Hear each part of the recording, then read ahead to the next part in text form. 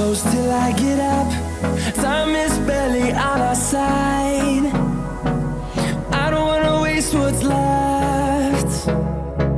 The storms we chase are leading us, and love is all we'll ever trust. Yeah, no, I don't wanna waste what's left. And on we'll go,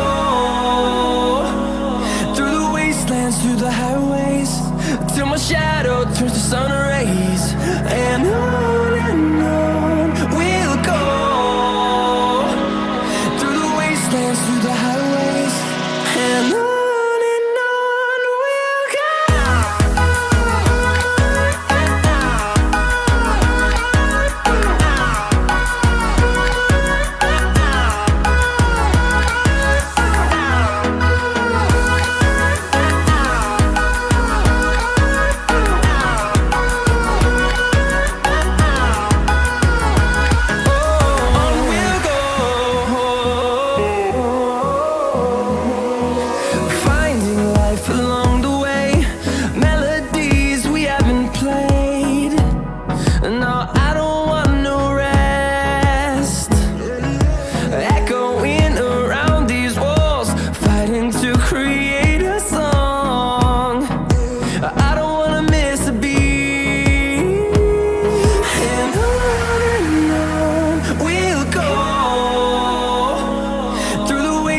Through the highways, till my shadow turns to sun rays.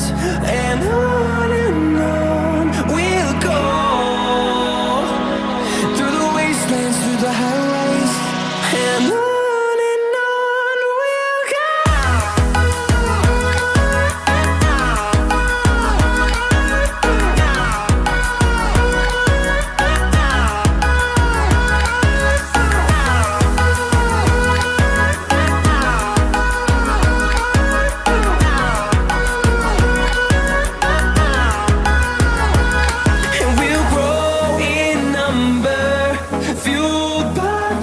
See the horizon, turn us to thousands, and we'll grow in number, fueled to see the horizon, turn us to thousands.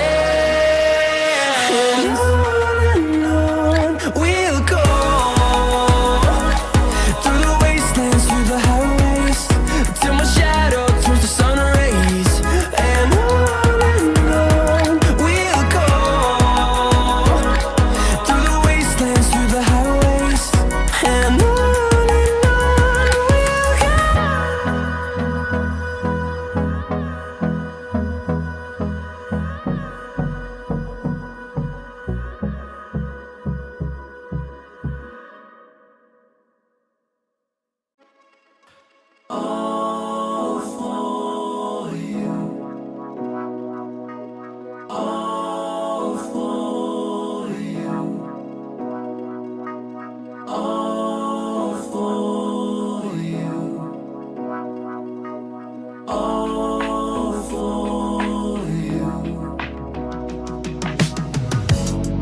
been a long time, I've been waiting for you. I got my feelings up and it's just for you. I just need a little bit of time to breathe in and out. I just need a little bit of time to ease up my mind. All for you. Situation got me running like I'm losing my mind. All for you. I feel with every little step I take, I'm crossing your line. All for you. I'm all for you, all for you. Yeah, I'm all for you, all for you.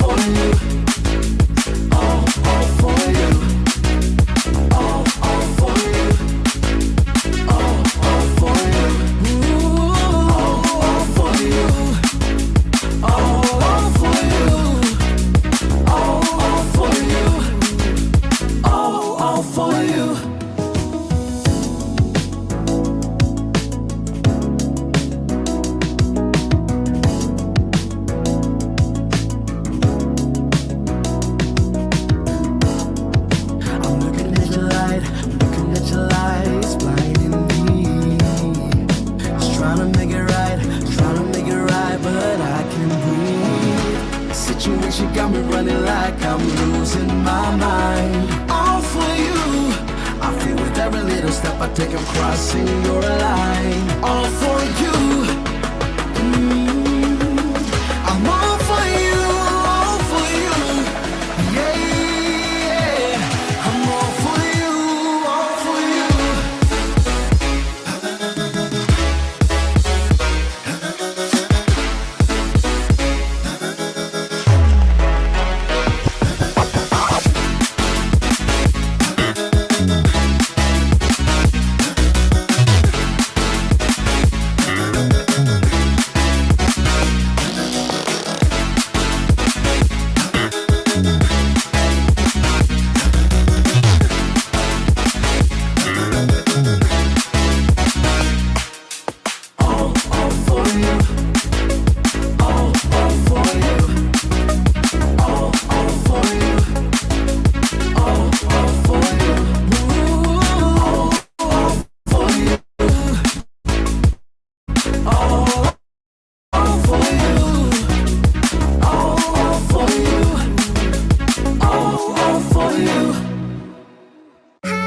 Was it the voice? Was it the fire burning in me? All of the noise turned into choirs of harmony. Left me with the pieces of forever that you broke. But since you left me low, I've been high.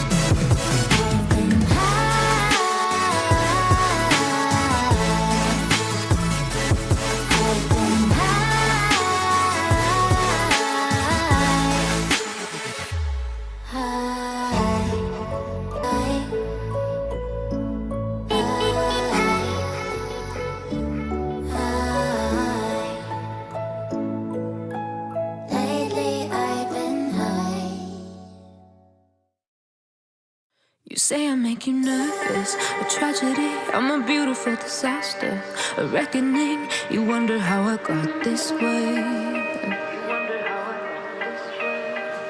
You think I'm someone to be saved, someone to clean up and tame. Oh, some things never change, never change. You think I would look pretty on your arm once you cover up my bruises and battle scars, but it always ends the same. Can't bear the things I've had to face, got you crying on your knees in pain. Oh, some things never change, never change. You'll break your back to make me feel again.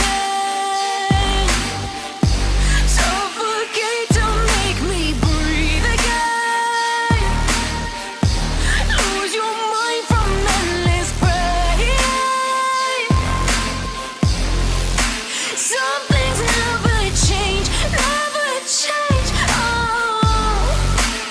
redemption ever came. I stopped asking for forgiveness, 'cause you should know only fools tread with the angels. Fear to go, but you keep trying to get too close.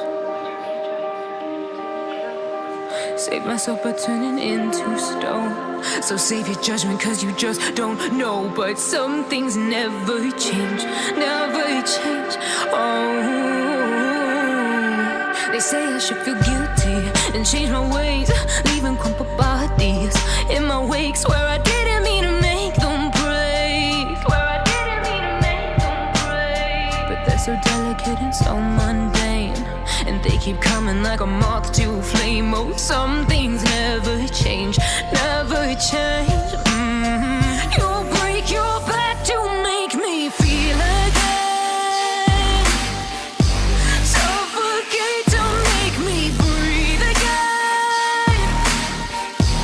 Lose your mind from endless pain. Some things never change, never change. Oh, redemption came.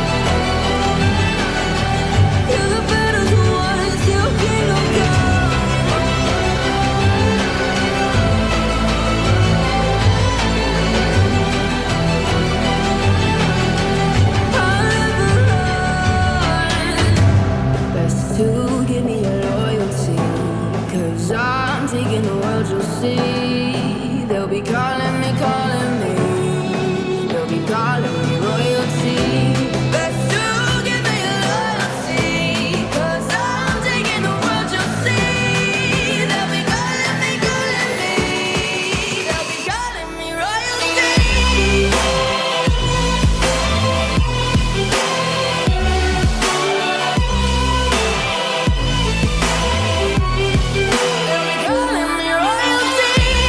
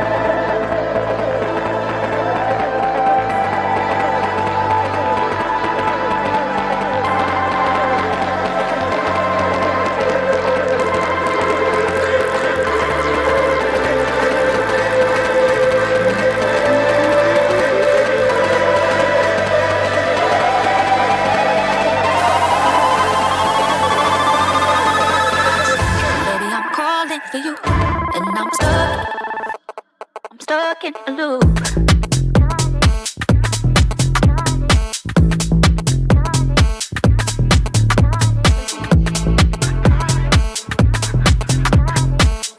Baby, I'm calling for you. I'm stuck in a loop.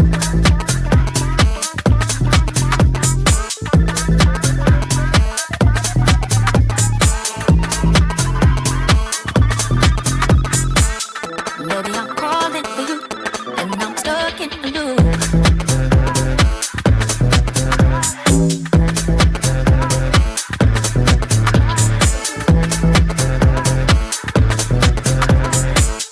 Baby, I'm calling for you, and I'm stuck in a loop.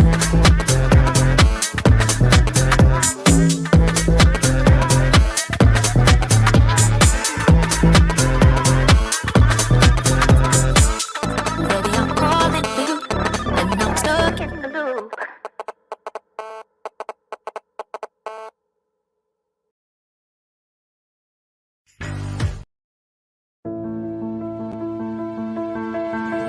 When it comes to the agricultural industry, innovation, communication, and knowledge dissemination are not just words.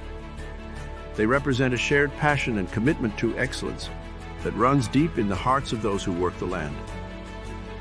It's more than just means to an end. They are a means of expressing our deepest values and our most profound beliefs. They are a way of showing our love for the earth, for the people who depend on it, and for the future that we are all working together to create. It's a calling that demands creativity, dedication, and perseverance. And those who answer that call do so not just because it's their job, but because they truly care. So let us never forget the power of care and love in the agricultural industry. Let us continue to innovate, communicate, and share our knowledge, not just to improve our yields and our bottom lines, but to honor the land and the people who have entrusted it to us.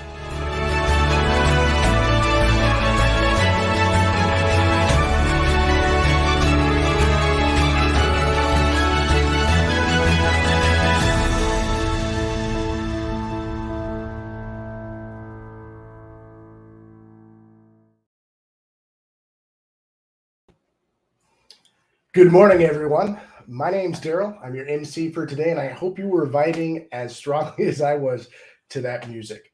Welcome to Agri-Marketing Domination Summit, presented by Wisenetics, the premier authority or event, really, where agriculture meets cutting-edge marketing strategies.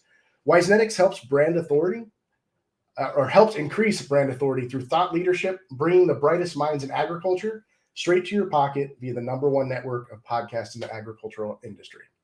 Our summit is designed to empower marketing professionals like you who hold the key to unlocking growth and driving success for agricultural suppliers, and ultimately producers and farmers through high-impact products and solutions. In today's dynamic and digital landscape, marketing managers play a pivotal role in shaping the agricultural industry's future. By implementing innovative marketing strategies, you have the power to connect suppliers and producers and farmers, driving business growth, fostering valuable partnerships, and ensuring sustainable success. Join us at the Agri-Marketing Domination Summit to discover the latest trends and strategies that can revolutionize your digital marketing approach. Our esteemed speakers, who are experts in their fields, will share invaluable insights, practical knowledge, and game-changing strategies tailored specifically to the challenges and opportunities faced by agricultural suppliers, producers, and farmers. All right, it's showtime. Thank you, everyone. Let's get down to business. To open the Agri-Marketing Domination Summit, it's a pleasure to introduce to you the incredible Shannon Hughes, Director of Digital and Media Strategy at Lessing Flynn, with the talk, Emerging Trends in Digital Marketing, Staying Ahead in the Dynamic Landscape. Welcome to our stage, Shannon. Hi. How is everybody? Hopefully well. Doing great. Yourself? Can't complain. Awesome. Well, the floor is yours. We're happy to have you. Awesome.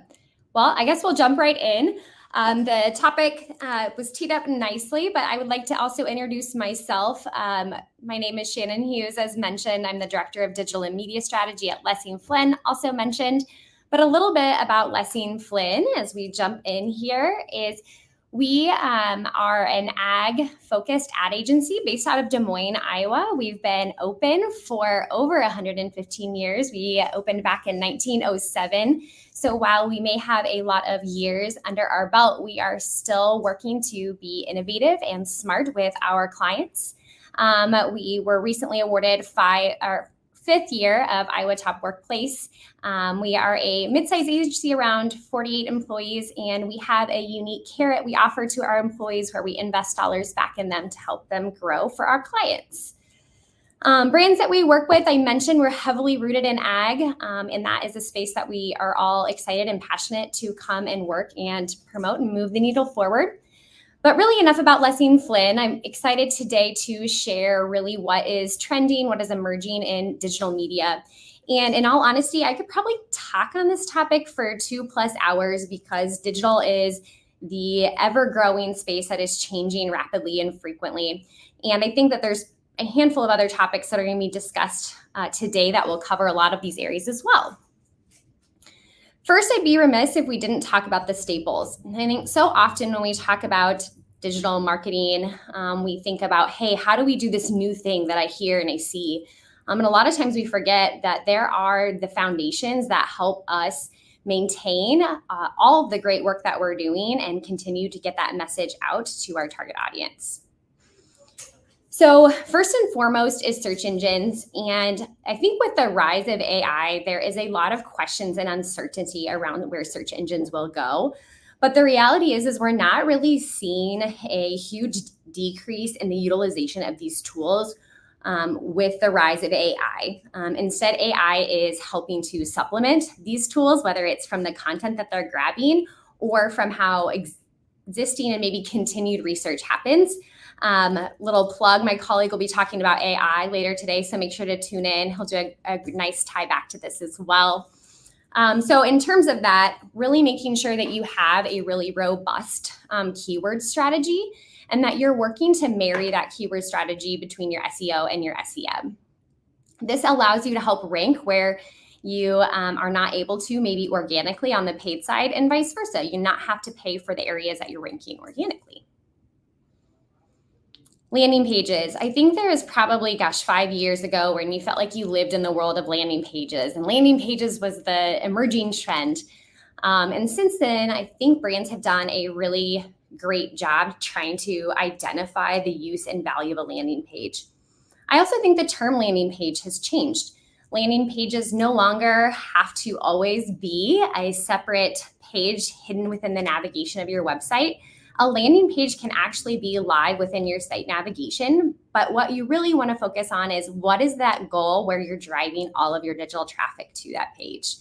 So is there a desired conversion? Are you wanting to increase lead generation? Are you wanting to do some A/B testing?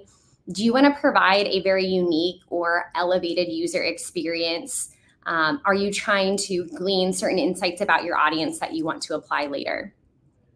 Landing pages do offer that reduced distraction space when you're talking about a very traditional landing page. Really shouldn't have a lot to it other than where you're looking to get them to convert. Landing pages has also changed into a more personalized approach, especially with the rise of ABM, account-based marketing, having that one-to-one conversation, which aligns with that messaging match. Several other benefits come from landing pages. And so these continue and will continue to be a really effective way to narrow in on getting the ideal goals that you're looking to achieve. Social media, I think this is probably the one we all feel maybe a little beat over the head with. Social media is not going anywhere, even though it continues to evolve. We are now in a time frame where those primary decision makers have lived with social media for a large part of their lives. And so that is a big influencer in their decision-making process, their learning process about brands, products, and hearing and engaging with others who have utilized said products. So jumping into streaming here, really what the numbers tell us. So in terms of audio, remember that this is streaming. Here's some really great numbers to take away. These are great screenshot slides too, if you want to come back and review them. But Really, the rise or ad spend around streaming audio is expected to grow 50% between now and 2026, which will surpass actually about $2 billion in ad revenue in 2023, which accounts for 1/3 of all digital audio ad spend, which to me is just mind-blowing. So with the numbers on top of that, with that 2024, that amount is expected to exceed $4 billion, just within 1 year, doubling. Audio also has a 24% higher recall rate than traditional display ads. Reason being, you're not infiltrated with the noise of other advertisers, the content on screen, etc. You are solely and most likely fully listening to not only that ad, but what you were tuning in from a streaming audio standpoint for. Some more stats along with that, but specifically around podcast listeners, that 74% of them are actually researching products after hearing that ad in adjacency with the podcast that they were looking for, which is a great tie back into the value of your SEO and SEM strategy so that you can make sure when people are researching you after hearing you, you're readily available. 53% of smart speaker owners who have heard an ad on their device say they are likely to respond to such ads. So if the ad has a nice engaging feature to it. And then again, here with some of the numbers around podcast revenue growing at 26% year over year, 1.8 billion, which aligns very nicely with the notes on the previous slide around the fastest growing digital channels. And mind blowing to me that it's outpacing the total internet ad market. Connected TV, moving into that space. Just a quick reminder, if you're unfamiliar what over-the-top TV, OTT, or CTV, connected TV stands for and the differentiation. When we're talking about connected TV, we are talking about content that is served on a connected TV device. Over-the-top TV might also include a desktop or a phone, but connected TV is truly on that inherent TV device, of which 85% of households now own. With that, 46% of US adults are watching that content on a CTV device every single day, which if you think about 50% of the entire United States is a very high volume number of people. So with that, brands are noticing, brands are trying to now utilize this new service to target and serve ads to in a way that traditional TV buying was not able to get as targeted. So 31.77 or 0.77 billion is the projected CTV ad spend. And then right below that, I have just a little stat on linear TV or traditional TV ad buying is at 61.31 billion. So at about 50% of what traditional TV buying is already. In that same vein, video will and continues to be the king of content. There's different stats out there about how much attention span, I guess is the best way to put it, we as humans have, and there's some adjacency that they're building between us and goldfish around 5 seconds. So we have limited attention span. However, video is one of those pieces of content that is actually allowing us to double or triple that attention span. We like to consume content in a video format. You can see there's so many different formats here in terms of video, but oftentimes I think we inherently want to go back to okay, well, let's write a whole blog article here or, tie in and try and get this, step-by-step guide, when really if we could transition that content into video format and into short form video format, which short form is now 30 seconds or less, we are more likely to actually get that content not only in front of our audience, but consumed by our target audience. So a little bit about that consumption that I was speaking to, how we can fit into the average consumption of a US adult. That's 62 minutes per day watching digital videos. 78% are watching weekly and 55% are watching daily. We know that the COVID-19 pandemic was a big impact. And that is where we saw online video consumption increase by more than 9%, was right at that mark, which is the highest jump for content consumption in a format or a channel. The number of digital video viewers worldwide is expected to reach 3.5 billion. Some more stats for you guys here, just to continue to hit home how much video is being consumed. In 2023, people are watching an average of 17 hours of online video per week, and people are 52% more likely to share video content than they are any other form of content. With that, 75% of viewers watch short form video content on their mobile devices. Again, short form is 30 seconds or less. And 83% of marketers suggest video should be under 60 seconds. So how are we starting to leverage some of the tech that we're seeing in the consumer space in an ag format? I've got a few examples here to try and showcase how we can think a little more critically. So first is hyperlocal. If you're familiar with hyperlocal, this is an exact form of ad targeting that reduces waste but eliminates waste based off the footprint of where an individual's device is. So this is a mobile only tactic. And the idea is, and most of you have probably experienced something similar. This is a frequent one for me, but I frequent Target. And every time that I step foot in my Target parking lot and or store, what happens is I get served a Starbucks ad. They know that they've got the Starbucks in the store. I have the Starbucks app. They're recognizing my devices in that location. And so they are able to serve me that ad to get me more likely to convert and buy a Starbucks while I'm doing my shopping. This same technology can be true for our ag locations in which we are looking to target. This is an example here for one of our clients who serves, yes, the ag industry, but this is an industrial specific example. But here what they are doing is they're targeting the exact footprint of the dealership and a lot of the area of the equipment lot as well. What we're able to do though is this is not the location of the Vermeer dealership. This is the location of a competitive dealership.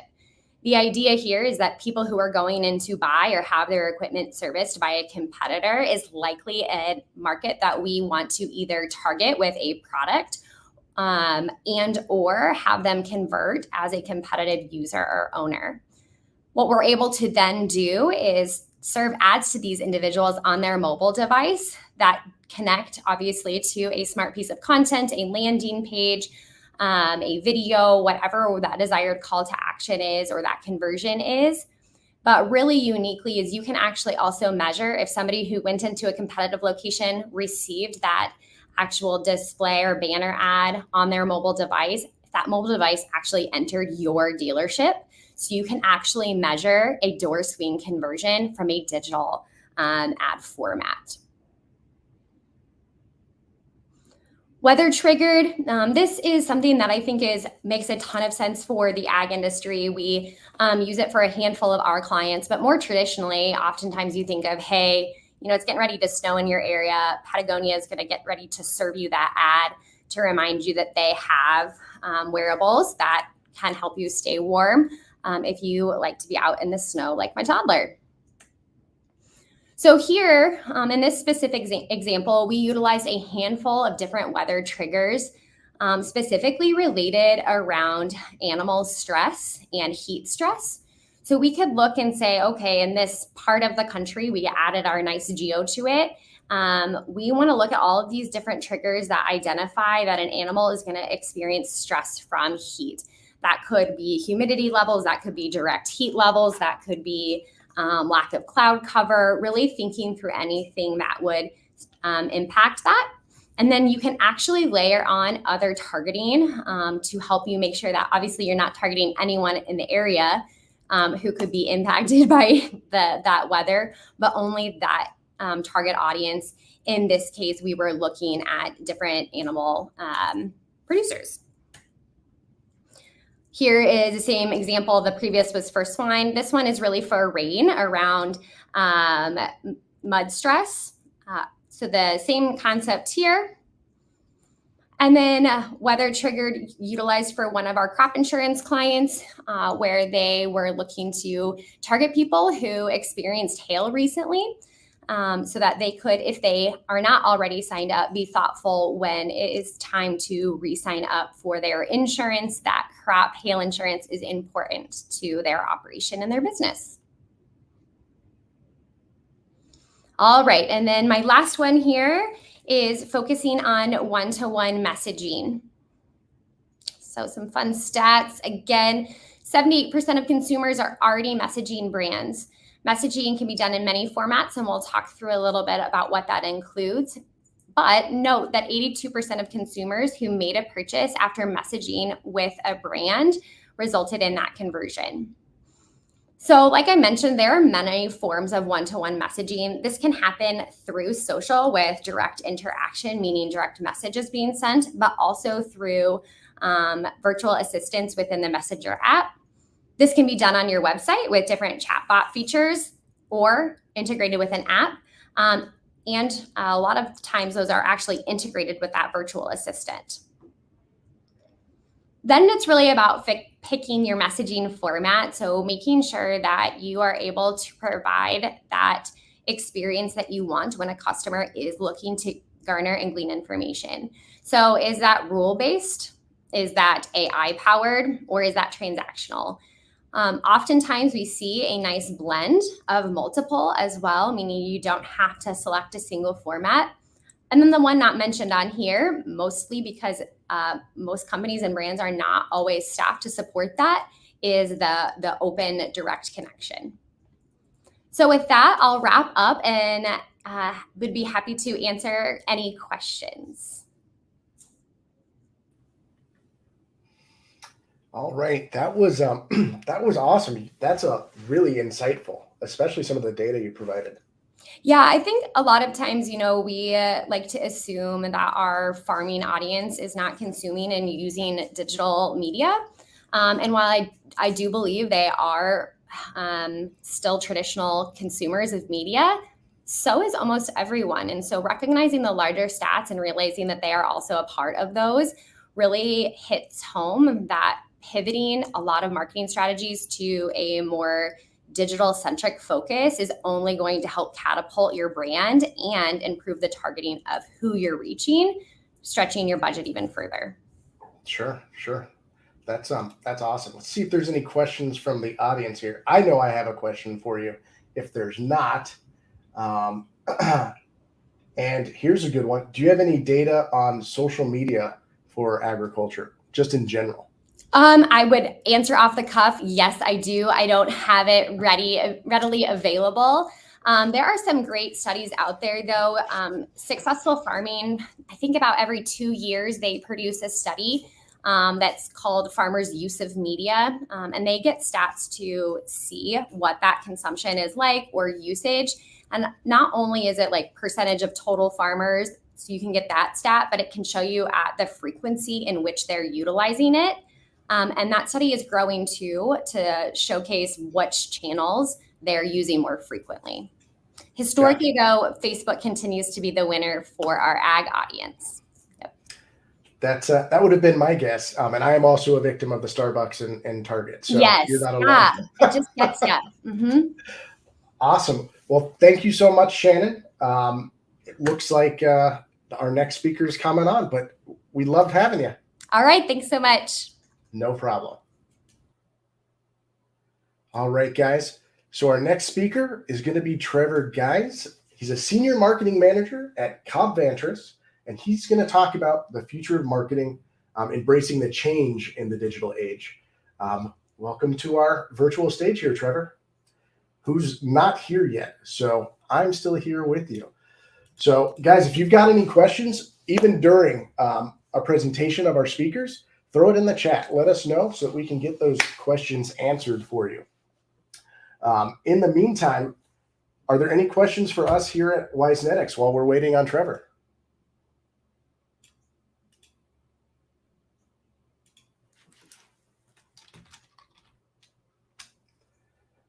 Nothing yet.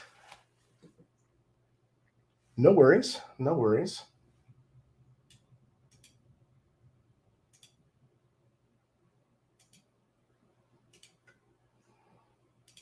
Just kind of catching up with the chat here. And we've got Trevor. Trevor, how you doing today? Hey, I'm doing good, Daryl. How are you? Hey, doing great, my friend. Glad to have you here. Oh, thanks for having me. Hey, no problems. Really interested to learn about what you're going to talk about here in embracing change in the digital age. But I'll let you take it from here, my friend. No, hey, I appreciate it. And I've got a few slides I'm gonna share here, so bear with me just a second. I'll try to share my screen. No worries. Was just about to ask you that, but you beat me to it. Yeah.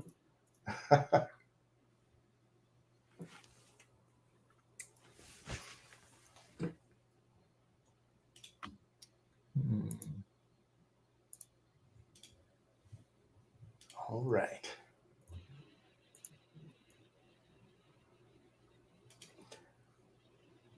All right. Well, I'll let you take it away. I see you're a principal monitor man like I am. Yeah. Hey, so it's an honor for me to be here today and talk with all of you. My name is Trevor Geis. I'm a senior marketing manager and I lead global communications for Cobb Vantris. We are a leading global poultry genetics company, one of the world's oldest, by the way.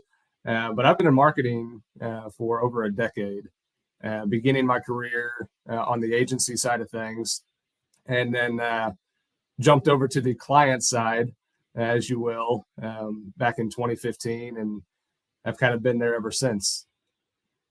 So really, where I want to hone in today is this idea of change.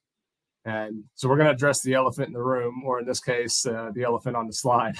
But change is something that we all deal with. And I think it's fair to say the only consistent thing in the world today is change. So embracing change is not always easy. Sometimes it can be strenuous, it can be overwhelming, but change is inevitable. And digital change has been happening for decades. So it's really not a matter of if things will change, but more of when and how. So now I promise I'm going to get to marketing here in a minute, but I do want to challenge everybody today to start thinking of change in a different mindset. So I've got a video that I'm going to share here, and I hope this is going to work. I saw this video clip the other day, and I think this is a perfect demonstration of something that seemed so far-fetched back in the 1990s, and it's now part of our daily lives. So let's see what these people have to say about credit cards. And Daryl, you tell me if this audio comes through. Hopefully it does. All right, let me see. What will it be? Fair to go. Yep. Would you like ketchup on that? Well, large or small fry? Cash or credit? What? The home of the Whopper is offering cash or credit. I think it's pretty bad if you have to use a credit card when you go to a fast food restaurant for something as little as $3.10. If I use my GM card, I get a 5% rebate. If I eat here long enough, I'll be able to buy a pickup truck. Burger King bosses say workers won't have to figure out how much change the customer gets back. I just hope it doesn't slow things down at the cash and carry, that people are going to be having to call New York and get the confirmation or whatever it is. Because when I want a Whopper, I want it now. Just another way to spend money. I'm sure it'll work for people on vacation when they don't have to do something, but I can't imagine it working on a day-to-day basis here. So far, the smallest credit has been for $2.50. The largest, just over 10. Jamie Costello, News Channel 2. All right. There we go. So we laugh about that, and it seems a little ridiculous now. And as I said, credit cards are just part of our daily lives.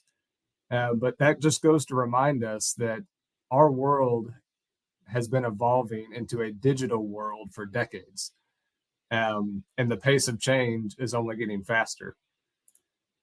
So perhaps you're in the camp of embracing change without any questions.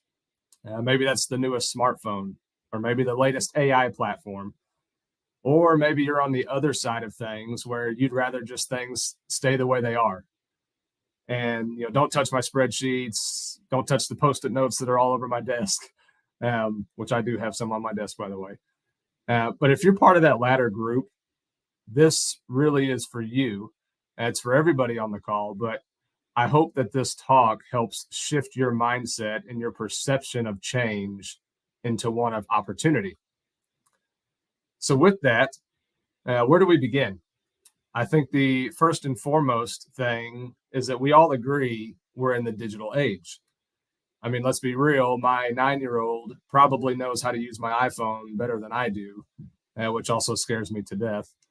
But did you know that the technology that we hold in our hands, so this smartphone right here, and even tablets, iPads, put anything in that category, they have more memory and more processing capability than the Apollo space shuttle that took astronauts to the moon. That's big change. That's technology, that's digital, and that's just in a matter of 2 or 3 decades.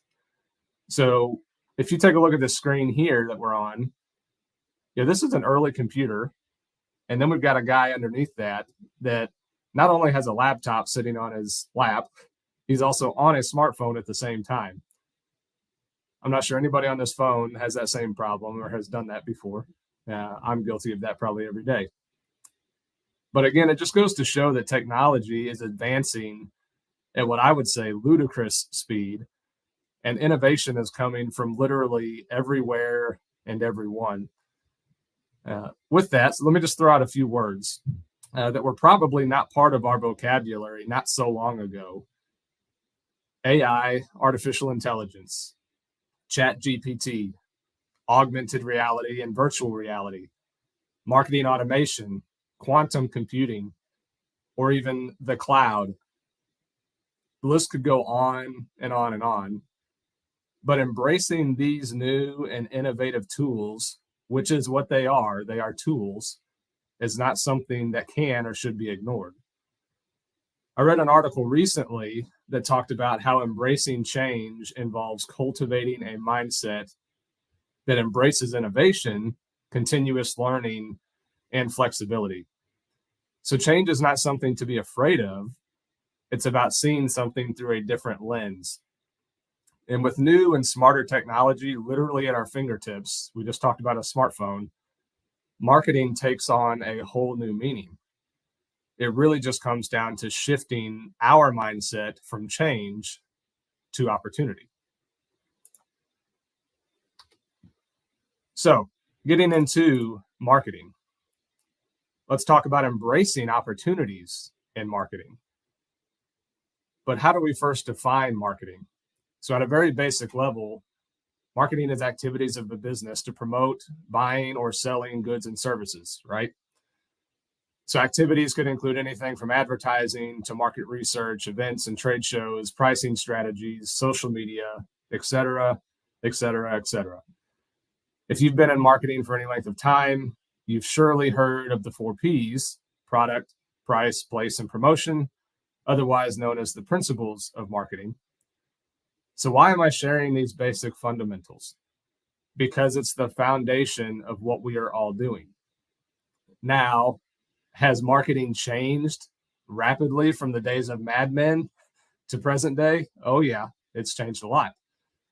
Even just in the last 5 to 10 years, there has been a rapid evolution and development in digital marketing, from social media and video sharing platforms like YouTube to email, CRMs and digital asset management tools. SEO has taken over, web-based advertising, mobile apps, push notifications, so much more. I mean, you could just keep going on and on and on. But digital content is consumed daily at an unbelievable rate through websites, social channels, podcasts, TV, streaming services, you name it. From a content perspective, I would say that the basis of content marketing is still relatively the same it's always been, meaning that marketers have always crafted specific content for a targeted audience in hopes of leading those prospects through the marketing funnel of awareness, consideration, conversion, loyalty, and even advocacy. But the biggest difference today, in my opinion, and this is moving into the future as well, is that customers and consumers are bombarded with content all day, every day, 24/7, 365 days a year. I would be shocked if there wasn't anybody on this call that doesn't have one of these in their hands most of the day, or even when you get home and you're sitting on the couch and you're watching TV while you're on your smartphone. We are literally consuming digital content all day long. And it's being created. Digital content is being created literally every second of every day, everywhere you turn, and it's coming from everywhere. Whether that's the next viral video, the next chart-topping song, the next social media challenge, the best recipe of the week, the hottest trend of the day. It's really exhausting, but it's true. So as marketers, whether we repurpose or create original content, I'm not so sure it matters anymore, but it's more about how the content is delivered and engages with today's audience, whose attention span is very, very short, by the way. So moving to another category, what I believe really lies behind all of this and the real change that we have seen and continue to see in marketing over time, and this will continue to evolve into who knows what, is data. So the future of marketing revolves around data. Almost everything today is based on data, and lots and lots and lots of data. We have opportunities today as marketers through the digital landscape to not only learn more about customers and consumers than ever before, but we can do it in real time and we can do it very fast. So building customer journeys and personas, looking at future trends and consumer preferences, identifying target audiences and buying behaviors, it's no longer a guessing game, and it doesn't take weeks and weeks on end to create reports. There is so much data, in fact, that it's practically impossible for a single person or even a team of people to keep up with new technologies that can literally provide analysis and insights in a matter of minutes or even seconds. This is where the rubber meets the road. This is where embracing the future of marketing really hits home. And we can't continue doing things the way we've always done it and expect to see better results just because it seems easier, or maybe it feels more comfortable to do it the old way. The world is not slowing down. Digital is not slowing down. Change is not going to stop. If anything, it's going to be expedited. So do you remember the first time you used a credit card? How did that make you feel? Maybe you were nervous. Maybe you were excited. Maybe you were hoping you had money to be able to pay that back. But I bet now you don't second guess or maybe even really feel anything when you swipe or tap that card or even your phone. We now have Apple Pay. We have other ways of paying digitally. Cryptocurrency. These are normalized things that are just part of our daily lives. So when you think about that from a marketing sense, things that maybe seem far-fetched today, like with the credit card, that ad back in Burger King in the 1990s, it didn't seem possible. Those people couldn't understand how this was going to work. You fast forward to today, we can't think of a world without a credit card. So put that in the context of AI technology, which there's a lot of companies that are buying into this, and they should. The forward thinking that we have to have as marketers, we have to be evolving and adapting all of the time. So from a data standpoint, again, marketing and data have always lived together. But I might venture to say that we have moved from an analog model to a Star Trek model. Maybe there's a better analogy, and I'll let you choose. If you don't like Star Trek, you can throw something else in there. But data has to play a key role in everything you do as a marketer. And if you're not the data guru, you better find someone who is. And you better find out what your data strategy is as well. Because all that aggregated data has to live somewhere. Maybe that's a data lake, but it can't just live there. It can't just sit in the lake. It has to be integrated into the decision-making process. It has to be analyzed, and it has to be used to make better, faster, smarter decisions. This is where the digital change comes into play. What used to take hours and days and weeks and months for a person or a team of people to do, like I said earlier, can now take a matter of mere minutes or just a couple of days to come up with a strategy or a plan based off data.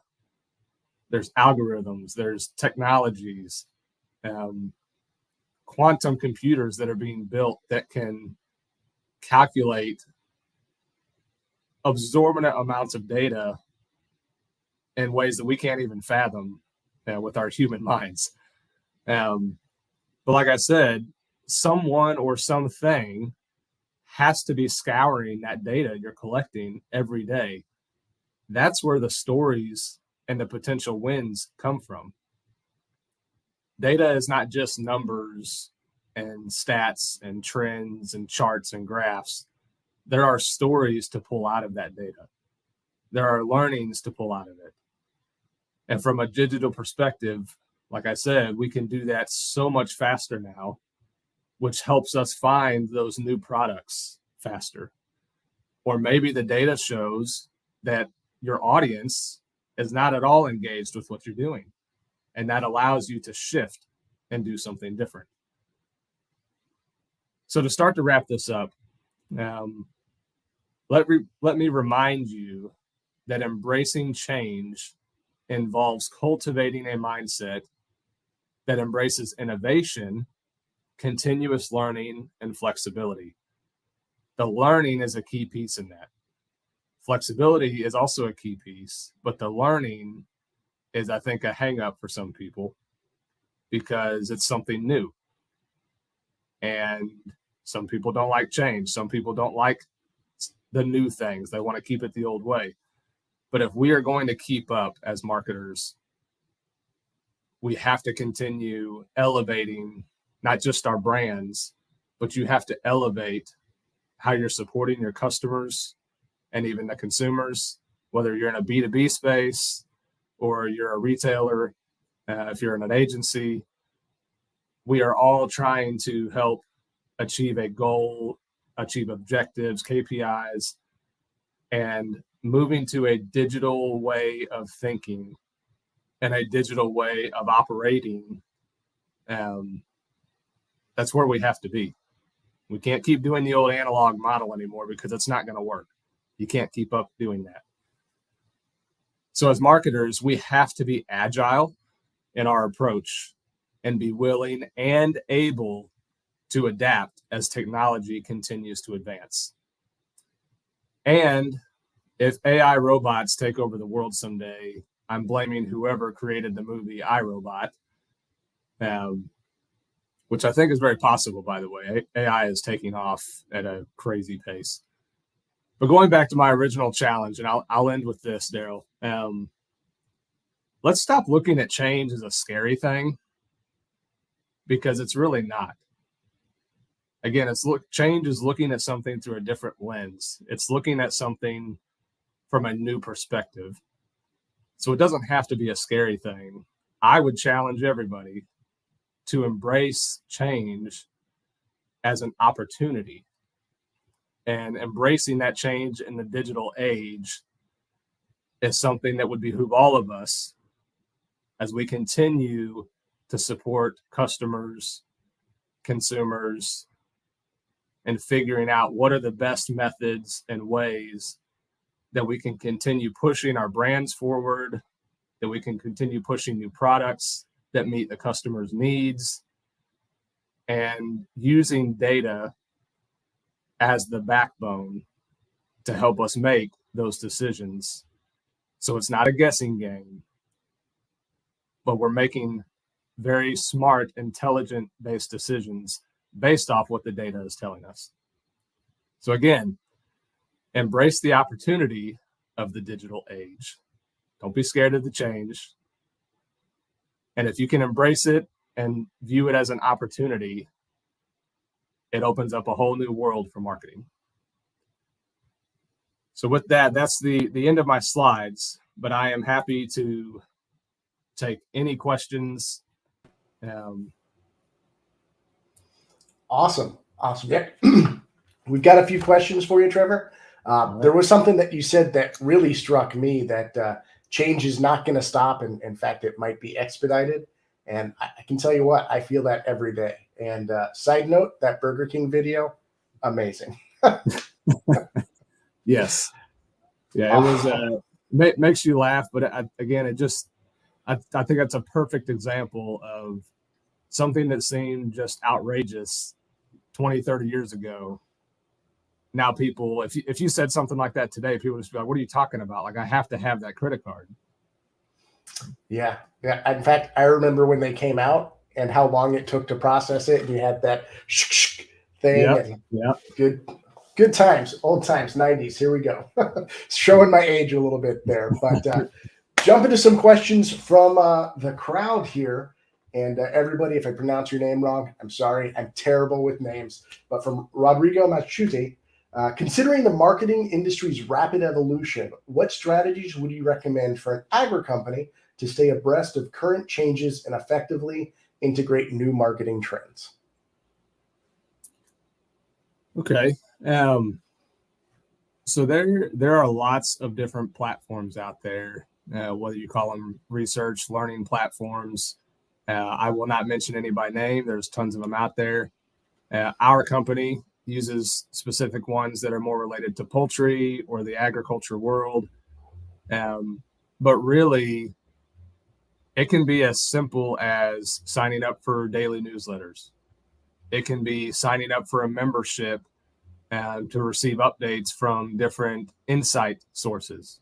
So there are companies out there that are pulling data from the economic side of the thing, from the world. And there's companies out there that are sourcing information, everything from crops and pricing to what is the hottest trend. So like I talked about, that you can find things everywhere on the internet. And I know I'm not giving you a specific, direction here, but I think that's the beauty of what we have now in marketing is there is no one answer. There is no silver bullet because every problem is a little different. Every company is a little different. I would just tell you, continue learning, sign up for some of those newsletters, sign up for some of these subscriptions where you can get that daily information or that log of what's going on. I will tell you, not that I read them all, but I'm signed up for numerous newsletters. I'm signed up for daily reports, everything from politics to what's going on in the agriculture world to some of our customers have their own communications that go out. So it's really just trying to keep up, even at a high level, with what's going on around you. You don't have to know every single detail, but having that kind of peripheral overview is really beneficial. That's awesome. I'm a big fan of newsletters myself, and you knowing a little bit about what's going on around you, I think, is super beneficial and attacking challenges as they come to you. So I think that's a great answer. Got another question for you from Gabriela Dupont. What is your advice to marketing departments to generate good data, keep up with it, and use it smartly? Yeah. So as I said, data can come from everywhere. I would assume most people on here are probably using some sort of an omni-channel approach to their marketing efforts. So whether that's web-based or even print, print is not dead, it's still there. But data, you've got to have a place for it to live, like I talked about. And whether that's a CRM system, there's, again, numerous platforms out there that are available. Salesforce is probably one that everybody's heard about. There's other ones around. That's just the one everybody knows, I think. But there are tools that are available to help not only aggregate data, but help to decipher that and analyze and then turn around and use it. So I think that's something I would always recommend to somebody. If you don't have some sort of a CRM tool, go look for one. Just research it. It doesn't mean you have to use it, but set up a demo. Just go talk to one of these companies. You'll learn something out of it. I promise you that. But even if you're a smaller team or a smaller company, I think there are other ways that maybe you don't have to spend a ton of money on a CRM system. You can start small. So it's more, whether it's campaigns or if you're doing gated type content, where you're asking people for information to give them something back. There are so many different ways to get the data. But then again, like I said in my talk, once you have that data, somebody has to be able to look at all of that and pull a story out of it.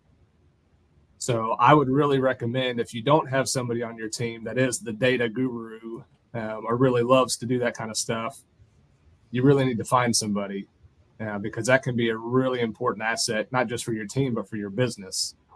And then also work alongside your sales team and your other departments, because once you have that data, you should be working cross-functionally and collaborating with those other teams to make those better and faster and smarter decisions. So again, check out CRM tools. If you already have one, great.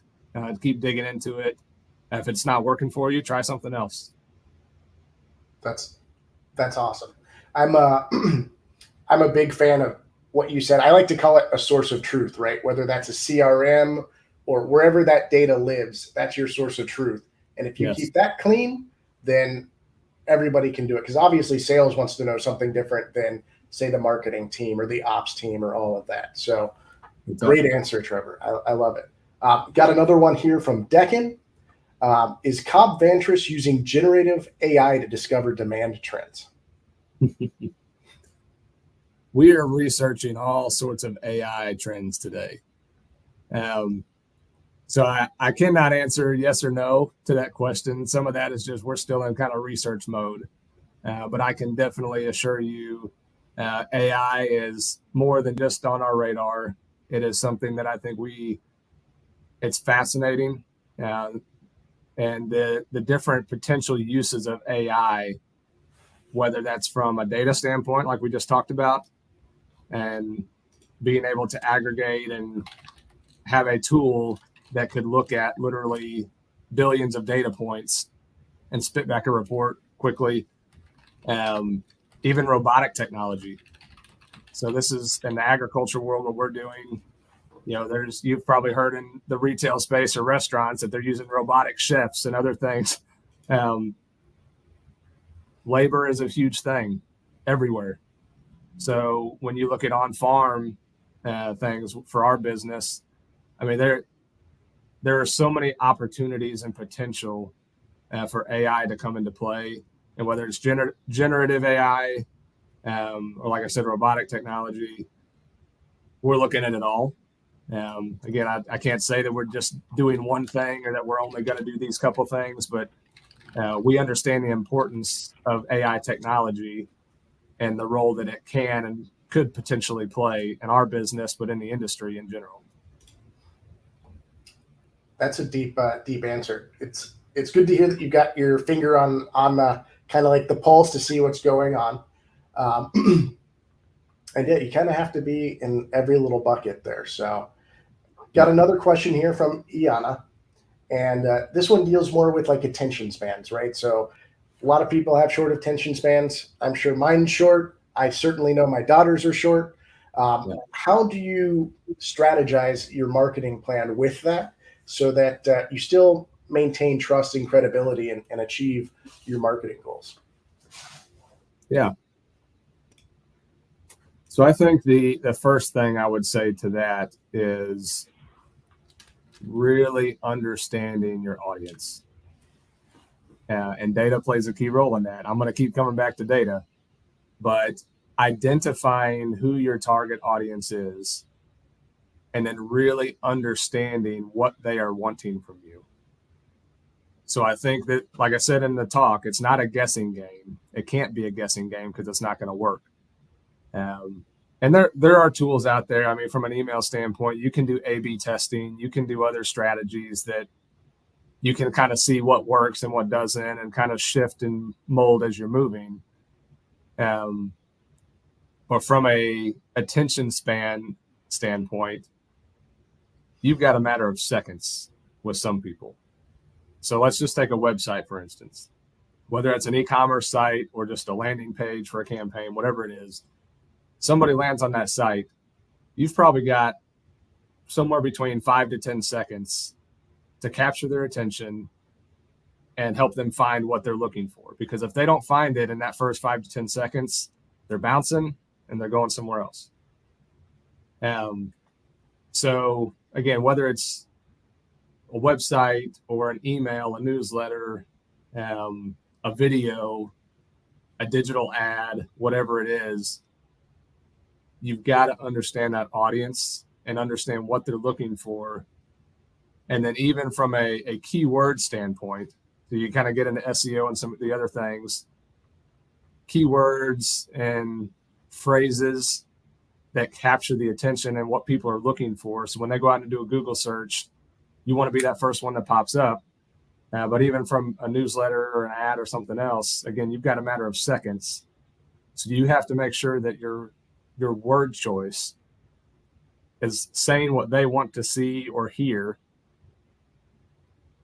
That's when you've got them. So that's the hook. And then you get them over to the boat and you reel them up.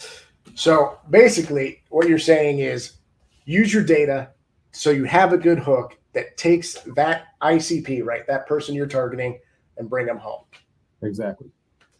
I like fish for dinner. What can I say?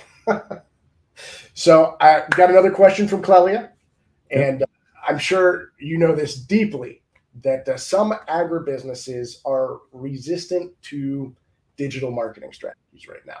What risks can these companies face with this type of stance? So there is definitely a risk. And being in the agri space myself, I see it every day. I would tell you, being at a company that is over 100 years old, we had our own challenges. I think we have finally gotten over that hump the last decade. But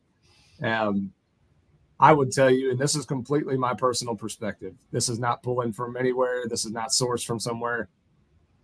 The agriculture industry in general has been about a decade behind for a long time.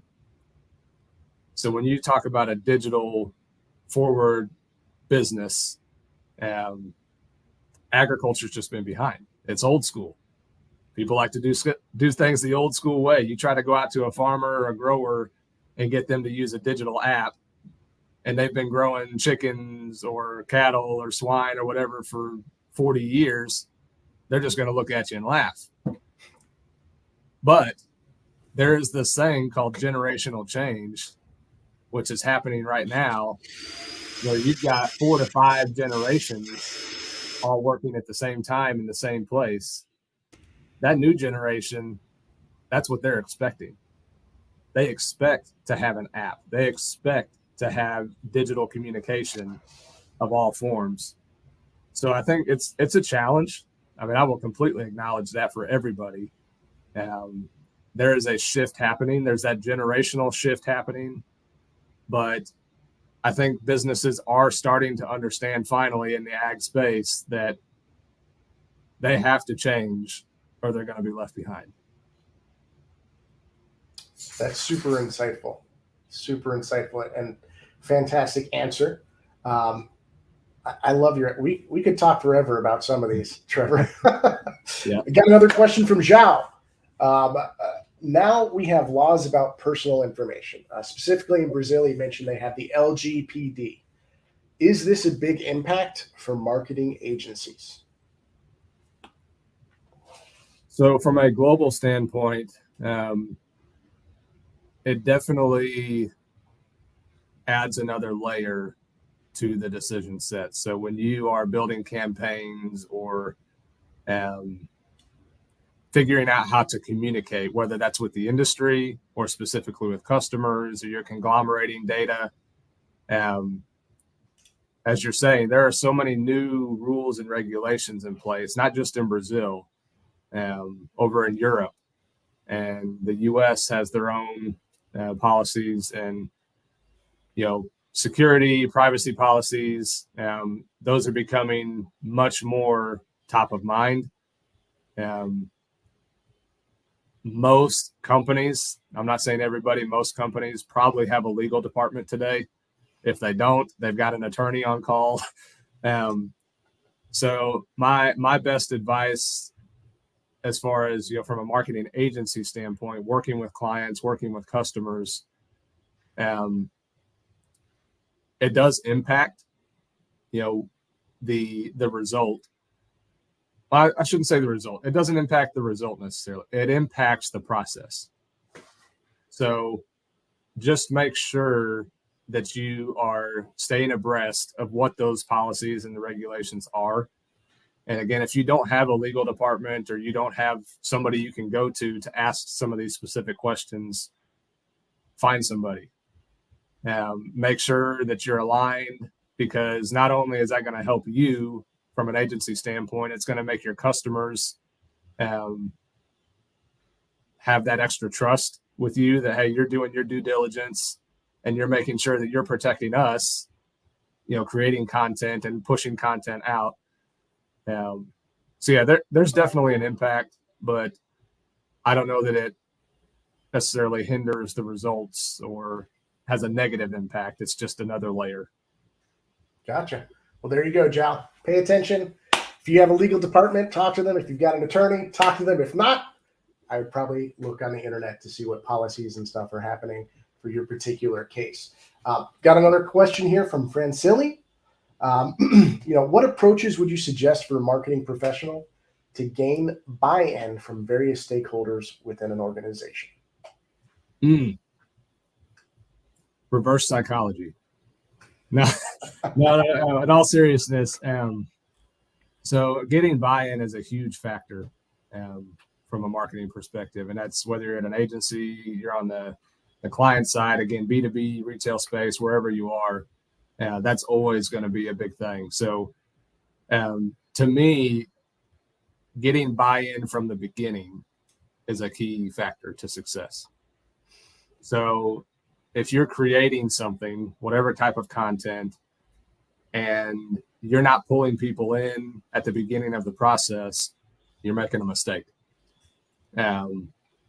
If you're pulling people in halfway through the project, or once you've got concepts, or even towards the end of the project for approvals, you're going to be hard pressed to get buy-in from anybody if you start that process at the very beginning. And it can be a simple 30-minute meeting. I'm not promoting meetings by any means. I hate meetings myself, but get people involved from the beginning. Give them a chance to give their insight or their thoughts into whatever this project or the content is going to be, even if you don't move forward with it. The pure fact that they have been involved and that they feel like they contributed, I guarantee you, is going to help you.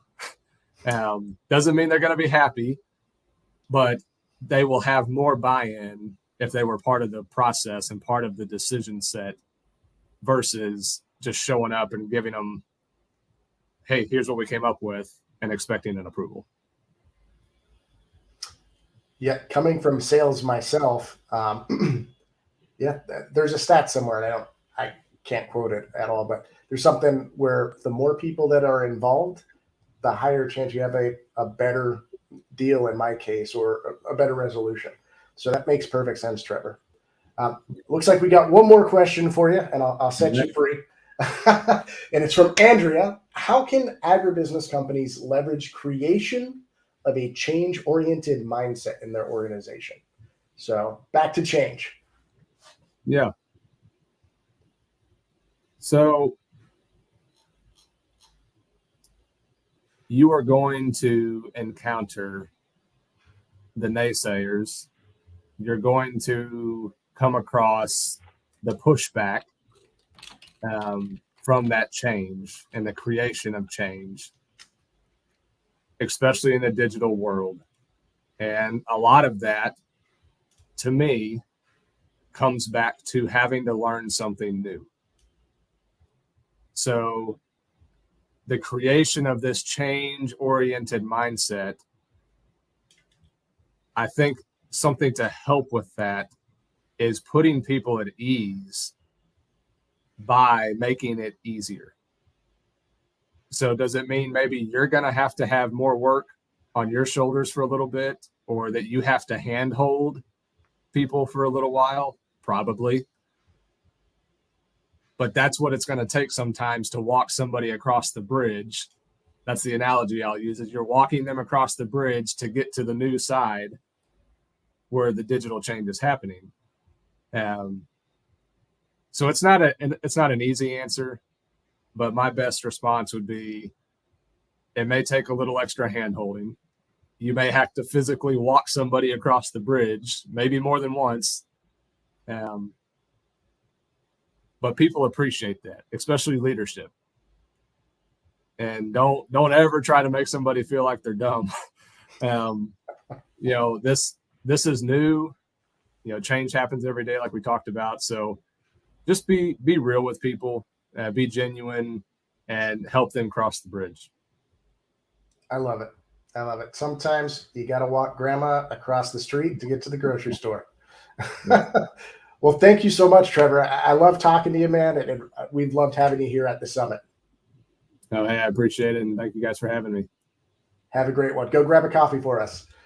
Now we're going to continue our conversation with the talk, Advertising by Proxy, Recent FTC Guidance and Endorsements, Influencers, and Reviews. To do that, I invite Nicholas Shiner and Emily McAdam from Green a Spell to share their thoughts on this critical topic. Welcome to the summit, guys. Hey, Daryl. Good to meet you. Can you hear me okay? Hear you perfectly. Great. I realized I was muted. Thanks for having us, Daryl.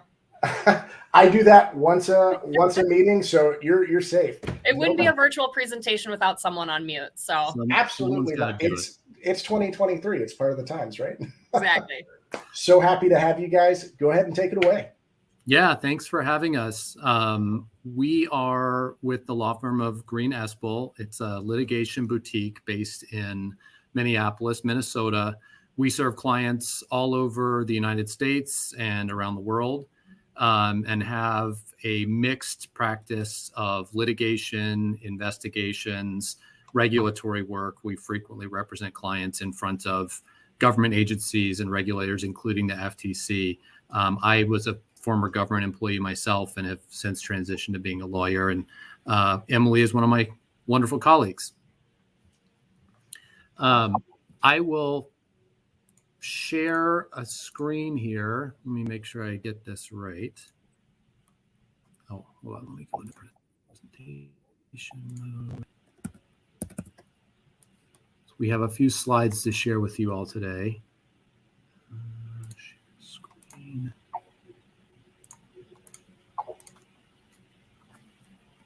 Okay, can you all see those? There we go. Now they're up. So here's our wonderful pictures. One caveat before we dive in here, we are attorneys. This presentation is going to focus on some important sort of high-level principles that the FTC applies. And just in case it's not clear to everybody, the FTC is the United States Federal Trade Commission that has responsibility for policing, advertising, truth in advertising, that kind of thing. So we're going to talk about some important principles that the FTC applies in assessing advertisers' use of endorsements and reviews. This is for education only. We hope it's helpful to you, but want to be clear, it's not legal advice, and it's not intended to be an assessment of how the FTC might view any particular advertisement that any of you might be planning to run or are currently running. If you have questions about how the FTC might view or address any particular advertisements, you are free to and should think about contacting an attorney.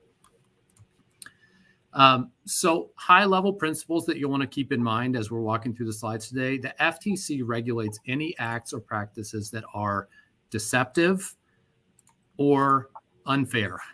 And there's no magic to understanding what these mean. They basically mean the plain language of how you'd use them in everyday discussions. Deceptive is something that is likely to mislead a consumer. And importantly is material. That's kind of lawyer speak for meaning that it matters. The FTC looks at an advertisement through this lens. Is it likely to mislead a consumer in some way that matters to the consumer? That includes not just things that are said specifically in an advertisement, but things that a consumer might take away from what's implied in an advertisement or something that's not said but sort of suggested. And so as we're walking through some specific examples today, keep this in mind. The way to think about an advertisement, if you are considering putting it out there to the public, is to put yourself in the shoes of a consumer that might be looking at it and think, what are they going to take away from this advertisement? Both what are we saying specifically? And if I'm a consumer and I'm listening to this, am I going to think, if you have a doctor up on the screen saying, I use this product daily and I've had great results with it. Is a consumer likely to think that this doctor has studied the product and that there's some sort of factual basis behind the doctor's statements? So we'll walk through lots of examples today, but high level, these are the principles to keep in mind, and that you should be thinking about your advertisements from the perspective of someone that's receiving them in a consumer capacity. The FTC also has definitions of unfair. For today's presentation, we're primarily focused on deceptive, the concept of being deceptive, but the principles governing unfairness are similar. If an advertisement is likely to harm a consumer because it misleads them, then the FTC will consider it unfair and may, initiate some kind of enforcement action. Another thing to keep in mind as you're thinking about the examples we talk about today or your own advertisements is that the FTC prioritizes certain kinds of claims. There's millions of advertisements out there every day. The FTC isn't looking at all of them, but it does prioritize a couple of categories in particular. Health and safety claims. Consumer health and safety is a very high priority for the FTC. So if you have a product where you're making health claims or particularly safety claims, you want to be real sure that you've stated them in an accurate and not misleading way, because that's something the FTC is more likely to look at. And also claims that consumers are going to have difficulty evaluating for themselves. If you're talking about a breakfast cereal and you say this breakfast cereal is delicious, consumers can go out there and taste it themselves and come up with their own conclusions. But, for example, if you are making a claim about, the environmental impact of the production process for your product, consumer can't evaluate that themselves, and the FTC is more likely to focus on whether those claims are true. So I said at the beginning, today's presentation is going to focus on new FTC rules regarding endorsements. With these high-level sort of this framework that I've just laid out in mind about the FTC focused on deceptive advertising or unfair, misleading advertising, here's how the FTC has explained its recent rulemaking regarding endorsements and reviews. Marketers using these new techniques and media are subject to the same truthful advertising laws to which other forms of advertising have always been subject. That means, among other things, that people who are compensated to promote or review a product should disclose it. So I think the takeaway here is, especially with the advent of digital and online marketing, things like online reviews that people can post themselves, whether on manufacturers' websites or third-party review websites, and things like social media influencers and endorsers are becoming more and more common. And the FTC is just emphasizing here that the same principles of ensuring that advertising is not misleading, not unfair, not deceptive to consumers apply to these new marketing techniques. And the FTC has published a very helpful guide with lots and lots of examples of how those principles are applied in this new digital marketing space. And we'll walk through some of those. We'll also ask if we can maybe post a link to the FTC's guide in the YouTube video description that is probably worth your time looking through if you have questions about this, because it's framed in language that everyday folks can understand. It's not just for lawyers. So I'll pass it off to my colleague, Emily. Yeah, so one of the things, thanks, Nick. One of the things we want to do today is help you understand, what is an endorsement versus just kind of your typical advertisement. So we'll go through, the definition here of what is an endorsement. It's advertising, marketing, or a promotional message that consumers are likely to believe reflects the opinions, beliefs, findings, or experiences of a party other than the sponsoring advertiser. Now, that sponsoring advertiser language is important. And as we'll see with some examples, if a person's statements can't be attributed to the product manufacturer or the vendor in any way, then their statement isn't an endorsement. Some examples of endorsements, endorsements can include verbal statements. So I think a classic example in today's age is a podcast host giving an endorsement of a product. I always think of Magic Spoon. For some reason, it's a cereal. It's advertised on podcasts that I listen to. And, what I'm often hearing is the host saying something like, it's delicious, it fills me up and, gives me a great start to my day. That's an endorsement from the host right there. Endorsements can also be tags in social media posts. So again, you're seeing this more and more today. An influencer might have a product that they're featuring either in, an Instagram reel or in a post.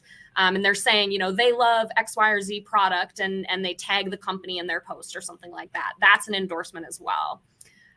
One of the more, I think, kind of classic examples are, depictions of celebrities, depict, someone's signature on a product, something like that. The thing I always think of is Shaq and Icy Hot. He's kind of my classic. When I think of a spokesperson and making an endorsement, that's what I think of. The final kind of category of, what is an endorsement are, things like stamps of approval, the name or the seal of an organization. Think of toothpaste, the American Dental Association recommends this toothpaste and you've got the logo of the American Dental Association on there. That's going to be an endorsement as well.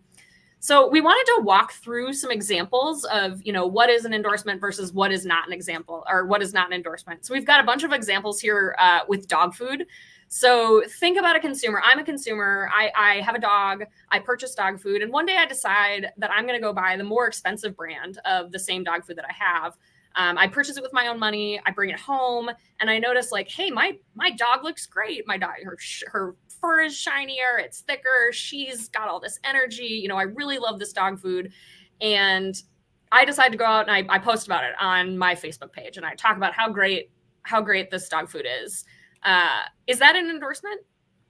It's not. It's not an endorsement. And that is because I, as the consumer, have no connection to the manufacturer beyond just being an ordinary purchaser there. So my simple statement on Facebook can't be attributed to the manufacturer in any way. But if I go and make that same statement on, an independent review website, does that change the calculation at all? In this instance, it doesn't. That is still not an endorsement. And it's because my review still can't be attributed to the manufacturer in any way. But we do have some more examples, and I'm going to turn it over to Nick now. Yeah, and I think, these are what Emily's just described is an important principle to keep in mind. It's about whether the manufacturer or advertiser is in some way speaking through the endorser. You can't, as a product manufacturer or seller, you can't control everything that someone goes out and says about your product out there. And if someone is saying nice things about you that you didn't pay them to say, that's their business and it's not an advertisement for you. But if the statement that someone is making out there through their social media page or online is somehow attributable to the manufacturer or the advertiser, then it becomes an endorsement that's subject to the FTC regulation. So sort of continuing in that same vein, what if the consumer submits their review of this new dog food to the review section of the manufacturer's website? The manufacturer loves it because the consumer is saying all kinds of great things about it, and they decide to highlight that review on their homepage. Is that an endorsement? Yes, in that case, it is. And that's because even though the consumer originally posted their review of their own volition, the manufacturer didn't go out there and ask them to do it. Once they did, the manufacturer said, hey, this is great. We should put this on our webpage because they're saying they love our product.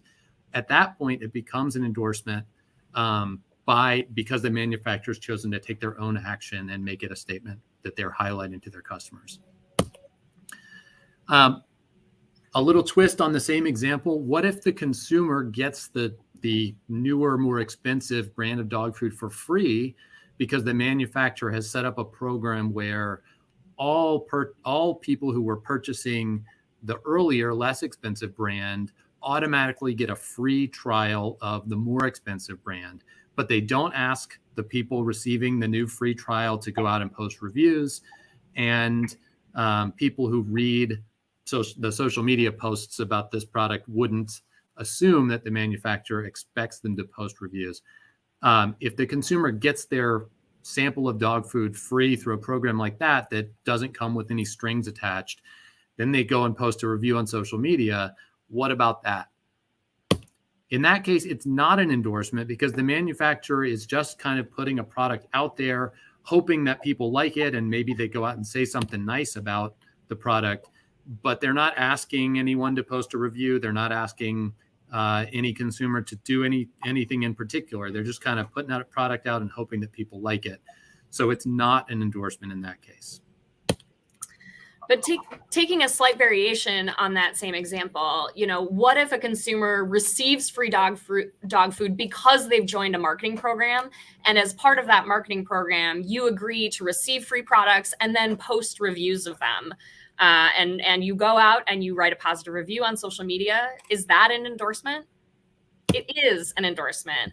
And that's because in this instance, the consumer does have a connection to the manufacturer through the marketing program. You as the consumer, you've agreed, yes, I'm going to receive these free products, and I agree I'll write reviews. And with that, you've agreed, and the manufacturer can now speak through you, and that makes it an endorsement. Now, taking it into the digital age and into social media, say you've got the owner of a dog influencer. I think of, I love dogs of Instagram, makes me happy. Who doesn't love a cute dog? Say that the manufacturer of this dog food goes out and finds the owner of one of these dog influencers, and the manufacturer sends the owner coupons for a year's worth of free dog food and asks the consumer to feature the dog food in the dog social media feed. Is that an endorsement? It is an endorsement. And that's because, again, the manufacturer has given something to the consumer and asked for something in return, and the consumer has made that post. Even though the owner could have decided, no, I'm not going to make any posts. Thanks for the free dog food, and go on their way. The fact that they did take the step to make the post and give the dog food a thumbs up on social media makes it an endorsement in this case. Now, I'm going to turn it over to Nick, and he's going to go through some of the kind of key endorsement requirements. So if you're making an endorsement, these are the things that you really need to keep in mind when you're doing so. So Nick, take it away. Yeah, thanks. And I want to be clear, we've just talked through some examples of what are endorsements. That's not to say there's anything wrong with endorsements at all. In fact, they're used all the time. It's a totally legitimate way to go out and advertise your products. But the FTC has explained some of the guidelines that you need to consider when you are considering using an endorsement. I'll walk through these, but want to be clear that these are not meant to be completely exhaustive. And so, like I said, we'll try to get a link to the FTC's guide posted in the YouTube video so you can go and look for yourself. These are some of the ones that I think are most important to keep in mind as you're considering your advertising.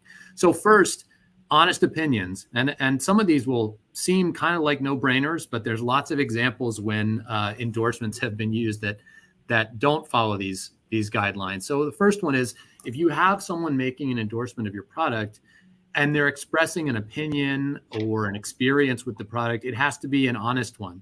So if the maker of Wheaties gives Michael Phelps their Wheaties to go out and try, and Michael Phelps tries them and says, these are disgusting and I never want to eat these again, he can't get on TV and say, I eat Wheaties every day because I love the taste and they make me feel healthy. If it's not true, an endorser can't say it. The endorsement itself has to be accurately presented. So that's particularly relevant in the context of consumer reviews, which we'll talk about a little later. If someone posts a review, for example, saying, I love this dog food product and it's made my dog super healthy, but it smells terrible, so I have to keep it in the basement. You can't just delete the last part and show the good part, because that would be distorting the consumer's view. The endorser themselves have to accurately be presented as well. We'll give some examples of what that means in a minute. And the consumer, if they are being presented as a user of the product, they actually have to have used the product. They can't be misleading the audience about the fact that they use the product that they're endorsing. A few more. Substantiation. This is a very important one, especially in the context of health and safety claims. An advertiser has to have the required level of substantiation to back up the claims they're making. So if you say anything like, this product supports a healthy gut, or it supports healthy skin, or whatever, you have to have the goods to back it up. And what's required depends on the specificity of the claim you're making about your product. Representative experience. This is another really important one, especially if you have a consumer that's getting up and saying, I used a skincare product and it made my skin, it helped me with my eczema. If you know that that's not going to be true for most consumers, then you can't have someone get up and say it as an example of their own experience, because someone watching that ad is going to think, oh, this is going to do the same thing for me. Actual consumers, if you have an advertisement that shows that shows people that you're saying are actual consumers of your product, that actually has to be true. They have to be real consumers, or you have to make a very explicit disclosure that they're paid actors or that kind of thing. Last one, that review may not be manipulated. So that's sort of similar to what we spoke about a moment ago, with the review having to be presented accurately. So walk through a few examples of what these different principles mean. Honest opinions, the opinions expressed by an endorser have to be accurate. So, and I'll just say, as we walk through these examples, all of these are either taken directly from the FTC's guidance or very slightly modified from what the FTC has said to make the examples more relevant to your own experience. So in a radio advertisement, a well-known DJ talks about how much they enjoy making coffee with a particular coffee maker in the morning. What if the DJ had only ever used the coffee maker once in a demo that the manufacturer paid them to be a part of? That would be deceptive under the FTC's rules, because the DJ is making it seem like they use the coffee maker every day and it's part of their daily routine, when in fact it's not. The endorser has to accurately be presented. So here's an example. If the website for an acne treatment features accurate testimonials of users who say the product improved their acne quickly with no side effects, so they're telling the truth about their own experience, but then the website displays stock photos of different people that have near perfect skin, deceptive or not? That would be deceptive, because it's presenting images that are not of the people making the testimonials and that have an experience that's different from what the actual endorsers themselves experienced. I don't know about you. I feel like I see those all the time. You see something on Facebook or Instagram, people's skin is somehow perfect after one application of something, and I'm like, is that real? Is that true? Who knows? I haven't tested their substantiation. But again, one of the next requirements, or one of the other requirements, is substantiation. And Nick touched on this a little bit, but if an advertiser is making a claim that a product can do something, whether that's expressed or implied in the advertisement, you have to have a reasonable basis for making that claim. You have to actually have substantiation for the claim that you're making. And what's going to be reasonable? My favorite lawyer word, reasonable, is going to depend on the situation. There's not one answer for what a reasonable basis is. But for health and safety claims, for instance, you need to have competent and reliable scientific evidence in support of the claim that you're making. So one way to think about this is, kind of generally, the more specific and the more explicit the claim that you're making, the greater the evidence you're going to need to substantiate that claim. So I think Nick gave the example earlier of promotes a healthy gut. That's not super specific. It doesn't say a ton. So you might not need as much substantiation as if you were to say, increases the presence of certain microbiome, bacteria, good for your gut bacteria by 10%. You're going to need substantiation that actually supports that number in that example. So it really, again, it kind of depends on what you're saying and what you're needing to substantiate. Wanted to put an example up on the screen. Recently, actually, the FTC took action against a manufacturer of a supplement, a drink, that the manufacturer was claiming reduced alcohol cravings and helped people quit drinking. But it turned out they had no substantiation for that claim. And so the example here is, you can see, the FTC took action and, stopped this manufacturer from making those claims and imposed some hefty fines as well. Now, you can see in the example here that manufacturer had some other issues going on as well. They were using bogus review sites. They were paying endorsers in deceptively formatted advertising. So there were a lot of issues with that one.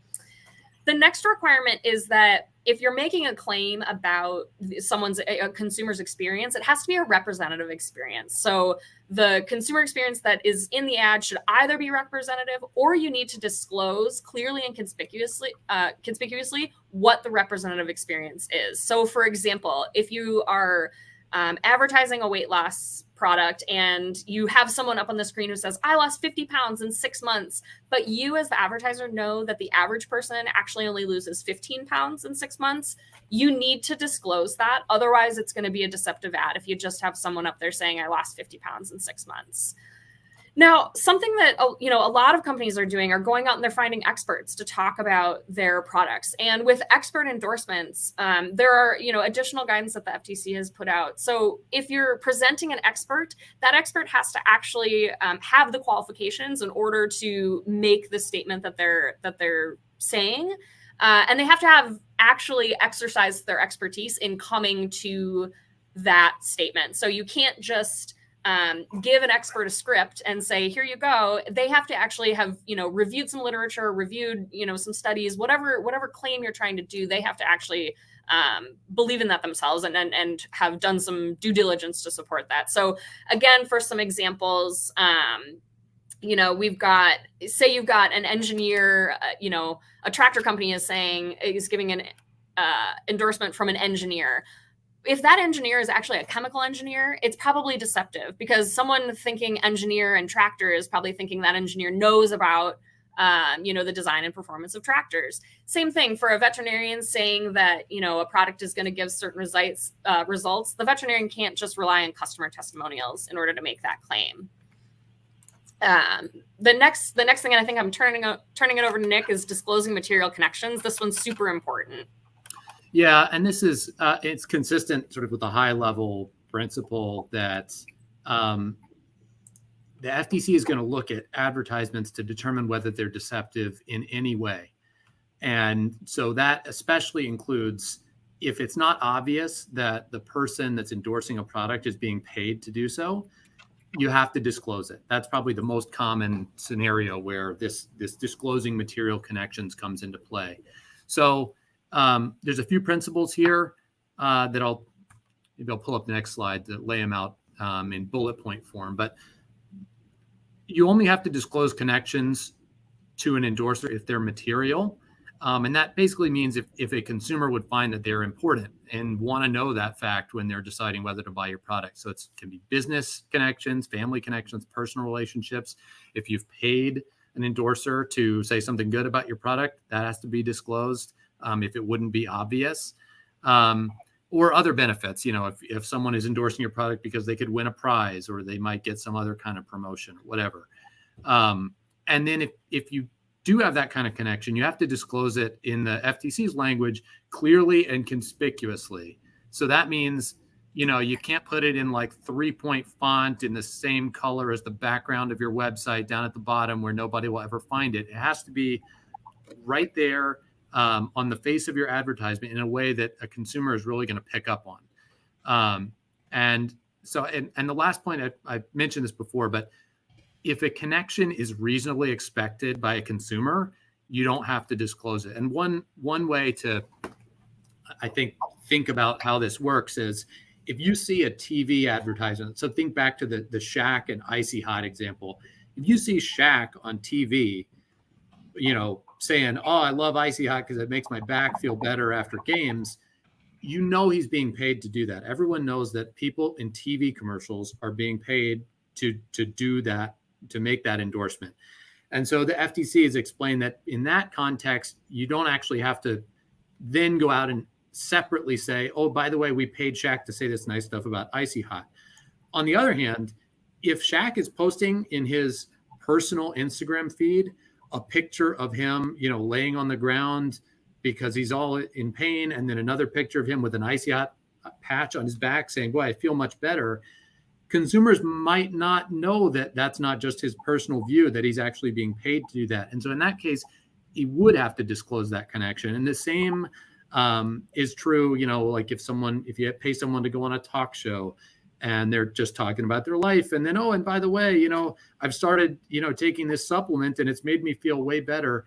If it's sort of in an offhand way like that, you have to make clear that they're being paid to make those positive statements about your product. Nick, I'm going to interrupt you here because it looks like we've got a question, and I think it's a great one and something we were going to touch on here.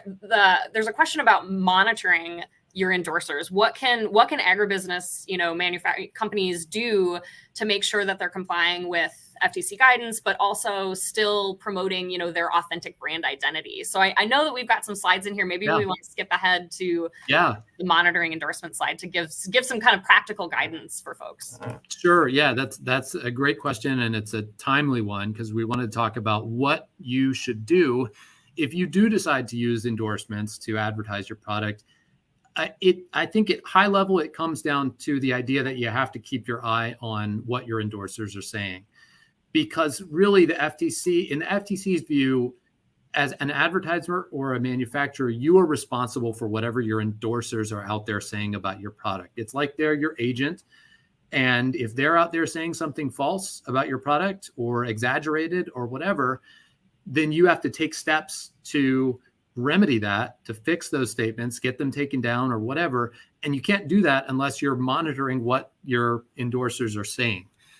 So the principles are the same. And like I said, we'll get those put up in the guide in the comments, the YouTube video, so you can read through them in more detail. But basically your endorsements have to be accurate, and you need to monitor what your endorsers are saying to make sure that's true. So I've jumped ahead a little bit to monitoring what your endorsers are saying. But before you even have an endorser out there saying something about your product, it's really important to establish the baselines with your endorser to say, you have to disclose that you are being paid to make this endorsement. And you have to, make sure that your statements are accurate, and probably should have them run their statements by you before they go out there and make them.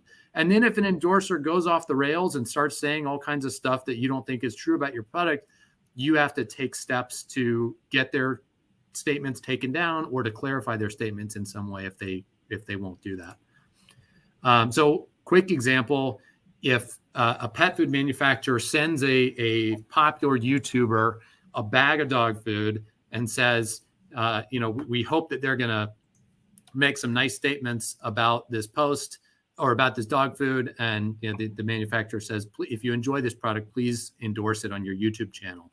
Can they just sit back and hope the YouTuber says nice things about the dog food in their videos? No.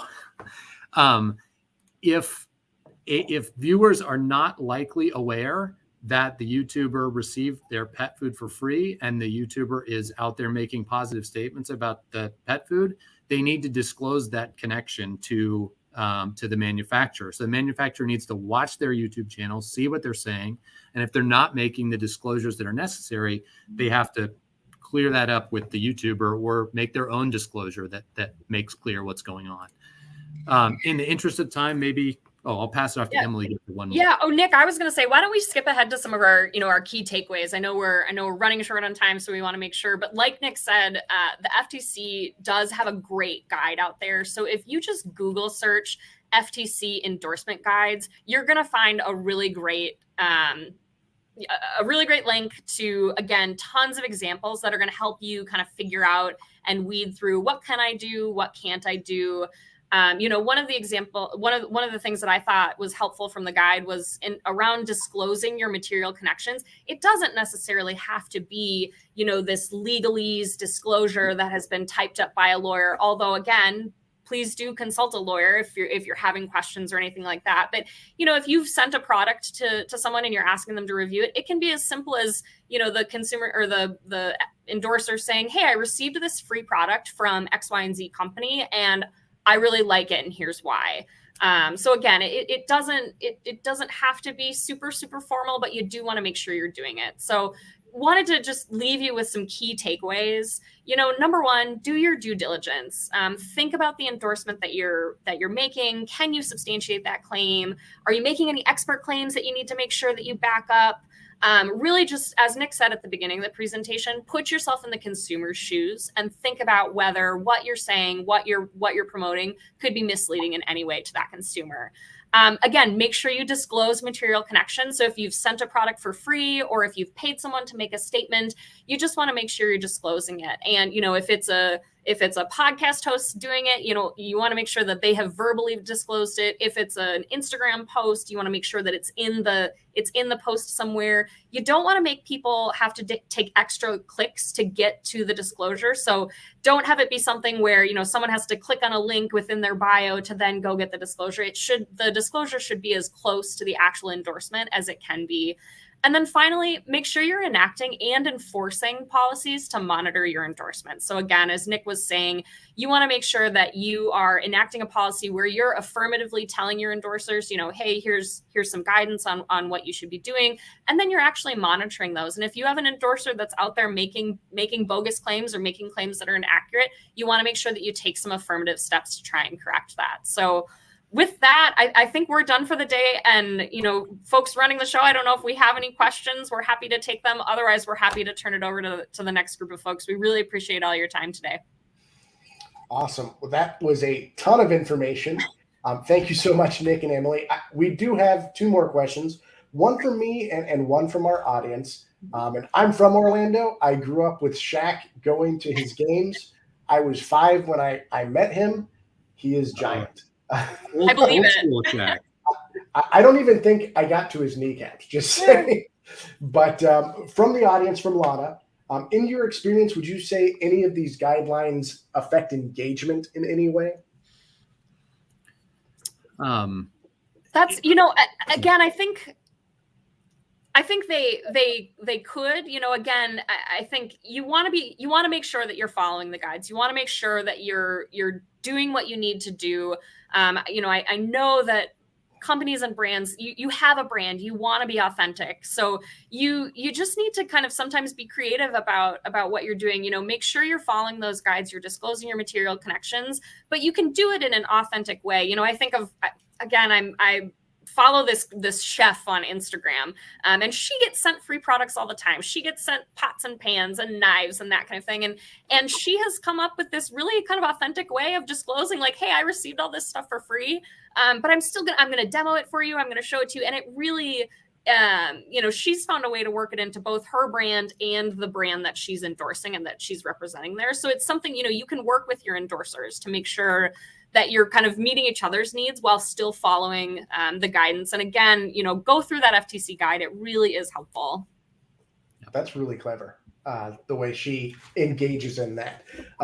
My last question for both of you, Nick and Emily, is what penalties would individuals or companies have if they violated any of these guidelines? Yeah, it's a good question, and it really will depend. It's very, very fact specific. But typical penalties can include monetary penalties based on, sales of products that are subject to misleading advertising. They'll also often include, an agreement not to make any future misleading claims in the same vein as the ones that are at issue. But often the first sort of outreach you'll get will be a letter from the FTC saying, we've become aware of advertising that may be misleading in some way, and you'll have an opportunity to provide the FTC with your viewpoint about the ad. If you have substantiation for claims that the FTC is investigating, you have an opportunity to provide that to them. But those are typically the consequences are, a injunction type, no more misleading claims, and then monetary penalties. Awesome. Well, Nick, Emily, thank you so much. This has been really eye-opening as far as guidelines, and we'll be sure to get that link in the YouTube video for everyone. I hope you guys have a great rest of your day, and thanks so much for being here on the summit. Thanks to you as well, Daryl. Thanks, everybody. Thanks for having us. Thank you. And ladies and gentlemen, we're going to now delve into the impactful realm of podcasting with our next speaker. So welcome to the stage, our astute customer success manager from WiseNetics, Ricardo Calvi-Vivian, and he'll unravel the power of podcasting in building brand authority, showcasing podcasting as a pivotal tool in nurturing trust within the agricultural sector. So please join me in welcoming my friend, Ricardo, to the stage. Hello, everyone. It's a pleasure to be here today. And Daryl, thanks for the introduction. Hey, you're very welcome. The show is yours, Ricardo. Awesome. So let me come here to my slides so we can go through this journey together. Can you guys see my screen? We can see it. Awesome. So I think we're good to start. So ladies and gentlemen, imagine a world where your brand is not just a name, but actually, a trusted source of credibility and expertise. As Daryl mentioned, I'm a customer success manager here at WiseNetics. And although I've been focusing a little bit more on commercial aspects of business and customer service in the past few years, I dedicated my career to studying design, branding, communication, marketing, and I also worked with education. And my objective here for today is for us to delve deeper a little bit in a few concepts, understand better the podcasting industry, concepts of brand authority, and also try to understand how podcasting can help us build and enhance our brand authority. So let's start with a little bit of information and data. So podcasting industry. This industry emerged in the early 2000s. And by 2005, we had around 3,000 podcasts available around the world, right? Today, 18 years after, 18 years later, we have more than 2 million podcasts available on the internet. That shows us a lot about the offering of podcasts, but we know if there's offer, of course, there is demand. And if we look at in terms of audience and numbers, we know that today, for example, the United States is the country with the highest number of podcast listeners in the world, absolute numbers. And it's expected that by the end of 2023, we're going to have over 100 million active podcast listeners in the US. And if we stop to think, I think that's close to a third of the total population of the country. So a little bit more about revenue and market size. So podcast ad revenues grew more than twice as fast as total internet ad revenues in 2022. It was a 26% increase for podcasting ad revenue versus other platforms and media that had around 11% of growth. And podcast is even performing better than other platforms like social media or even paid search. We can see here, I have this chart from 2016 to 2025, and we can see the consistent growth. And one interesting thing is that we're expecting that from the end of 2022, considering the results of 2022 until 2025, the industry should double its size.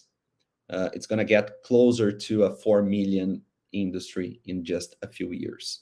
$4 billion in just a few years. So we understand now the size of that, but how do people and listeners engage with podcasts? How is their relationship with those products?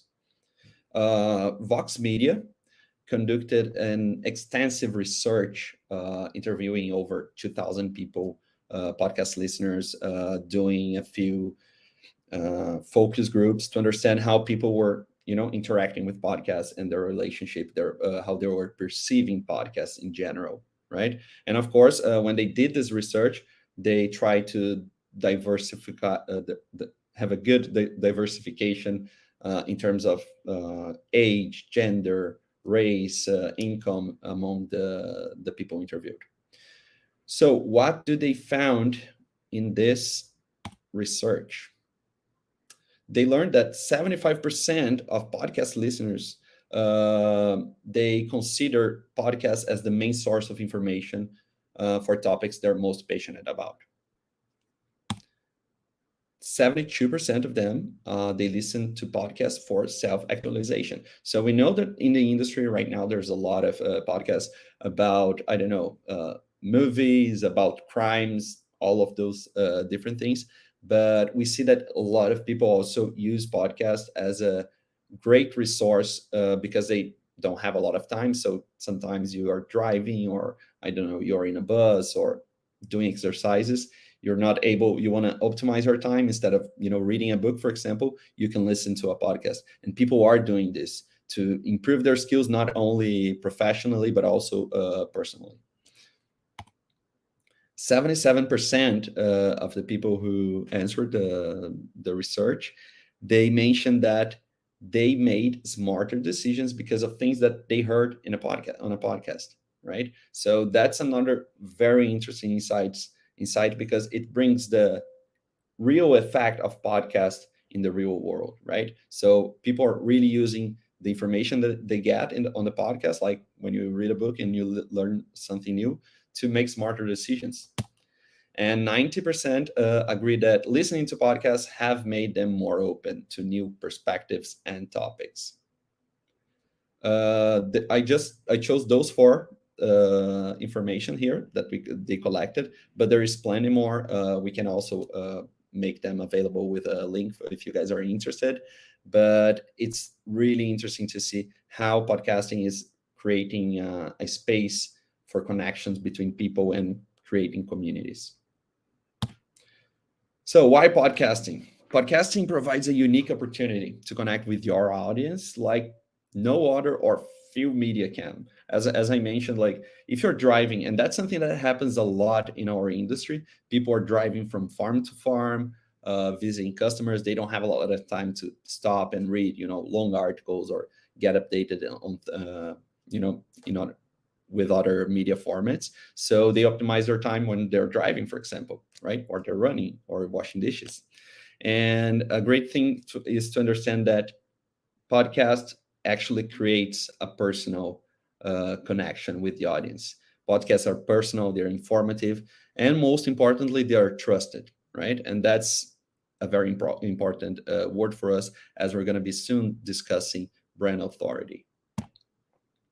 So let's look at a little bit at the scenario of our communication, right? So probably everyone here already noticed a few trends in the way how we are communicating, and not only communicating, but actually living our lives, right? Every day we are getting more and more anxious, and a good reason for that is our relationship with our technology tools and also with social media, right? So if we look at social media channels, we see a trend of those platforms on preferring smaller and shorter contents, right? Bite-sized contents. Those contents, they are created to be easily and quickly digested by by the audiences, and actually to capture their attention and retain people there in their platforms, like scrolling post after post until you notice that they're like for over an hour just on social media, and you cannot even remember half of the things you've seen, right? So a lot of volume, short time, It's kind of a little bit chaotic, but it doesn't mean it's not effective. It is effective. It can be a great tool. It is a great tool for marketing professionals to engage with communities and with their audiences. But it's great for specific uses. For example, quick updates, connecting with friends, or entertaining audiences. But when it comes to content that require a more complex and deeper approach, those social medias, they lack the depth needed, right? They don't have the room. And even people when they are on social media, they are in some kind of mindset where they're not really willing to consume long contents, right? They're expecting that. And another aspect I put here, like emotional / B2C, it's not something absolute, but I see it as a little bit more as the social media, they have a little bit more of an emotional impact over the customers and their decision making. Maybe you're scrolling through social media and you saw that shoe you loved, or a t-shirt, or even home decor, or even grocery. You need grocery and you saw an advertising or something there. The social media works very well for those type of uses, right? Because you can get someone engaging with your content or with your ad. You go through a few steps and then boom, you have bought something that will be delivered in your door in a few days. On the other hand, we have podcast, and podcast has emerged as a counterbalance to the shortness of social media and quick content, right? Podcasts, they provide a longer form audio opportunity for companies when they need to delve deep into subjects that are more complex, right? And it's amazing because as you have more time and people engage in a different way with more attention to the content that is being delivered, you can help those people by providing great information, insights, analysis, help them in their decision making, weighting pros versus cons in their in the decisions that they need to do. And of course, learning about new things, as we saw just a few minutes ago in those data that I brought from Vox Media. Lots of people, they tend to be more open as they listen to podcasts. So this format is really podcast. I don't want to say it's the format for a specific audience. I think all of us, we can consume all different sorts of media in different formats. But it is a great format for people when they're in the moment of making a decision that requires a more deliberate and thoughtful process, more information, more time, and more research, basically. And it's great because you can have various perspectives, and as people are more open to learn more and different things, it makes podcast a great platform for that. And also a little bit more rational because it's about information, right? Of course, all of our buying decisions, they do have an emotional aspect connected to them. But what we see in B2C is that this emotional appeal tends to reduce a lot its effectiveness when it comes to B2B and company and business related decisions. So I think it's interesting for us to understand now who are our customers, right? And how they make their buying decisions. Who do your customers make their buying decisions, right? Is that something that they do in the blink of an eye, with affected by emotion and in an impulsive way, or is this or their decision making is a little bit more deliberate, considering more data, information from companies and research? So let's talk a little bit about brand authority. So this is a long-term game, and we're going to talk a little bit more about this now. So starting with the concept, brand authority refers to the level of trust, credibility, and influence that a brand has established in a specific market or industry, right? It's a measure to see how effective a company is perceived by the audience as an expert or as a leader in their market, right? So a brand with a high authority is respected and recognized not only by their audience, their target audience, but also by competitors, by other stakeholders. And all of that, this brand authority is a concept that brings a lot of benefits attached to it. And I would like to talk a little bit about some of those. Of course, there's many more things we could add here to this list, but those are the ones that I consider, the most important ones. So first, trust and credibility. Of course, we're talking about authority. This is basically a synonym, right? Brands that have this high brand authority are recognized as experts in the industry. If they're recognized by that, people tend to believe more on their offerings, right? People feel safer on when they're making a decision if a company has a great and strong image. And just a parenthesis here, as we talk about brand authority, there's a lot of overlap with concepts like brand equity, right? But here I'm talking a little bit more on a technical perspective, not on a overall brand evaluation. This trust and credibility also gives you competitive advantage, right? Because you give a reason for customers and people to choose your brand, your products over competitors. You have a higher perceived value, which is great if you don't want to fight for pricing. We see a lot of that happening in the industry. And if you can position your company in a way of as an expert, not only by the quality of your products, but also the expertise of your technical team and the people that work within the company, that puts you in a much better position to, higher margins and profit. Companies with brands with a high authority, they also tend to have a better customer loyalty, right? Because as they experience not only your products and services, but they see all the support you have, the technical team, the work they are doing, they tend to buy more from you by repeat times. Another amazing thing, influence and leadership. Companies, for example, just opening here one quick example. We do a lot of podcasting, right? We do podcasts for the swine industry, dairy, poultry, beef, pet food. We're all around in the livestock ag industry. And most of the people we have on our podcast are people that work either in universities or maybe in production systems or are consultants. They're individuals. They are not from the supply chain, right? The few that we have are reserved for sponsors.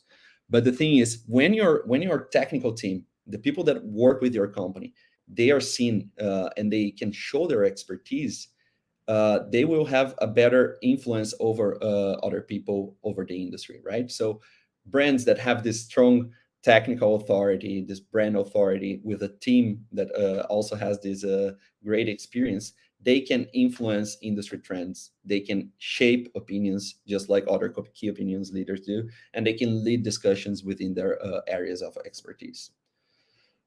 All of those items that I mentioned so far, they all help you, reduce risk. People not only risk to the company, which is the long-term sustainability that I'm going to talk about soon, but also on the side of your customer, right? If you have this image, it's much more likely that customers and prospects, they will be more confident that your services, your offerings will meet their needs. Right? Another cool thing that we don't stop to think about, but as we were talking about the ag industry here, I think it's really relevant, is attracting top talents. You have a lot of bright minds in the industry or in universities that will soon be in the industry, and companies that are respected, recognized by their research, by how science-backed are their products and their efforts, everything that they do. They will attract the best people, the best professionals, right?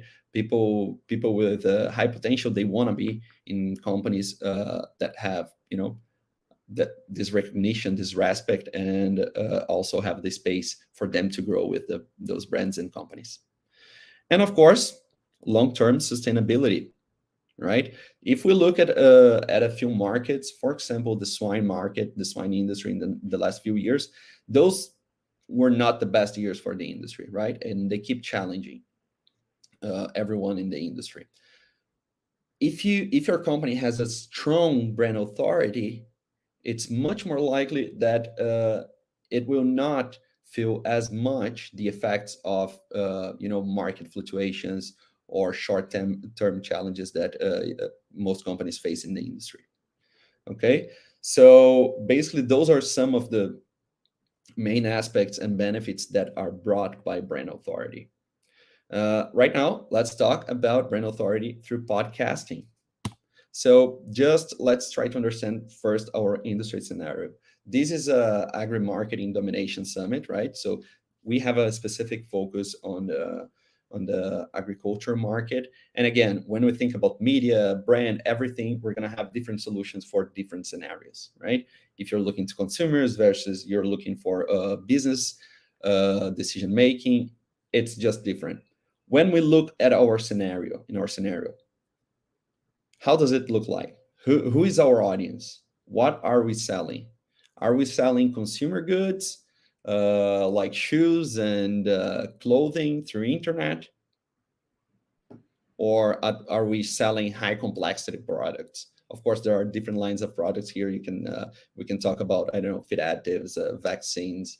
We can talk about software. We can talk about equipment. There's different areas here, but most of the products that we see and we offer in our industry, they have a higher complexity if we compare, for example, with the consumer goods, right?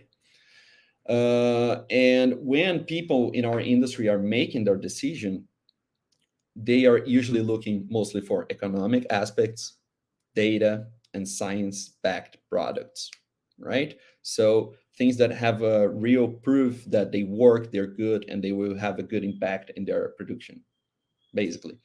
And this decision making in the industry, when a director of a company decides to opts to one feed additive or one ingredient versus other, those are decisions that take a lot of time, not only one person, but a lot of influencers. And those sales cycles, they can take months or even years, right? So this decision making and the sales cycle, it's something that happens through time with a lot of different touch points, right? So here we're talking about podcasts, but of course in this industry, it's hard it's hard to a professional to see an ad or read one article and based on that just change their mind and opt for something new. Brands, they need to be working all their touch points, and that can be a trade show you're attending, that can be a visit from your technical team to a farm, to a customer, that can be a podcasting, an article release. So it's a long-term business, and a business where you need to be looking at multiple different facets. So, and if you're here today, probably when we ask who is your audience, who you want to impact, probably you want to sell to producers or nutritionists or veterinarians, or if those are not the final decision makers you're looking for, they are at least some strong influencers to the final decisions. And although these people, they have different aspects and they require different levels of technical information, what the common traits between those different professionals like producers and nutritionists is that they're looking for informed, data-driven decision making, not emotional abuse. Always one parenthesis at the end, again, sales involves emotions, involves like you're liking a person or not, who you're negotiating with, but the main decisions, they are going to be based not in this type of emotional relations, but in data-driven information and decision making. So brand authority and podcasts, we understand the audience, we understand how long and how hard it is for our target audiences to make their decisions. And now we present podcasts as a great source for you to help building this brand authority and taking advantage of that as a brand. So it's a great and valuable medium format because it provides you the right time, right? I mentioned that before. It's the opportunity for in-depth discussions. And how do you do this? How do you use the podcast for building this brand authority? Also, a lot of things we could talk about, but I want to point out 4 things: establish expertise, thought leadership, sharing research-backed content, and leveraging influencers. So establishing expertise. Probably your team there has great people, great professionals, but they have some limited time, right? They have a lot of things to do. They need to be visiting customers. Basically, their time is really valuable.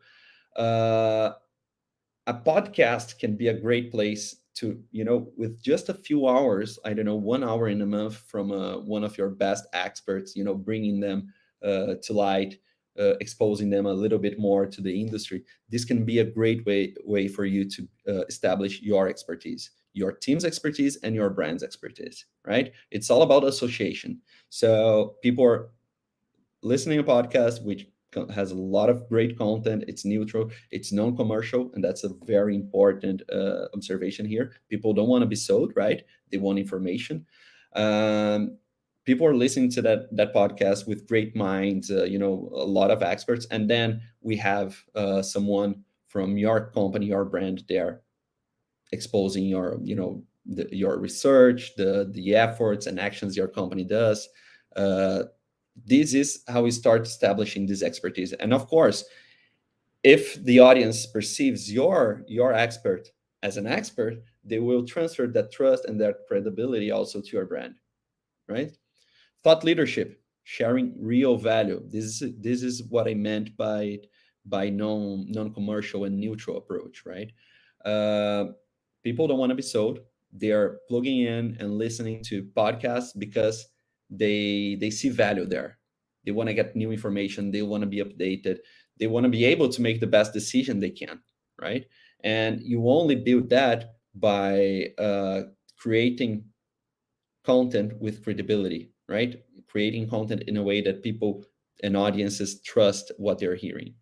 At the moment you start being commercial and try to focus too much on products and try to sell people, you will lose traction of the audience, right? You need to be there providing real value to them, things that they are looking for. And sometimes that means even talking about things that are not your primary focus, are not related to your main products. It's about showing your expertise.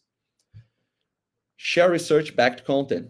This is something lots of companies. I've met with, I don't know, probably hundreds of companies in the past 2 years, and I see a lot these companies that do a lot of work, a lot of research within their, with their customers, with universities, with professors, consultants. They work together. They create a lot of material. Have a lot of things that are backing their products, but not every company succeeds on expressing that to the industry, right? So of course you need to do all of that research, but you also need to provide to the audience information about this. Let them know that all that you do is based in science and how strong is your research. So podcast is a great way for you to promote that, right? It's a way that it's easily digestible for people that are listening. Of course, that will depend on the level of technical information you want to approach, but it's easier. It gets people in different moments, as I mentioned before, when you're doing other things and but you can listen to a podcast. So you need to bring that to the audience. Your company does a lot of great research. They need to know that, right? And of course, there's other ways you could do that. You can do, it's not great for you to just publish a giant research for people to read it, but you can adapt it to shorter formats like text and other things. But for me, the best one, again, podcasting. And my last point here is leverage influencers. People who are respected in the audience, when you get their endorsement, that endorsement brings a lot of strength to your offering, right? You will gain trust and recognition through the support and endorsement of influencers in the industry. And those influencers, they are usually consultants, professors, people respected in the audience, in the industry, or even people within production systems. And that's also something we do a lot. For example, your company might want to create their own podcast, but in our case here, when we do our podcast, what we try to do is, hey, let's say I'm entering in a new industry, we don't have a lot of expertise there yet, right? So how do we create something that will work? We have some great tools and methodologies to do that. And one of them is mapping the industry and identifying who are the most respected key opinion leaders, who are the most influencers, professionals, the best veterinarians, nutritionists. Those are the people we try to associate with. Those are the people that we try to bring not only to help creating content, but hosting our podcasts, right? You kind of reflect their respect and their image to your product. So in summary, podcasts are a unique opportunity for you to connect with your audience in a deeper level, right? Because they provide the space needed for this informative and data-driven discussions and decision-making, which is essential in industry like ours. As I mentioned, sales cycles can be really long, and you will only help convincing your target audience to choose your brand by a 360 approach with a lot of effort in different sides. And definitely one of the main things, along with, for example, trade shows where you meet a lot of people, or even dinners you might promote to customer and prospects. Although those things are really, really effective, they cost a lot and they are really limited in terms of time. You have one visit, one dinner, one or two trade shows.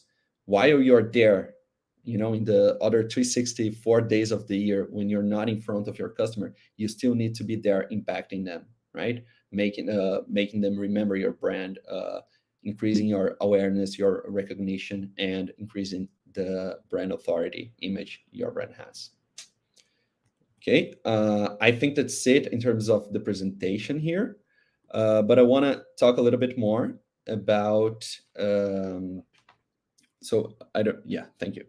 I want to talk a little bit more about some case studies, right? When we talk about brand authority, it's something that is not easily measured, right?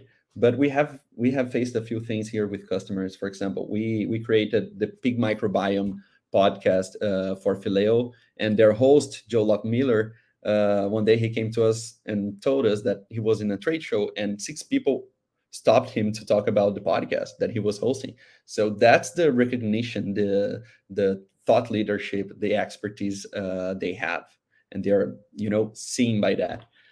We have other customers that sponsor our podcast, and their guests, they had their team as guests on our podcast, and they were reached out by people about the podcast. And we have even a company in Brazil that actually clearly closed the deal because of the podcast participation, where they got called about it, and hey, I listen to you guys in the podcast, and I'm interested in your products.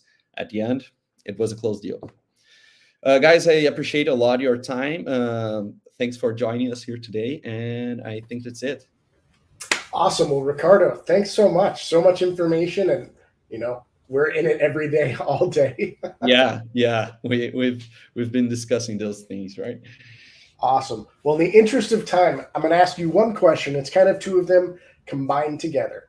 And if you could be concise in your answer, that would be amazing. But what are the main benefits of a podcast that can generate, for a brand in agriculture? And what relevance of the podcast channel has versus, say, other channels? So first thing is, it's the brand authority, I would say. Of course, when you're having your own podcast or you're sponsoring a podcast, you have a lot of good things related to that. You can get more awareness as more people start listening about it, or as you promote the brand, the recognition of your brand. But the main thing is to be recognized as an expert, create this brand authority. That's the main value. And that's why I focus our conversation here on that.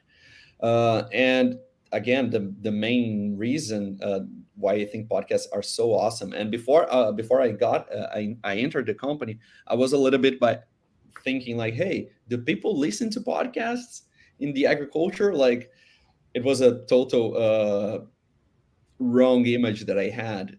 And as I started working here, I really noticed like how many people in the industry listen to podcasts, and more than numbers, we're talking about the right people, right?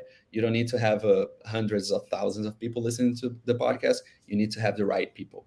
And just concluding, it's amazing because you can plug in and listen wherever you are, traveling, driving, running, different from other media platforms. Awesome. Well, thank you so much, Ricardo. Thank you. Bye-bye, guys. Take care, and thanks again. Now let's go ahead and move on to our next topic. I'm going to invite John Schneider and Pete Adam from Curious Plot to join us on the stage and guide us through the top 10 things you need to know about marketing automation. Welcome, guys. Appreciate you having us here today. Hi, everybody.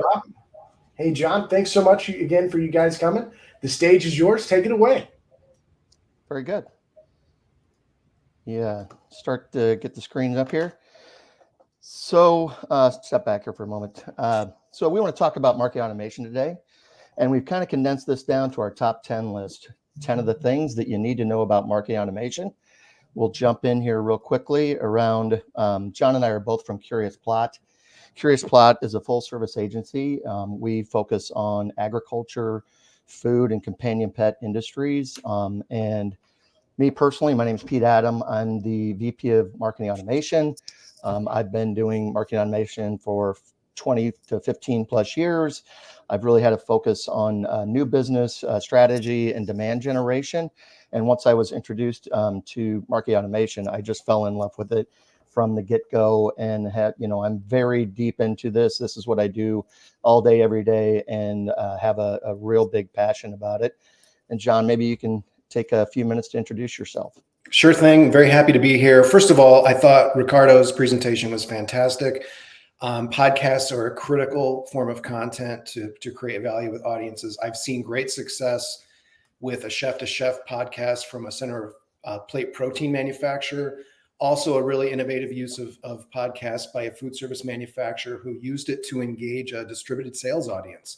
Both of those were delivered via marketing automation to the key audiences. I've been working in this space for about 20 years, very early to marketing automation and a bunch of other marketing technologies. I did a lot of work with the software and hardware technology categories, which were very early to adopting and in some cases creating these technologies from scratch. And I find that the agriculture, the food, companion animal categories are hungry for this type of marketing sophistication. And just one other point, Pete, we chose 10 things because we felt it really matched the time format here, but it could have been 50 or 500. So let's just start with these 10 and we'll go from there.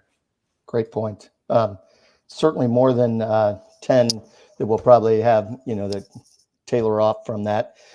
These are the top 10 topics we're going to talk to you about today. I won't read them off on the screen, but John, as we discussed, maybe you can just give us a quick level set on what marketing automation is, and then we'll jump into the finer points. Sure thing. So what we assume is that this audience probably represents a spectrum of experience and understanding with the concept of marketing automation. But just to make sure we're all on the same page, marketing automation is essentially a software solution designed to automate what have historically been more menial marketing tasks to distribute content via a number of different form factors. Principally it's email. That is a go-to for marketing automation, but there are also platforms that will support the automation of delivery of social media content, SMS messaging. And as we go on with these platforms, they add more functionality and sophistication. Great. So one of the things I think that we struggle with, or we see our clients come to us is, or when I talk to them, when we say the word marketing automation, it sounds complex, it sounds difficult, it sounds very technical, and in some cases it can be, but it doesn't have to be. So, one of the mantras we have at Curious Plot, and I'm kind of known as the crawl, walk, run guy around our organization, and this is how we kind of coach our clients. Like it's a big chunk of marketing automation is just getting in, and like I've mentioned, marketing automation is not a new technology. It has been around for 20 plus years. People have heavy adoption on this. So there's nothing to be afraid of. It's just, starting small, starting easy. Once you get in and start to build some confidence, the small wins start to add up. And I've seen that it starts to really take off within organizations. How about you, John? Absolutely. I would say that in my experience, there can be an overambitious, overly excited start to go right to the run phase with marketing technology and marketing automation.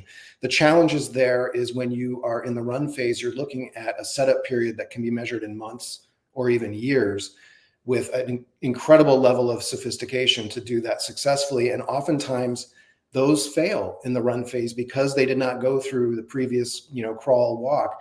Starting simple, getting some quick wins and building on those quick wins is definitely a recipe for success if you're going to stand up marketing automation.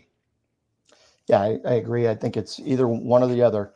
It's either too complex or they want to go really, really fast. And we try to help people understand the middle. So I think this is important. We feel like it all starts with the data. And this is really the big reason what got me hooked on marketing automation was once I understood that I could see what other people were doing and how they were interacting with our website and our content, it really started to build on it. And first party data is the new marketing currency out there in marketing organizations. First party data is data that an organization captures itself.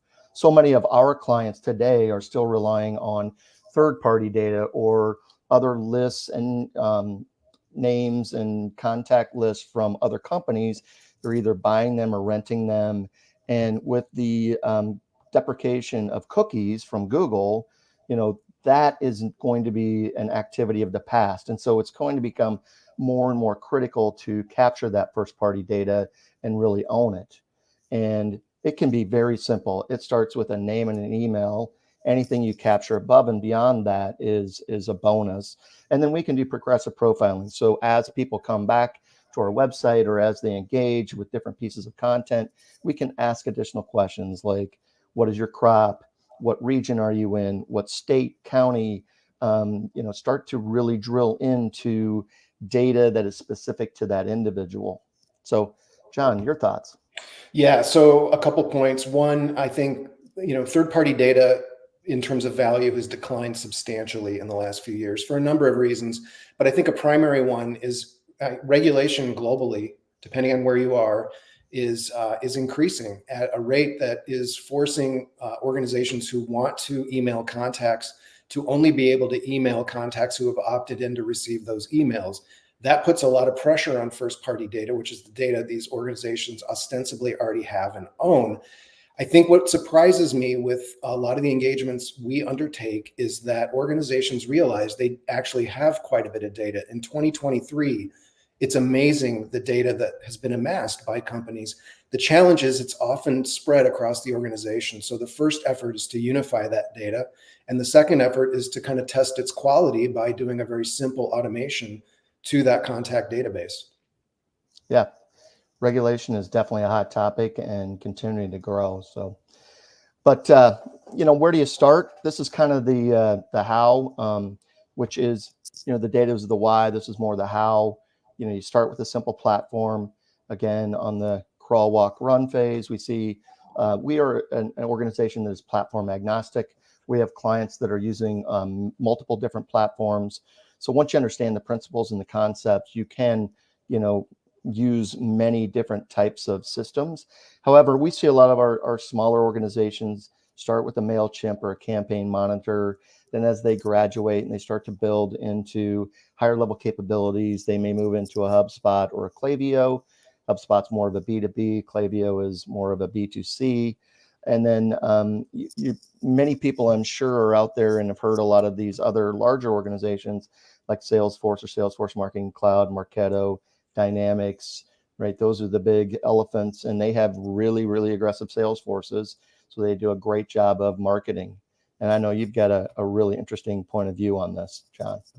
Yeah, I think that those organizations at the enterprise level, they excel at selling those platforms. And I think in many cases, small to mid-sized businesses believe that that's the appropriate solution. The mistake there is they're introducing this effort into a huge amount of complexity and a longer timeline, when in reality, a small platform like MailChimp, you can literally begin using the day that you subscribe to it. It's very cost effective. It's really, in terms of functionality, impressive. MailChimp has continued to roll out more and more functionality that in many cases puts it on par with a HubSpot or even a Salesforce at the small business level. But a platform like MailChimp can also scale, appropriately as the organization grows and adds more functionality. Likewise with a HubSpot, it can scale up or down as well. And you can get that license for HubSpot at different levels of functionality and prioritize what's most important for your organization. Yeah, and one point I want to make around the enterprise level, what our point of view is, what I feel is, unless you're $1 billion worth of in sales, it's really overkill. It's like buying a tank to go to work every day. It sounds cool, it looks cool, and you don't have to worry about traffic. However, it's very expensive, it's technical, it's time consuming to operate, and it takes a long time to get there. So I think we help people really get in and get active quickly, and we can meet you where you are. I've always wanted to drive a tank. It does sound fun, doesn't it? So a number of steps to get started. We kind of are focused on the top 4. And then the other 3 are more about like the walk phase. So it really starts with like understanding your audience. Who are the personas that you want to go after? Just like we talked about, pick a platform, start small, start simple, build out some lead capture, landing pages to capture that data, and then start with some simple emails. And I think our next point is that a lot of these emails can be very simple. And then as you graduate and grow, you can start to build into the next phases: segmentation, personalization, doing some of the A/B testing, and then the data will help guide where you're going to go and how to leverage that. And that's when it really gets to be fun, in my opinion. How about you, John? Yeah, I think the steps piece here cannot be overemphasized, that it is important to follow a sequence of steps and not try to do everything at once. I think that's one critical point. The second is where we see this be most successful is where there is a fair amount of ownership within our client partners, that they have an internal person who sort of owns this marketing automation effort and is investing in their own subject matter expertise. It's even better if that's shared by 1, 2, 3, or 4 other people that might be across functions like sales and IT. That's kind of a best case scenario. There are other scenarios where the organization just outsources it, and that's an option, but it's obviously a higher investment option for a company that wants to stand up marketing automation. Yeah, really valid point. I think having investment and ownership within an organization is critical to adoption, and then being able to sell the value up the stream and get executive leaders to understand what we're doing.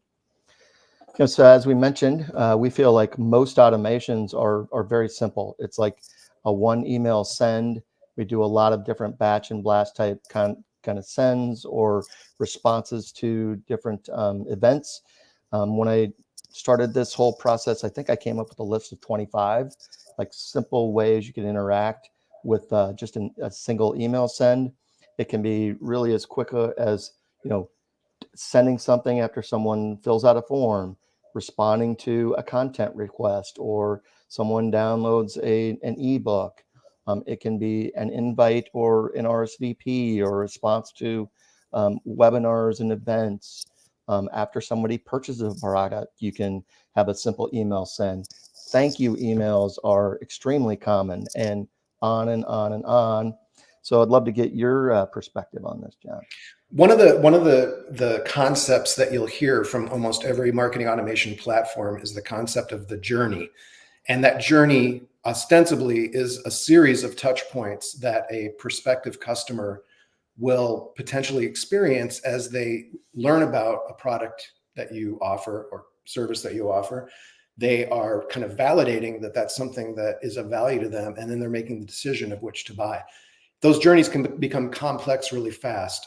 And I think that in the interest of walking before you run or crawl, setting it up with that one-touch email just to begin to build on that, that's a one-touch journey.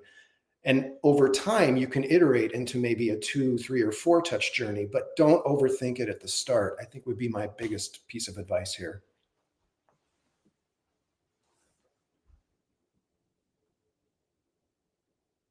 Uh-oh.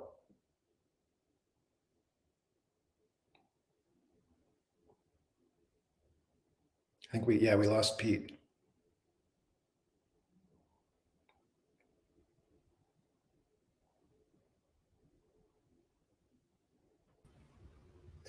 Well, the internet is the internet and things go like that. It's true. I do have a fun, interesting fact for you, not to throw like the most Florida thing out there, but in Orlando, you can drive a tank. Is that right? Yeah.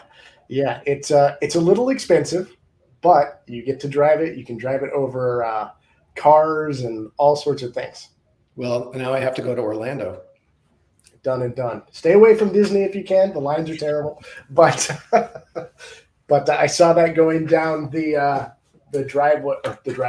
highway the other day, and I was like, "What?"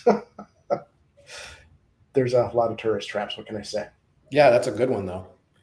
It is a good one. There's that one, and there's a machine gun one too, which is interesting. I'd love to know how long it took them. Never done that either.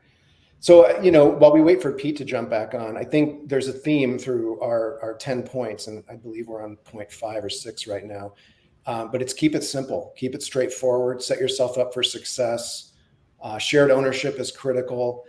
The other piece that I think maybe we haven't emphasized enough, but it's critical, and it relates to Ricardo's presentation on the potential role of podcasts and the brand, is content. And what we like to talk about in our work is that marketing automation is an engine, and it can be a very powerful engine for your organization.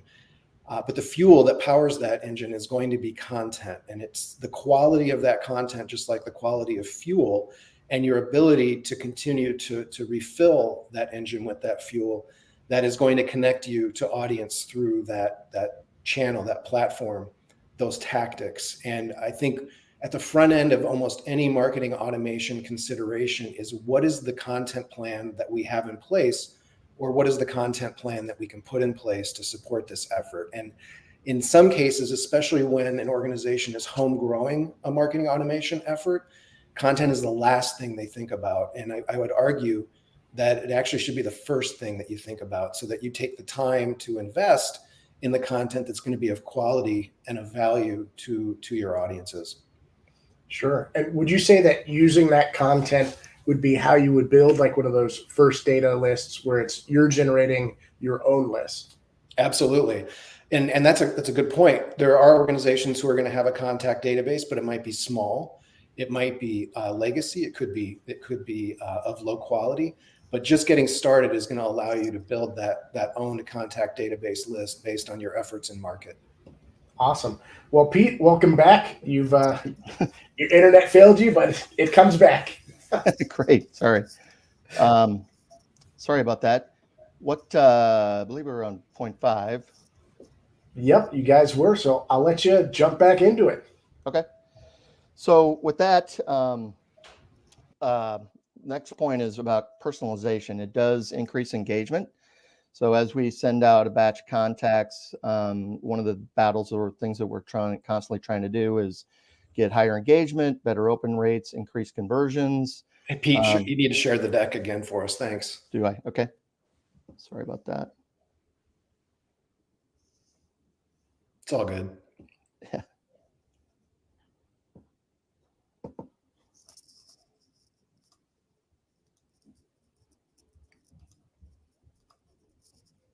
It's so different doing these things virtually than in person, where you just have to kind of show up and Exactly. But there's an added layer of technology here that can complicate things.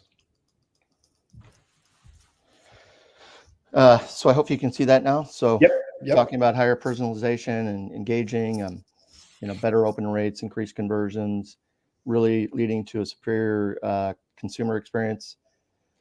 John, I'd love for you to jump in and give a little bit of a viewpoint on this.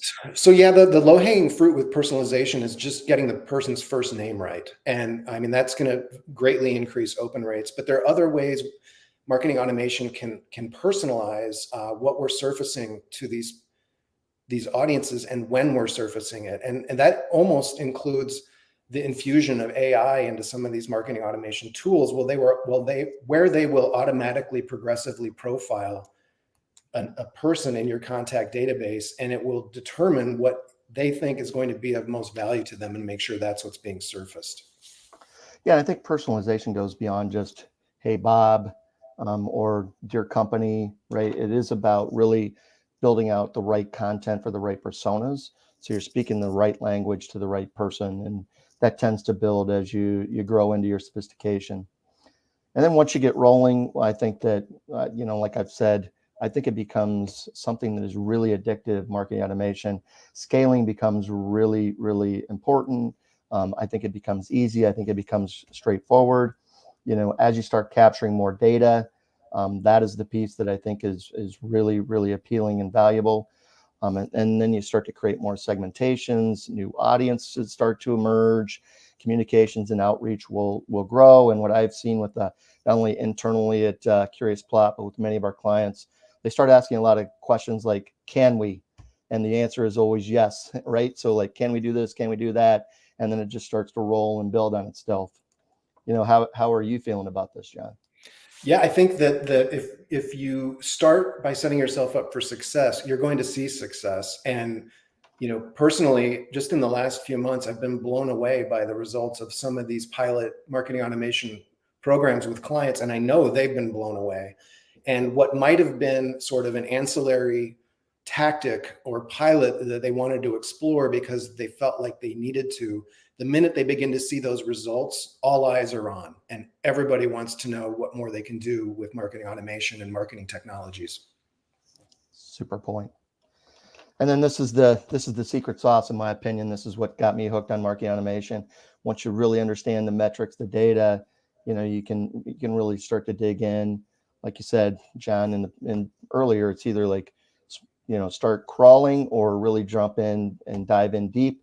We don't think you have to. You're like, these are simple email metrics that are common, conversion rates, open rates, click-throughs, bounces, unsubscribes. These are things that seem simple, and they can give you a very good picture of what's working, what's not, how to interact better within your client base as well as your prospect base.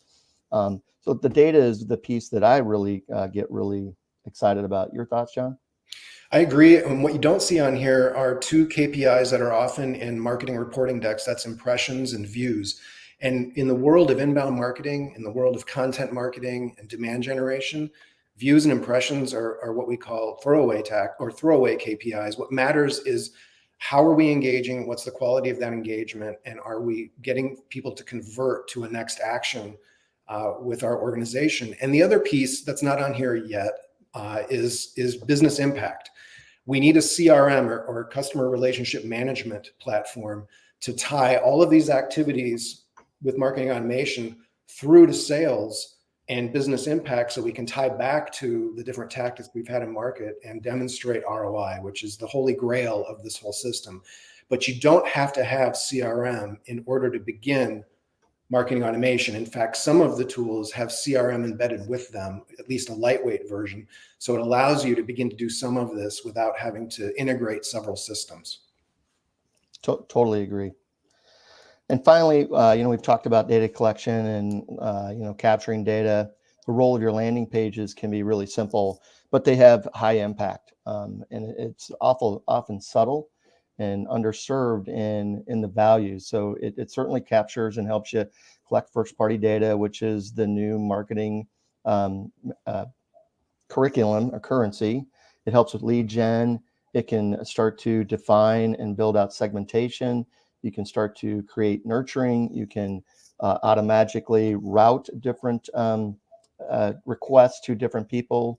One of our landing pages at Curious Plot, we have 4 different, a drop-down request with 4 different requests, and then we can route those requests to 4 different people. So it becomes really cool, some of the things you can do. You can start to build out lead scoring models. So as people come back and fill out more and more of your landing pages and engage with more and more of your content, this becomes just the data starts to build on itself, and the value just continues to increase. So I'd love to get your viewpoint, John. Sure. Yeah. So super tactical, but very important. The number of fields in a form will dictate the conversion rate of that form. So a form that might have 20 fields is not going to perform as well as a form that might have 4. That being said, not all leads are created equal, and leads coming in off a 4-field form may be a bit messier or all over the spectrum than leads coming in from a longer form. So you have to balance your decision in what you want to collect, and potentially collect less at the outset and then progressively profile those audiences. But your point about lead scoring is really key. When a lead comes in, is it a marketing qualified lead or a sales qualified lead? And the organization needs to determine, which direction that lead goes, so that the follow-up to that person is as contextual to where they are in the funnel as possible. Great frame of reference. So we're rounding out our top 10 here, John. We did that pretty quickly, I think, and efficiently. When I started, 15 years ago with marketing automation, HubSpot was my go-to at that time, and mostly because they were one of the leading people around thought leadership. They had a lot of training and references and information. Today, it's a whole different landscape. There are a lot of different tools and areas you can go to: LinkedIn, Coursera, Udemy, lots of, you can Google just about anything anymore and get some sort of an answer to help you. So it's getting in there is much easier. I know you had some other thoughts around this as well, John. So I'm a visual learner. I love to read, but there's a certain point where I just can't finish. So I love YouTube for resources around things like marketing automation. And if you go to YouTube and enter into search, what is marketing automation or how to set up marketing automation, you're going to be hit with an abundance of free resources that will literally walk you through the how and the what. And you can even get as specific as the platform you're considering, or see reviews of the different platforms relative to the size of your organization or the category that you're in. I think YouTube is a fantastic resource for marketers who are looking to up their level of sophistication. Yeah, without a doubt. I mean, YouTube is becoming the second largest search engine out there these days, next to Google, right? That's right. So big deal. So we wanted to open it up to questions. I know there is one question that's come up. What is the biggest mistake you see in email marketing? I'll jump in and answer first, and then John, maybe you can give your perspective. Sure thing. One of the things, the biggest thing I think I see a mistake with email marketing today is people use email all day long. And many times when we're doing emails, we're communicating without a lot of strategic insight. What I think is a lot of organizations say, we got to get an email out. We got to get an email out. But they don't think about what they're trying to accomplish with that email. And so I think, spending an extra 5 minutes to say why or what do we want to accomplish with this can have a drastic impact on not only the engagement, but how that impacts our customer experience. John, I'd love to get your perspective. So while we were waiting for you to jump back on, I did a little bit of an elaborate tap dance and talked about the role of content in marketing automation. I think that's probably where I see the biggest risk of programs like this, is not thinking about content early in the process and realizing how content supports the objective. And the other piece I talked about, Pete, which is something you and I go back and forth with, is that what we're building is an engine, and the content fuels that engine, and the quality of that content dictates performance. I love everything that you both have said. The tap dance answered the question I was going to ask. Oh, good. Because I'm a big fan of the crawl, walk, run kind of way of thinking as well. You can't build, you even mentioned it, when you start with run, a lot of times it fails because you're missing the strong foundation. So I'm super happy that you both brought that up. And also, thank you so much for just coming here, spending some time with us, and doing what you guys do. I could talk to anybody from Curious Plot, I'm sure, for hours with a few beers. So let's do it, and then let's go drive that tank. That would be interesting. You know what? If you're in Orlando, let's do it. We can. All three of us will jump on it. One of you guys can roll die to see who drives, and off we go. Yeah, and appreciate having us. We enjoy this kind of thing, so it's fun to do it. It is fun. Awesome. Thanks for the opportunity. No problem. Thank you again for coming on to the summit. Some great content here. I'm going to be rewatching it, and I too use YouTube for a lot of resources. So that's a great little thing there. But you guys have a great rest of your day. All right. Thank you. Thanks, everyone. Take care. All right. Well, guys, thank you so much for being such an engaged audience. What we're going to do now is we're going to take a quick, 20-minute break to refresh, reconnect, maybe grab a coffee, a snack, hit the bathroom. But we'll be back here at 12 Central, ready to dive back into some more enlightening discussions and insights from a few more of our esteemed lineup of speakers. Just make sure that you're back on time to secure your virtual seat. And we'll see you promptly at noon Central. And we'll continue the journey there. And then I forgot, someone asked which podcast, or not podcast, but newsletters do I subscribe to. And I'm just going to list a few. They don't pay me. But the Morning View, Swine O'Clock, Money Hustle, The Hustle, 5 Bullet Friday, The Leap, The Hustle, and the Saturday Solopreneur. I'm a finance and business guy, so I like that kind of stuff. So if you're into that, check them out. If not, we'll see you guys in 20 minutes. Enjoy your break. We are restless. It's in our DNA. It's how we are and how we do. We believe that action is transformative. That's why we don't stand still. We inspire and train professionals. We connect and impact industries.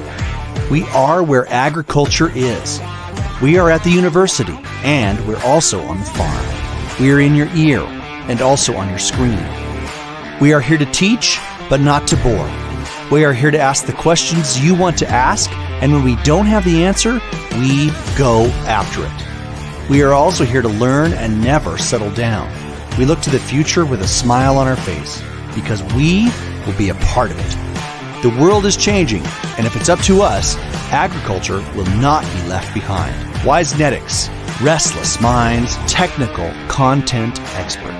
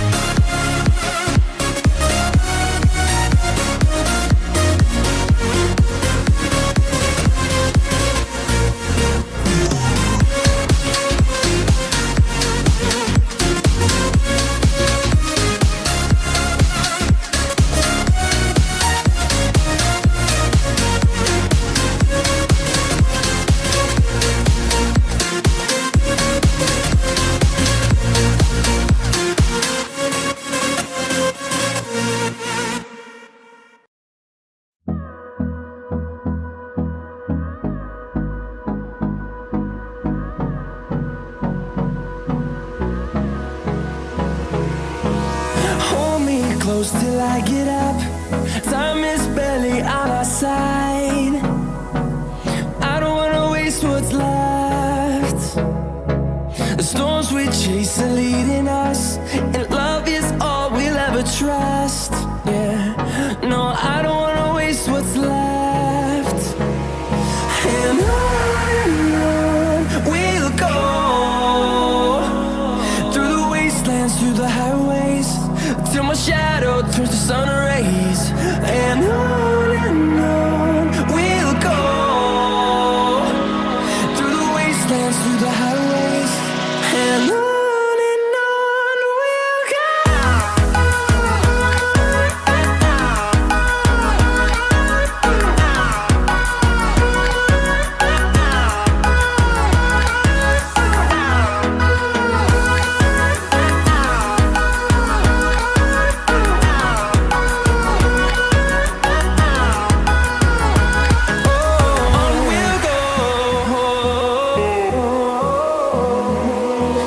Finding life along the way, melodies we haven't played. No, I don't want no rest. Echoing around these walls, fighting to create a song.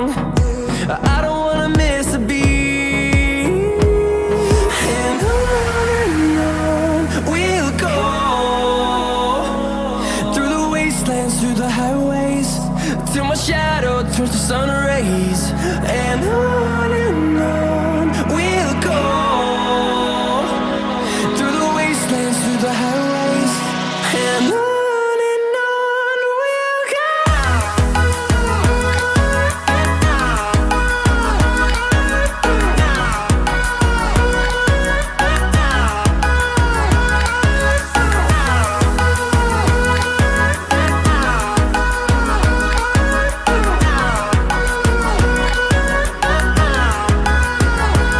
And we'll grow in number, fueled by them to see the horizon, turn us to thousands. And we'll grow in number, fueled by them to see the horizon, turn us to thousands. And on we'll go, through the wastelands, through the highways, till my shadow turns to sun rays. And on we'll go, through the wastelands, through the highways, and on we'll go.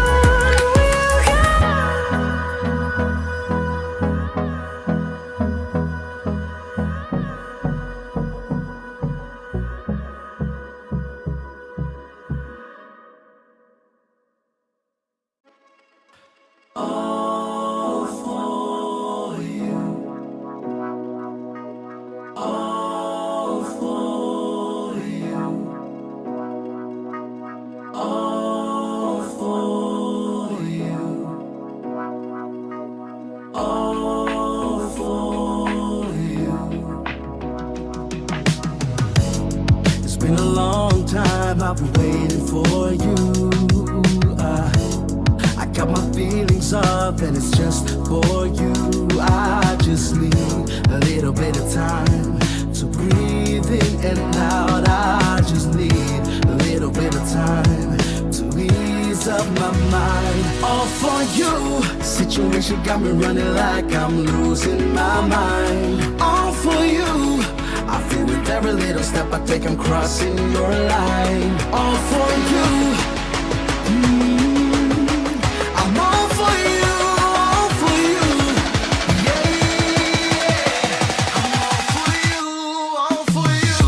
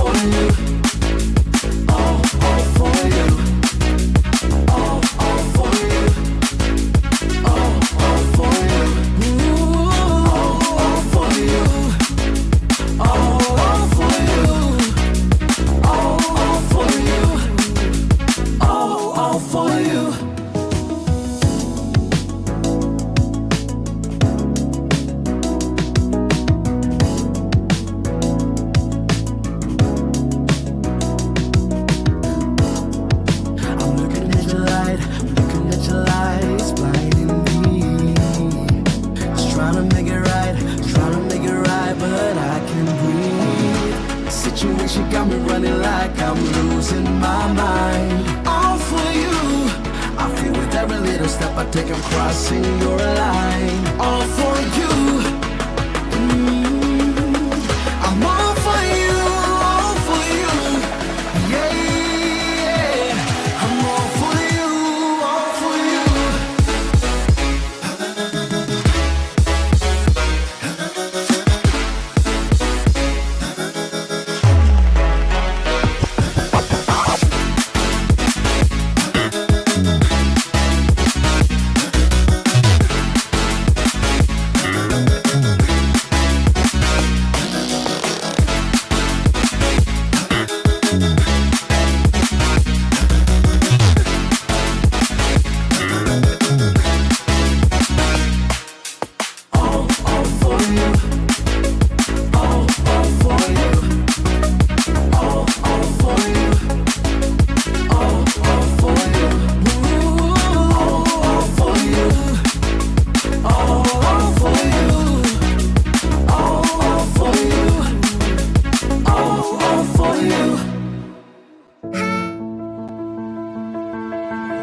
When it comes to the agricultural industry, innovation, communication, and knowledge dissemination are not just words.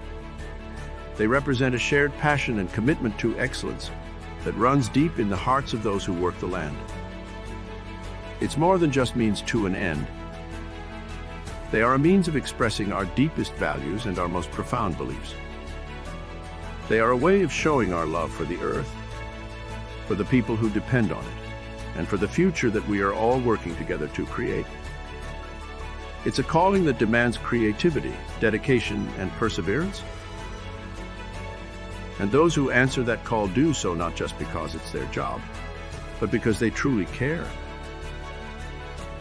So let us never forget the power of care and love in the agricultural industry.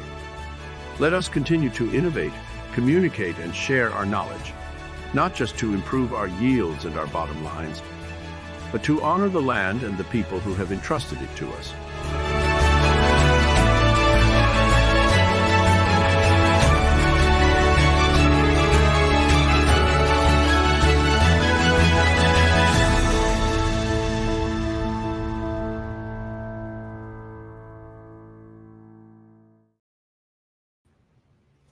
All right. Well, welcome back, everyone. I hope you were able to step away, grab a coffee, grab a drink, or do what I did and raid some snacks. But you weren't here to tell anybody that that's exactly what I did. But to go ahead and start it off, I'd like to invite Jody Chapman. She's the marketing manager at Antiox to our virtual stage here. And he will talk about bridging the gap, transforming technical content into lead generating assets. Welcome, Jody. Hey, how's it going? Hey, pretty good. Yourself? Good.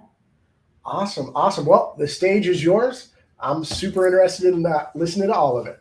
Yeah, cool. Well, John and Pete gave me a great intro in the last session on prioritizing content when you're building out automation and scaling demand. And I'm going to kind of expand on that just a bit. I started my career in the editorial world. I wrote content for news and lifestyle organizations and distributed across print and digital spaces. I worked for a couple of years with a content agency where we had a heavy focus on editorial SEO, social media distribution, email marketing, and website optimization. And my goal for this session is to think a little bit differently about our technical content, maybe from a perspective, where we're making it accessible and relatable to your audience. So without further ado, creating technical content. This is a whole presentation in itself, right? And it's probably one that I'm not super qualified to talk on. Why? Because I'm not the subject matter expert. Technical writing does not mean that you're a technical expert, right? It means that you have a great relationship with one. And that's an important thing to keep in mind when you're creating these sort of pillar pieces, these technical pieces that we're creating. There's a few things that you want to prioritize when you're creating technical content. Leading with the benefit through the data. I think sometimes our technical content gets skewed where we're prioritizing the data instead of the benefit. It's important that we supplement our benefit with our data. That's why we've created the data in the first place, right? So, if your company is focused on productivity through gut health, make that message resonate through your whole technical piece. You want to keep it organized. You're trying to teach a topic to a diverse audience, usually. Give your content or your marketing team the ability to build up to difficult topics while giving experienced readers the ability to skip the parts that they, that skip to the parts that they care about. And this is done through well-organized headers and subheads. And we'll build on that a little bit more in just a minute. And then create at least 3 templates to efficiently ship out technical pieces. At least these 3 templates.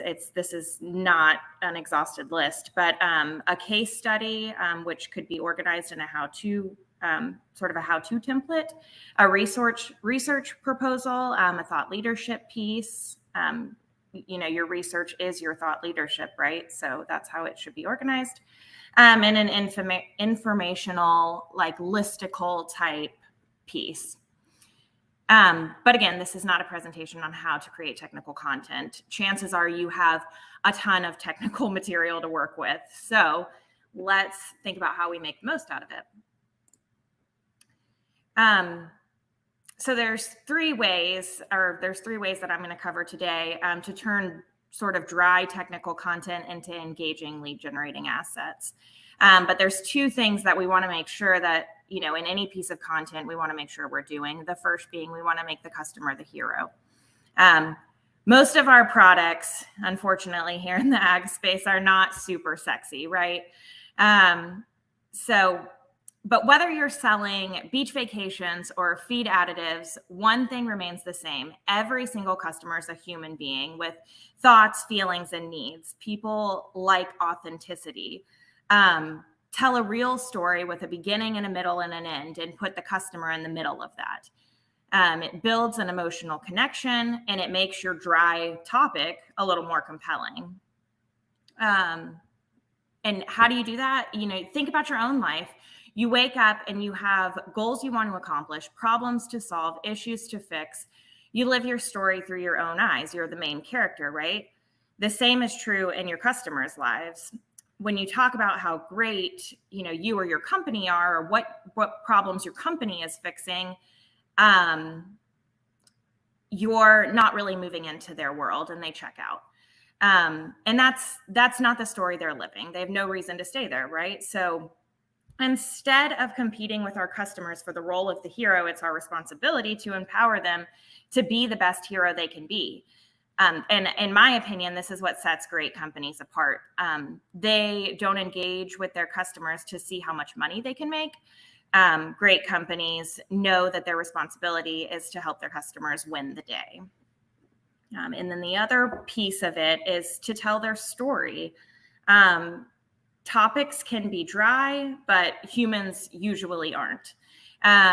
Humanize your brand by telling real stories of how your customers are solving real problems with your product or service. Human stories are really powerful, no matter the topic. Case studies are particularly great at this naturally, and not in the way of our customers' numbers sucked and we swooped in and salvaged the situation and now their numbers don't suck, because nobody really wants to be sold to. They want to be educated. Like Ricardo mentioned in his presentation.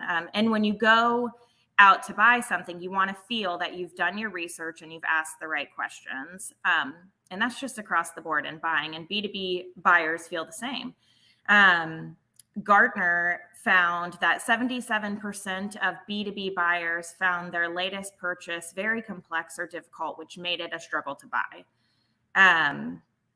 Case stories, which is a term that I just made up, can help you captivate and educate and persuade your audience to generate leads and close deals faster. So with that said, now we can repurpose our content. Content repurposing is making multiple distinct content pieces for different platforms by leveraging the same source material. Content repurposing allows you to quickly scale your content strategy with more affordable content. So I just wanted to go through a few ideas here to kind of get your wheels turning. Again, this is not an exhaustive list. but just get the gears grinding, because I would say 9 times out of 10, our customers don't either have the time to read our research reports, they don't care enough, or for whatever reason, it's just not content that is super accessible to them. So we'll start with the research study. That is our pillar piece of content, right? This is what everything else is being pulled out of. It's our central piece of content. Turn a research study into a blog. Pull out the problem, the big picture ideas from the paper, and organize those into headers and subheads and expand on them. And a less technical space, something that's a little bit more digestible, still something that's informative, and gives a good amount of information, but something that's just a little bit easier to consume. So from there, we can take that blog and we can turn it into a thought leadership piece. And thought leadership pieces can look like a lot of different things. It could be an editorial. It could, in fact, just be the blog. It could be a number of different things. But the idea is to take the new information from the research paper and add your spin to it, add your brand spin to it. Use the science that's in the paper to take a stand on the topic that's audience serving to build trust and credibility. And I think one thing for me, because we hear a lot about thought leadership and thought leadership content, but like, what is that, right? And I think one important part for me when I'm consuming thought leadership content is that it's important for me to feel like I'm a piece of that conversation. I don't want somebody just talking at me, which is, sort of what the research paper does, right? That's a very informative piece of content. The thought leadership is try to engage your audience as much as possible, include them in your conversation. All right. So turn your thought leadership piece into a podcast. This is something that Ricardo just talked a lot about, and Wisenetics does a great job with it. I think a lot of companies are on board with this. They are starting, we're starting to see a lot of companies create their own podcast spaces. But how do you do it? Turn your headers from your blogs into your talking points. That's a super simple way to make a script. Align with a few of the authors on your paper. Hopefully you can get them into your podcast. Maybe they're podcast guests, maybe they're hosts, whatever it is. Maybe they're a guest on a third-party podcast. Like I said, create your script and then turn it into a Q&A session.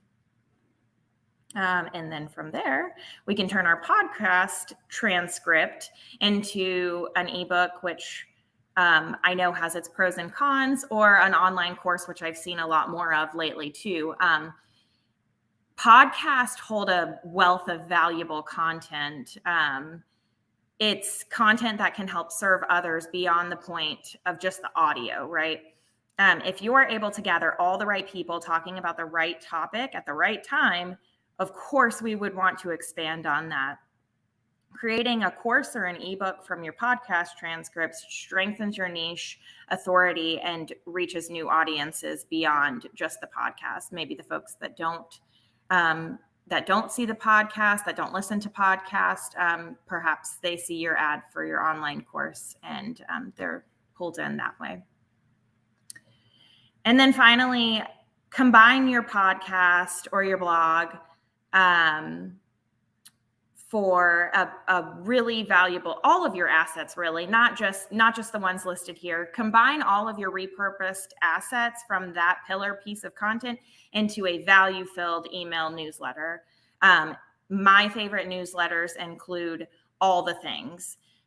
Email marketing is so not dead. Email newsletters, like we've mentioned, I know in this session already, they're one of the best channels for developing a stronger relationship with your listeners and your prospects. Your prospects may not be subscribed to your podcast. They may not be following you on social media, but they may be in your email list. Create a value-packed newsletter to establish your business as a thought leadership in the industry through this repurposed content. And then, of course, share all of these on social channels. All of these assets they're totally appropriate for social channels and should be there. Play around with creating infographics from your blog, maybe, and short video content from your podcast to engage with your audiences on these platforms. And I think the most important part of this process of repurposing is that it creates a holistic content approach. And it's really easy for a customer to recognize, no matter where they fall or what piece of content they choose to engage with. It looks different from everything else out there. And I think that is an important distinction in this world of AI that's rapidly evolving, because if something is easy to replicate, AI is going to replicate it. The harder that it's to replicate, the more you'll stand out. And this is a hard process to replicate through AI. I mean, this is actually darn near impossible to replicate through AI, because this is so branded and so personal. Become a voice of trust that will tell others what no one else will, show others what no one else will, and sell in a way that the marketplace is not currently selling, and become more human than everyone else. And repurposing your technical content in this format and making it sort of bite-sized and tangible really, really does the trick. And then finally, distributing. Promote the heck out of your assets. At the end of the day, it doesn't matter if it's a new piece of content or a repurposed piece of content. I like the 80-20 rule. Spend 20% of your time creating content and 80% promoting it. Effective distribution closes the gap between the science that you're trying to market and the people. And just to kind of go through these, so built right, organic channels create an engine that's hard to copy and compete against, like I mentioned. Brand authority on your business's social media and within the first page of Google builds trust, increases awareness, and engages with your ideal customers. And you want to find out, which channels your buyers live in, because the rest are irrelevant. Don't spend a lot of time on channels, obviously, where your customers are not, and really do your research to find out where they are. Paid marketing is almost always going to be a part of your strategy. Try testing new channels or new ad formats. LinkedIn is really great for testing out different types of ad formats. Use AI to help create your ad content. This is the only technology piece that I'm going to pitch here. But if you do use HubSpot as your CMS, check out chatspot.ai.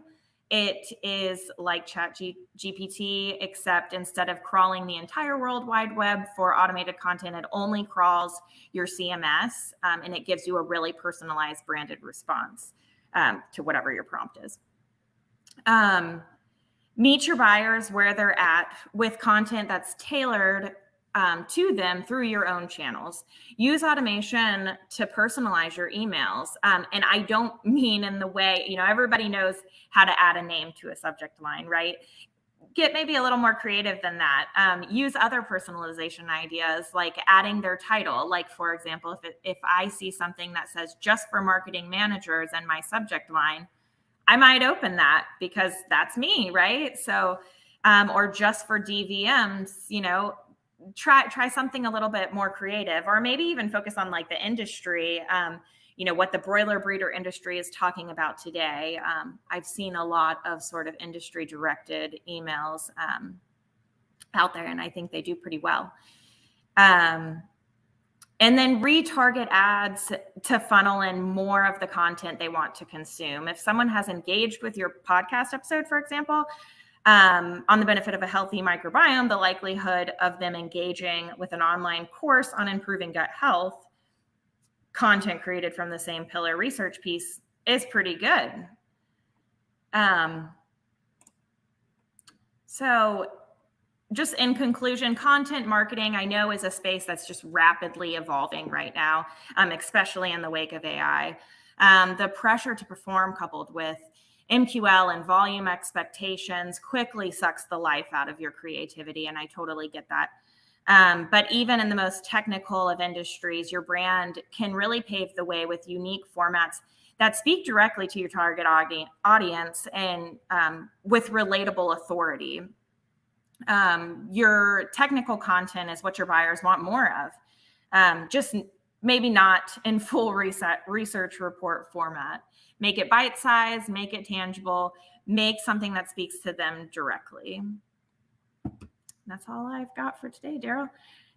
But thanks for hanging with me. If anybody has any questions.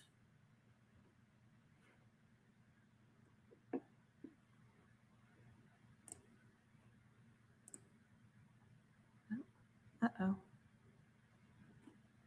And there we go. That's my once per time. Everybody's got to do That's my once per time. So no worries. So we do have one from the audience for you. And how can we tailor the content for different social media platforms to maximize engagement? Yeah, it's a good question. I think just spending time on that platform, which likely your marketing team is doing already, and seeing the trends because it changes so quickly, right? I mean, LinkedIn alone, we went from like carousels to short video content to different things. Just spending time on the platform and seeing what people are engaging with, and then sort of, not necessarily replicating, but adding your spin on it, right? I think that's a big piece of it. And I think that goes for paid and for organic social too. Sure. And I just want to add, I love how you mentioned repurposing technical content and then like the 20-80 split there. I'm on board the same ship. Yeah, for sure. Yeah, because content takes a long time to produce, right? I mean, people think that it's just like that. Yeah, it takes time and it takes research, and I think you spelled it out perfectly, where you have a pillar that you draw from, and then it kind of all waves out from there. But thank you so much for coming to the summit today and sharing with us, Jody. Yeah, thank you. Talk to you later. Have a good one. All right, well, guys, let's continue our insightful journey here into agri-marketing with a remarkable duo from Blank Page Marketing. I'm pleased to introduce Allison Brown, the media strategist, and Tiffany Obrecht, president, who will jointly guide us through the labyrinth of data-driven marketing, unleashing the potential of analytics for growth. Together, they'll enlighten us on the profound impact and untapped potential analytics that hold in steering marketing strategies towards a tangible growth. Please join me in welcoming Allison and Tiffany to our virtual stage. Thanks for having us. Appreciate it. Thank you so much for coming. I love your glasses. Thank you. All right, I'll let you guys take it away. Perfect.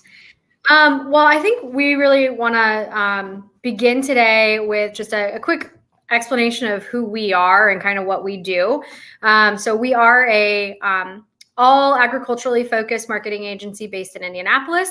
And the whole point of Blank Page and the name is the beginning should always start with a blank piece of paper, right? So rather than reinventing the wheel every time, there are some key things that we want to talk about and really highlight so that we can showcase that there are some best how-to practices out there to really get the best bang for your buck. So today we're really going to talk about a very specific digital tactic that we feel like is what we consider low-hanging fruit to work with some of our customers who are maybe in the digital space but would like to either hone that skill or are just getting into that digital space.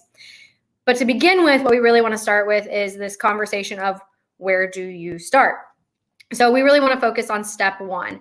And step one for us is really defining your brand and making sure that you understand who it is that you want to be representing whenever you're putting together content. So I'm sure what Jody was just informing us on, we joined kind of halfway through. Anytime that you're putting together any type of content, whether that is more promotional, technical, thought leadership, whatever it is, we think it's incredibly important that you understand how you want to be represented at the very beginning before you start to build that content out. So for us, step one of understanding your brand is really understanding why you do what you do. This is probably well defined within most businesses, which to us is sort of mission, vision, values that really builds into this. What's your intention, your purpose? What are you bringing to market? What is the overall goal and objective of what you're trying to do every day within your customer base? The second part of that is really more focused on what your purpose is. I often talk to founders of companies or the second generation of a company, or even folks that are in that C-suite and now carrying the torch for whoever that founder was previously. And I sometimes think we get that lost in playing the game of telephone, right? There's a reason that somebody starts a company. There's a reason that they step back and they say, I see a need, whether that's for the customer in the marketplace, whatever that gap is. They felt like they could step in and help solve whatever that situational problem was. And if you can really get back to that as the basic of what your story is, your brand, your intention, the real why of what you do, that can really go a long way to make sure that when you are building your content, that it's being represented correctly. So this goes way further than, hey, here's the jug, the bag, the product we have to offer today. This is much more intentional about making sure the overarching perception of how you want to be presented is being built into every single piece and component that you're doing. And then the last piece to how we believe your brand story really gets built out is your differentiators, right? What is it about those products and services that you bring to the table that is truly unique? I think this one is probably the hardest one for us to challenge a lot of our folks on. Working inside of the agricultural space like we do 100% of the time, it is pretty typical that at least when we ask this question initially, we hear a lot of the same things over and over again. And so this is a really big challenge point for us to really make sure that you have truly defined what your differentiators are. Lots of people say we have great customer service. Do you really have truly differentiated customer service, or do you have customer service that meets the gold standard of what most people come to expect inside of your industry? Some people will be like, our products are, way easier to use than everybody else's. Is that really true? Can that be documented? Do you have proof of that? That kind of thing. So these three components built together to us build what we consider your brand story, that true belief that you're trying to create in who you are and what you offer, your products, your service, all of those things. And then at the end of the day, that brand needs to have and create a perception to whoever your target audience is. And so we really focus on what's that brand, what's your story, and what's the perception that you already currently have or want to create with that target audience. And once we've spent a lot of thoughtful, intentional time crafting and building that story, that's when we really get into, okay, how do we generate that into something that can actually be tangible and move the needle? So that's really where the actual marketing tactics come into play. And as I said, we feel like it's important that you always start with your key objectives, your perception, your blank page to really build and craft this. But at the same time, we do feel like there are certain tactics that are great for better understanding how your brand is perceived, better understanding how you can take your brand, your products, and your service into the marketplace, maybe in a little different way, a tweak, a refresh, an opportunity to optimize, if you will. And so this is really what we consider the pre-steps, if you will, before you ever get into the digital marketing space, before you ever get into any tactics whatsoever, is confirming that you have a really good locked in version of how you want to be represented and how you want to be perceived by that target audience at the end of the day. And then we can roll that into, all right, how does that actually meet the marketplace? So that's really where Allison is going to dig in, and I will probably chime in along the way. We often think that one of the easiest things that we can do is target inside of digital spaces where you know your customer is going to be. So I'll turn it over to Allison to kind of talk about a very specific tactic that we feel like is a great opportunity to get into this digital space. Yeah. Thanks, Tiffany. So once you've kind of done all that background research that Tiffany kind of referred to, these should be kind of 3 easy points that you should be able to ramble off after you've dug into really defining some of those who, what, why questions. And it kind of starts with defining that audience. Like Tiffany said, you're going to know who they are, what they're looking for, what pain points they have, And you try to gather as many data points as possible so that you can really narrow in on the audience on the digital side. And then you got to know where they go, especially for this tactic that we're going to talk about today. You got to know what is kind of their everyday life look for them. What big events do they attend throughout the year? And kind of put yourself in the shoes of the user. And then lastly, you got to build the creative, arguably the most fun part of our jobs, but you actually got to create the assets that kind of intersect your brand and where the audience is so that you can appeal to them effectively. And then it's actually time to target your targets and put the plan into action. And so this could be a number of things. I'm sure you've seen the number from the presentations today. But we like to kind of test things before we put a full plan into action so that we know that we're reaching the right people. And so one option for us that we like to use and is oftentimes is kind of seen as low-hanging fruit in the digital market is geofencing. And we do this for a number of reasons. A being it's pretty low cost for what you're doing. You're not launching a full radio campaign or putting billboards up across the country. You're just focusing on maybe a quarter-mile radius around a certain time and day. You can get pretty hyper-targeted, and you just need a small ad. You don't need to make something massive. You just need something that is going to fit on a mobile device. And so all geofencing really is you are drawing that kind of invisible radius around an address or a location set that you've predefined that your audience is going to be at. You can mimic that to a specific day and time, and then the ads will be served directly on their devices where they're already using. So if they're scrolling through the weather app or on ESPN, those ads will be served directly to them during that time frame. And so back to Tiffany's point, we're really putting ourselves in the user's shoes. So if semi-driver Bob is at a grain elevator during harvest, or Farmer Tom always goes to World Pork Expo every single year, we can really reach them at that specific time and day without wasting it on everybody that may be potentially in our target market. And so when we do this, we add pixels, tracking pixels to the creative that you would see on the right. And that tells us a number of other things about that person that may have not been predefined in those first following steps. We know what they're clicking on, what they're doing on the website, if they're just passing through and they're just looking at something and then maybe attending the booth later on at a trade show. It tells us a number of other things about that individual and how they react to your messaging or to your creative. It also tells us things that may or may not align earlier on with the creative itself. So maybe they're clicking on the green ad more than the red ad.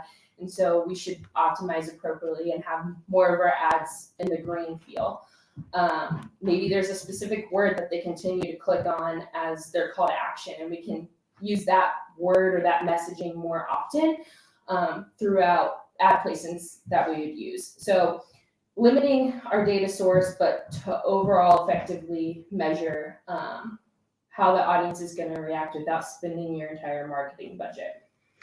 So I think I will add on to that. So for instance, I've been in the industry space for a minute, and I have spent some pretty exorbitant budgets in my time with brands doing what we would consider creative testing, right? So we've come up with, we're launching a new product, we have a new brand, whatever that looks like, and we want to know what the preference and perception of our options within creative and message testing would look like in our native environment within our target audience.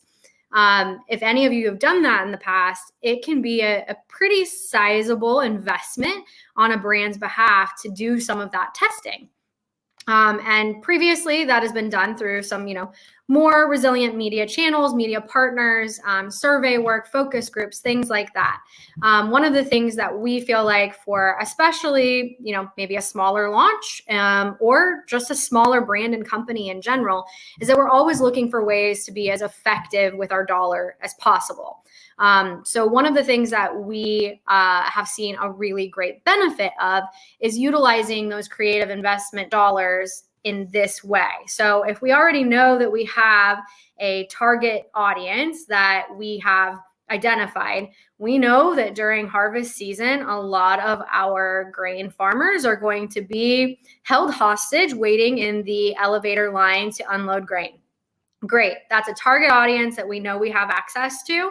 So how do we utilize this sort of creative testing opportunity to put in front of them multiple messages, to Allison's point, to see what they're maybe more engaged with or what they tend to take more action on, and even our creative elements? How do we expand our creative testing in a way where it's not only the colors, but it's iconography, it's font choice, it's a completely different creative campaign to then utilize and test back and forth? As Allison mentioned earlier, the cost for utilizing geofencing in this incredibly targeted, intentional way allows us to be way more cost effective in that alignment. So not only are we drawing a magic circle, if you will, an air fence around the location, whether that's the grain elevator or a trade show or an expo, but we can additionally add on more layered data points. And I'll let Allison kind of expand on how those data points get added so that we really know we are targeting the right person and getting, for a much lower cost than traditional creative testing, that feedback in a very real time and influential way. So I'll let Allison kind of talk a little bit more about how that data layering process works. Yeah.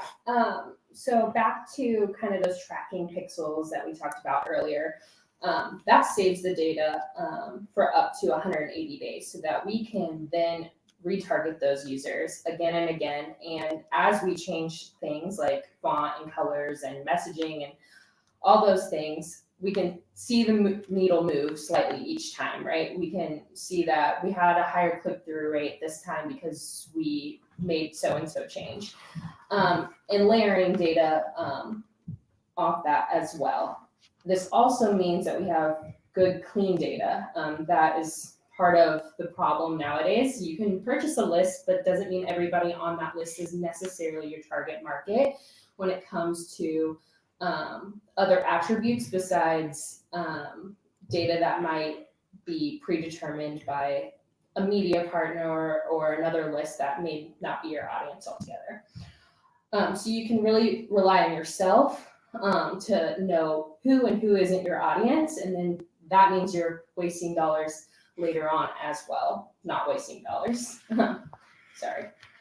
And then, so from here, we can take a couple of other options. We can continue to optimize where we're seeing those things change, or we can just continue to do more testing. You know that you already have the audience, so you can use the next 6 months of time to also just continue testing on them and figure out what's right, who the right audience is, the right place, and the right creative, all for that really low cost. And so to kind of wrap this up, a couple of things that we think are like the best practices as you're moving into a campaign like this, whether it's geofencing or pretty much any digital realm, is making sure that you're kind of following these 3 key points. And so that first being just a good CTA can go a really long way. You got to kind of think that most of these people that you're testing are in the first stage of the funnel. And so they're just getting to know your brand. They might know you at a basic level or seeing you in passing, but you got to act as if this is the first time that they're ever seeing you. So what kind of calls to action can you give them to actually move into action? So we talk about visiting the booth at this place, or maybe a very specific read an article of this or download this. Making sure that it's not just at the very surface level. I'll add on to that a little bit too. So when we think about opportunities for CTAs, to Allison's point, visit me, see me, read me are really easy options that really go a long way as far as the next steps. We often think about opportunities if we're talking about an expo or a trade show. We all spend a lot of really hard-earned money on promotional items. So if you've got good swag and you know you're going to be giving away something very interesting in your booth, or you want to make them, enter to win, or an activation component where they have to come tell you a keyword at your space or your booth, there's really interesting ways to try to engage that audience in a little bit of a different way than the traditional trade show expo marketing tactics that go there. If you think back to our previous slide with those other examples of other locations and places, from a grain elevator point of view, yeah, they might have some time and they might be sitting around and thinking not about what you're trying to ask them to read content on or engage in, but maybe this is a great time to ask them to take a survey. Maybe this is a great opportunity to pull them in and say, okay, hey, we'd love to have your input on how harvest went this year, or how these types of products where you have a competitive product in the marketplace, how they've been ranking. It's a great opportunity to think about potentially involving them in what's next in their seasonality as well, right? So if they're sitting in line during harvest, what's coming up next in their seasonality? What are they going to be thinking about? What kind of input purchases are they going to be making next? So it's maybe capitalizing on a good harvest in a specific geography and saying, hey, we know that you're seeing X bushels this year, being very intentionally, thoughtfully targeted with that messaging in that very specific location. And then saying, all right, to get that next year, let's think about this hybrid. Let's think about this input.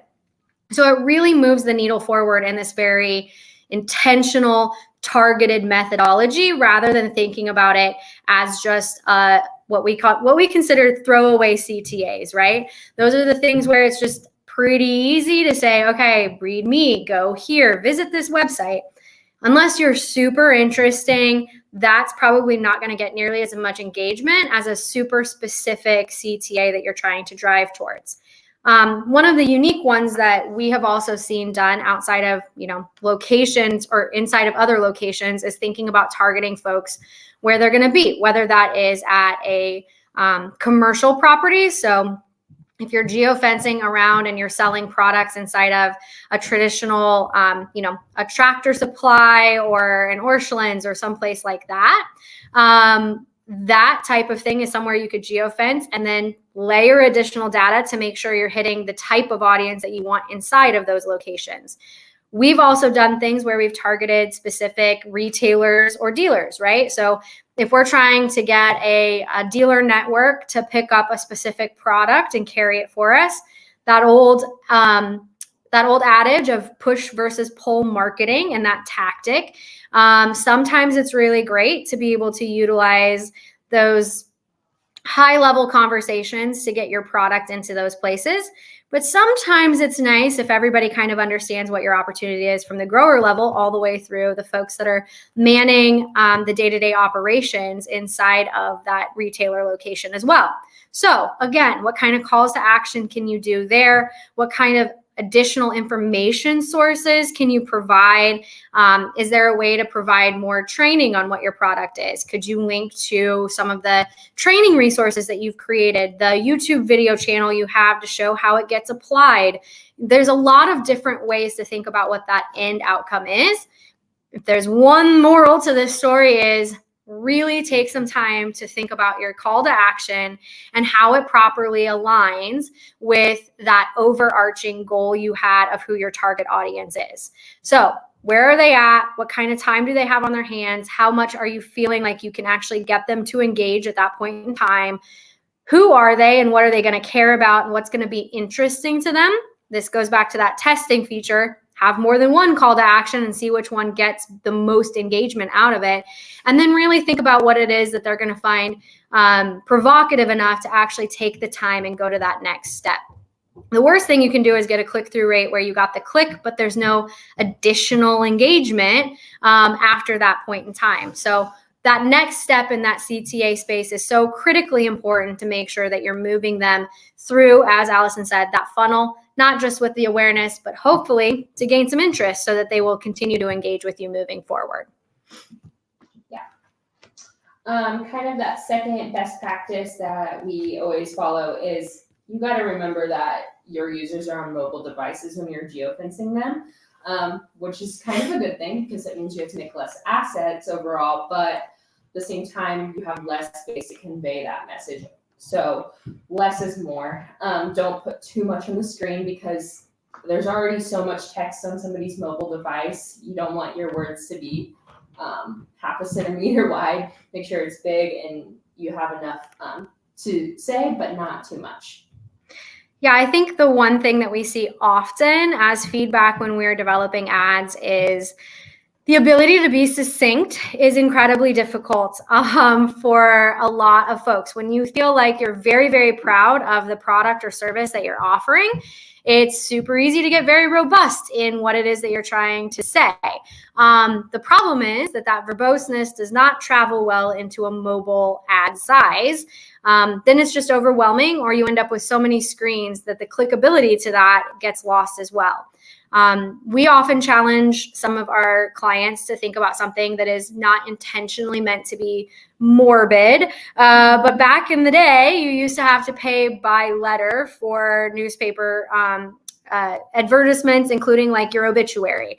So we always say, okay, if you had to write this in an obituary, how do you get as succinct as humanly possible to really get to the key points that you're trying to hit on? Once you get there and you've really tried to identify the super key points that you're trying to provide and make sure that is aligned with your audience, then it's how do I make it even more succinct than that? This is probably where we spend almost as much time as anything in the design process, is not only the creative design, to Allison's point, that is going to show up and be very visible inside of the apps where these tend to get delivered. She mentioned, the sports apps, weather apps. If you're on any of the apps on your phone, as you think about it, they've designed all of those apps with the intention of being animated and intriguing, and there's a lot going on. So how are you truly going to stand out inside of that space? I think that's the second watch out that we would give, is that it's super easy to look at something when it's just inside of your own individual review process, right? You're looking at the ad set and it's on a piece of white paper, it is in your project management system, however it is that you're evaluating and providing feedback on that ad set, but you're looking at it out of context. So the key is to really start to evaluate and think about how that ad is going to look and feel inside of the context of where it's being delivered. So can we simplify? Sometimes we want to use really busy pictures. We want to use these assets that are maybe a little bit overwhelming, especially in an overly flooded digital space. It looks great when you see it individually, but then when you put it in the context of where it's actually being placed, it's too much, right? So we often find that the more simplified the visual, the more effective it is. That can be hard to do when you're wanting to get what you feel like is ROI. So the most things you can pack into it. But truthfully, ROI at the end of the day in this is how you actually move them through that funnel and you actually engage with that target audience that you have. So less is more means less is more in every single way. Less copy, potentially fewer visuals, or at least fewer busy visuals, making the engagement and activation as quick and as efficient as possible with whatever the ad type is that you're building, and then making sure that where it's going to be placed, you are keeping that a little bit in mind. Obviously, in all good digital practices, we highly recommend programmatic placement, meaning that it is not exactly going to be known where you're going to be placed, but you can have a rough idea of the types and places that you're going to end up. And I would always encourage you to work with your agency partner or your marketing manager to say, okay, if we had to think about 3 or 4 examples of where this is going to be, what would that be? Because again, back to that context, it's important that you can then say, all right, visually, did I do what I needed to do? Messaging, did I do what I need to do to make sure that this is as active and interesting as possible while being as succinct and thoughtful as possible? And then I think we've really narrowed this in on this entire presentation, but just remember to test. You can have more than one creative. You can test for a period of time, let it run, and test again. There's no limit to that. And you can test everything, to Tiffany's point, what the creative is, the message is. Maybe you change your audience slightly and add another data point to that, test that. The numbers are numbers and they're not going to lie. So what you think is best might not be what your audience thinks is best. And so really getting that feedback from them is most important. Yeah, I think we, as Allison said, have probably harped on this a lot, but it's a huge opportunity space that we feel like people don't take advantage of nearly as often as we would recommend. it's a great opportunity to really pull in a lot of incredibly detailed and thoughtful metrics. Obviously, working in the digital space comparatively to other more traditional spaces, you always get better metrics when you're working in the digital space. So what a great way to get better feedback and intentionally utilize it. Does it have to be creative testing? Absolutely not. If you've really honed in on what your purpose and premise is of how you're going to be presenting products and services or your company as a whole, then certainly maybe you don't want to do that creative testing and you want to just really focus on consistency and visibility. But at the end of the day, with a very negligible cost investment and a pretty high ROI via metrics, for us, it just always makes sense to at least do a little bit of creative and message testing utilizing a tactic like geofencing. I think that wraps everything up for our presentation. So if there are any questions. Guys, that was awesome. So much great content. I love using geofences at the grain elevators. That's ingenious. And I've also heard of the obituary thing. And because I'm a 5-year-old boy and I have the brain of a goldfish, it immediately brought back to what I heard from it was, here's Fred, now he's dead. And that was the obituary. But well, you paid far less, so that's good. Yeah, that's right. So we have 2 questions from the audience, but they're really kind of the same question. So I'm going to kind of squeeze them together. It's from Alexandre and from Rodrigo. What are your tips for determining which channel is the best for your audience to really make strong decisions? Well, I would say as far as like the overarching channel, so obviously we talked about geofencing very specifically here. Whenever we approach the digital sphere as a whole, it is the assessment of where we feel like our audience is going to be and how many of that audience is going to be in that location, right? So ours is really more of an assessment of access point to that audience more than anything else. So every channel has its benefits, but if that channel doesn't align with the specific audience that you're going after, then even if it's a great channel, it's not the right channel for you. And I think to further go down that path, I would back up and say I would have 5 more questions before we got to that, which is almost more aligned with that further segmentation of the audience. So I think that's another piece, right? Even though we live and breathe and only work in the ag space, ag is a pretty varied audience, truthfully, right? So a farmer is not a farmer is not a farmer, right? So understanding truthfully what type of audience segmentation you're going after is the best way for determining your channel. So there's going to be some very innovative farmers that perhaps really align with your product and service offering. And so there's a channel that fits that. There might be some less innovative and more traditional farmer audiences that you're going after. Well, then there's a different channel recommendation that aligns there. So to us, it all goes back to some of the basics of marketing, right? Truly understand your audience, make sure you know what they're doing and where they are, and then you align the best channel to match that. I love that. Thank you so much, you guys, for your insights, your knowledge, and it was really a pleasure to have both of you here. Appreciate you asking us to join you today, and we hope you have a great rest of your summit. Oh, great. Well, we hope you have a great rest of your day, Tiffany and Allison. Thank you again. Thank you. All right. Well, sadly, guys, we're getting pretty close to the end of the Agri-Marketing Domination Summit. However, we are going to end on a high note. I'm going to invite our last speaker, Joe Wynn from Lessing Flynn. He's the VP Brand of Strategy, to join me on our virtual stage, and we're going to dive a little bit into the deep for the role of artificial intelligence in agri-marketing. Welcome aboard, Joe. How are you today? Hey, doing great. Yourself? Fantastic. Are you able to see me all right? I see you perfectly. All right. And my presentation's looking good? It is. And I'm going to let you take the stage. All right, let's rock and roll. So thank you very much for that setup. Today, we will be talking about AI and agri-marketing. As I say, this is a presentation created mostly by humans. A lot of this is my brain power and the work of my colleagues, but there is some AI assisted things that you will be seeing throughout the next couple dozen slides. All right, so who is this AI guy anyway? That's a picture of me, of course. I'm just going to be flat out blunt here. I am not an AI expert. What I call myself is an AI enthusiast. So pretty much over the last year and a half, since some of these generative AI tools have kind of taken the marketing and advertising world by storm, I've just been kind of obsessed. So, I mean, podcasts, anyone that tweets about it, articles, blog articles, anything that I see in the news related to AI. It's a tough topic to keep up with because it's so rapidly evolving, but that's what I love to kind of do.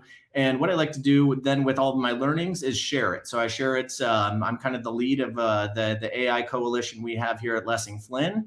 And I like to just share all of those learnings with my team members, my clients. I give a number of talks, anyone that'll listen to me. So everyone that's online here today, hopefully you learn a lot, or at least I can pique your interest on generative AI and how it's going to really, really impact agri-marketing moving forward.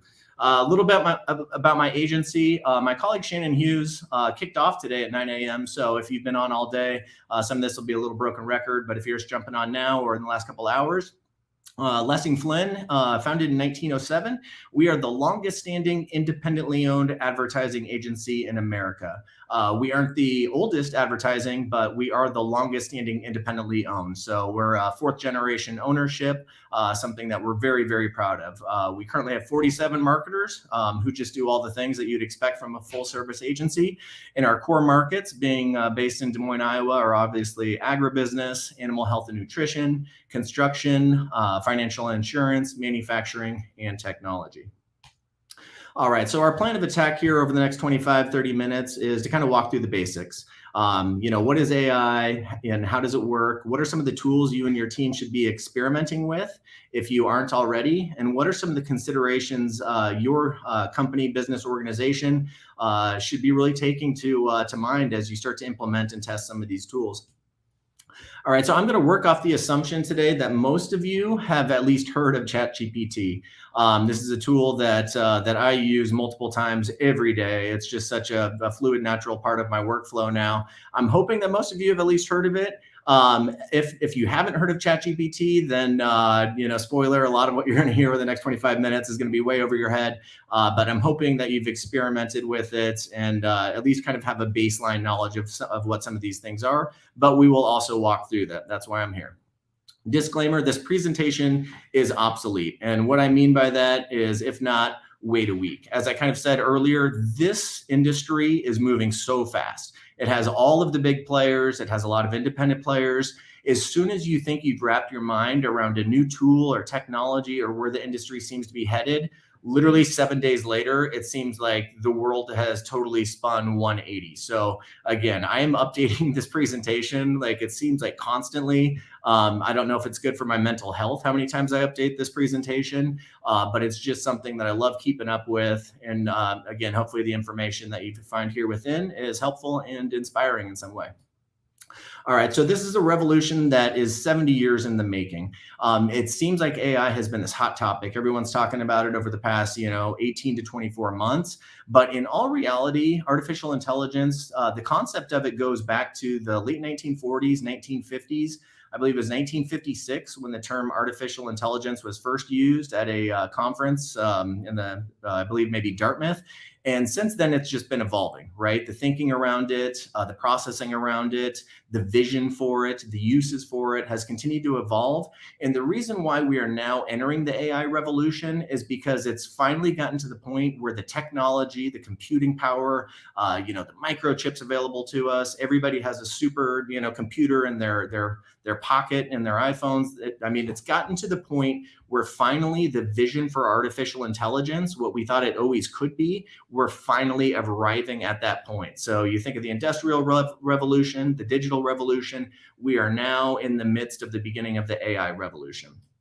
And so now, like I said, it seems like it happened overnight. Basically in, I think it was February 2022, so about 14, 15 months ago, Midjourney came out, dropping this idea of text to image, right? So I could text a prompt, give me an owl looking crazy surprised, right? And Midjourney could give you something that looked like that. Just the technology was revolutionary. And I have more on Midjourney here in a couple slides. But that was kind of the big one. And then ChatGPT was released in November of 2022. And ChatGPT was really just a new interface. There had been a GPT-1, a GPT-2, GPT-3, and that's where ChatGPT finally gave a user interface that was easy to interact with. So you could put prompts in and it would just amaze you with what it would come up with. So that's really when things started to gain lots of momentum. So we had Midjourney, then we had ChatGPT, and then all of a sudden now it seems like every big player is coming out with these new tools, technologies, features almost on a daily basis. All right, so first let's talk about intelligence. This is a question that I love to ponder is, can a machine think like a human? So we think of artificial intelligence. Is artificial intelligence and human intelligence the same thing? What I love is the thought of, can a submarine swim like a dolphin? Obviously, the answer to that is no, right? A submarine is mechanically propelled, whereas a dolphin has fins and swims, right? Like that's what it's naturally, born to do. But the commonality between a submarine and a dolphin is that they navigate and maneuver very swiftly and efficiently through water, right? So the end game between a submarine and a dolphin, what they're capable of doing and the outcomes they're able to arrive at are very similar. And so as we think about human intelligence and artificial intelligence, I think that this is a really good metaphor to keep in mind. Here's with Midjourney, as you can see this image, I just put in create a submarine shaped like a dolphin, and it generated this. I'm not saying it's perfect, but it did it in a matter of seconds, right? If I wanted to hire a digital artist or a designer to create the same image, it would take them hours upon hours, especially going back years, right? And so now a tool like Midjourney, text to image, can do this in a matter of seconds. All right, so story time. So the first one is, I could be a lawyer. So ChatGPT, when they were training the 4th iteration of it back in March of 2023, they gave it the bar exam and it passed it with the 90th percentile. I believe when they were training ChatGPT, or when they were training the either GPT-2 or GPT-3, it was in more the 35 to 40 percentile on the same task, right? So it's just showing in a matter of years how much more intelligent and capable this large language model is becoming.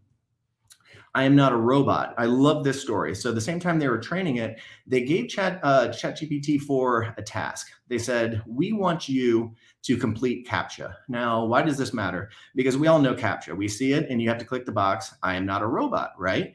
And that's because machines have always had difficulty reading this kind of misformed, misshapen text. That's the beauty behind the system.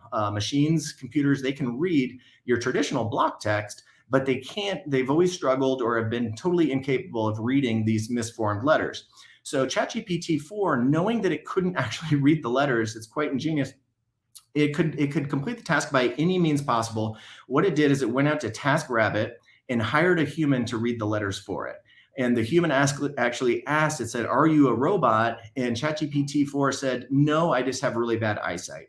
So it was able to totally trick a human into completing this task that it wasn't able to do itself.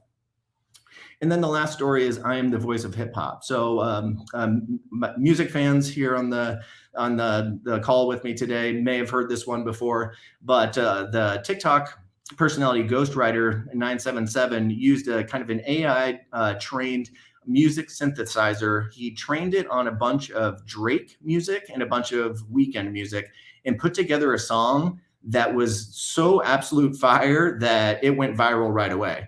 And Drake's crew and the Weeknd, they were like, wait, did we make the song? And they're like, no, we didn't. It sounded so convincingly like these two artists, the voice, the nuance, the inflections, just the style, the way that they would go from one line to another was so convincing that lovers of these two very, very popular musicians, it convinced everyone that it was in fact their song. I'm not going to play it for you today, but Google Heart on My Sleeve if you're curious to see how close it is.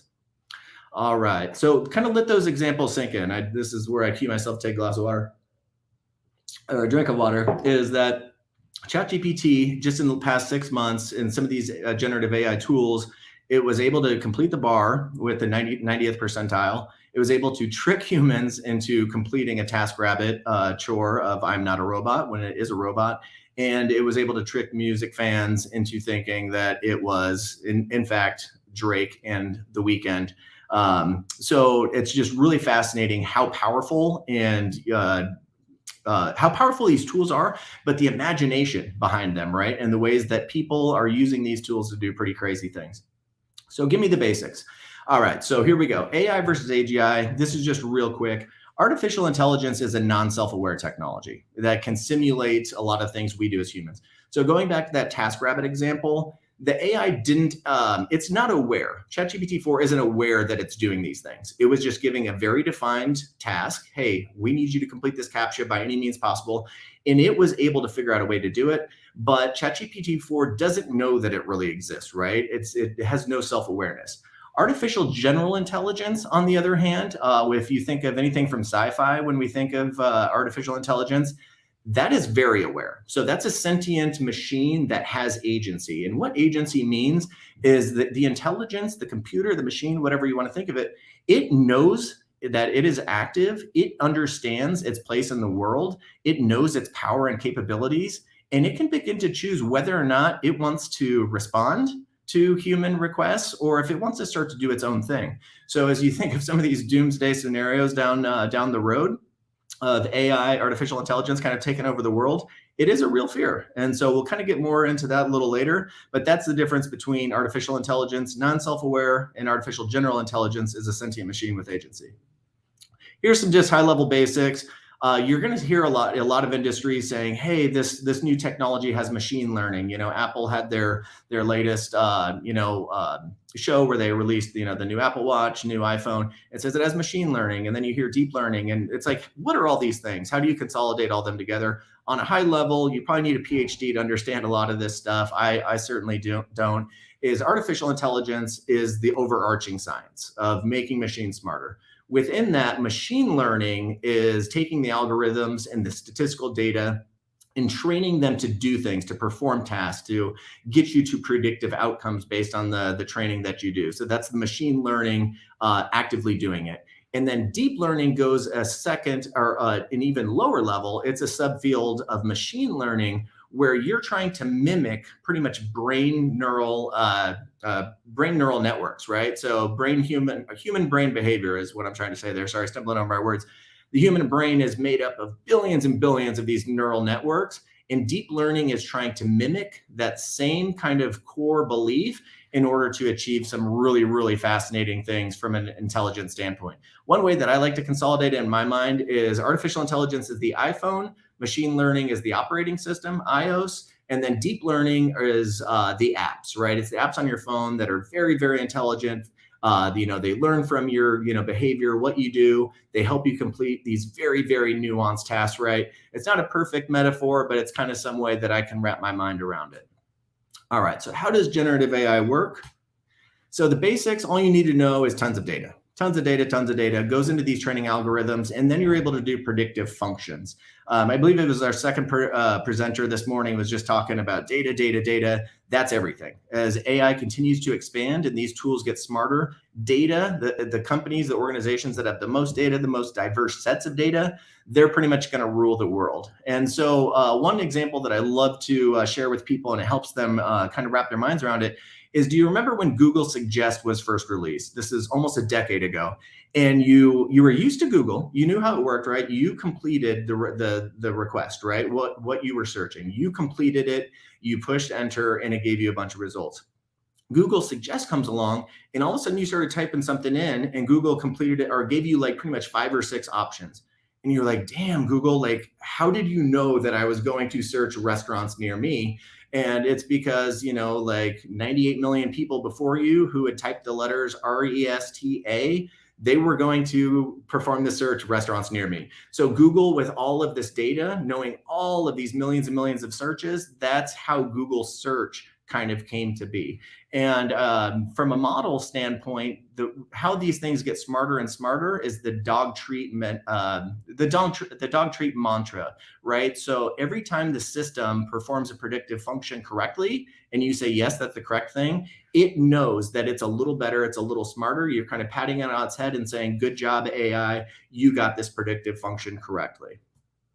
And so that's how large language models work. This is I think we're getting towards the end of the boring stuff, and we'll get into the fun stuff, I promise. But things like ChatGPT, they work on these large language models. And what's fascinating and especially interesting, I think, for the agri-marketing and agribusiness sector is you take all of this text data, right? And so you could take everything on the internet, or you could take every document that your organization has produced in its entirety, entire history. You could take everything you've produced in the past 12 months. You can put it into these systems and train them on that information. And so now these large language models are able to produce prompts, are based on human prompts, can produce output for you. And so this is going to become increasingly common as industries right now, healthcare industries are training large language models on everything medical related. So all the medical information out there, it's training it on a lot of that terminology. There's companies in all sorts of industries that are taking all of their documentation, all of their information, transcripts from customer service calls and everything that you can think of, and they are starting to train their own proprietary large language models. And what's fascinating about this is I get onto ChatGPT 4 or ChatGPT today, and it's the same ChatGPT that everyone uses. But if Organization X or Lessing Flynn, if we have our own large language model and you come and interact with that interface, what you're getting is a unique trained response from a system that is going to only respond to you and advise you and give you content that is trained on our data. So we are going to have more nuanced control over the responses and how it interacts with our people. So this is going to be a huge thing in all service industries moving forward. And some of your organizations may already be exploring this or actively doing it as we speak.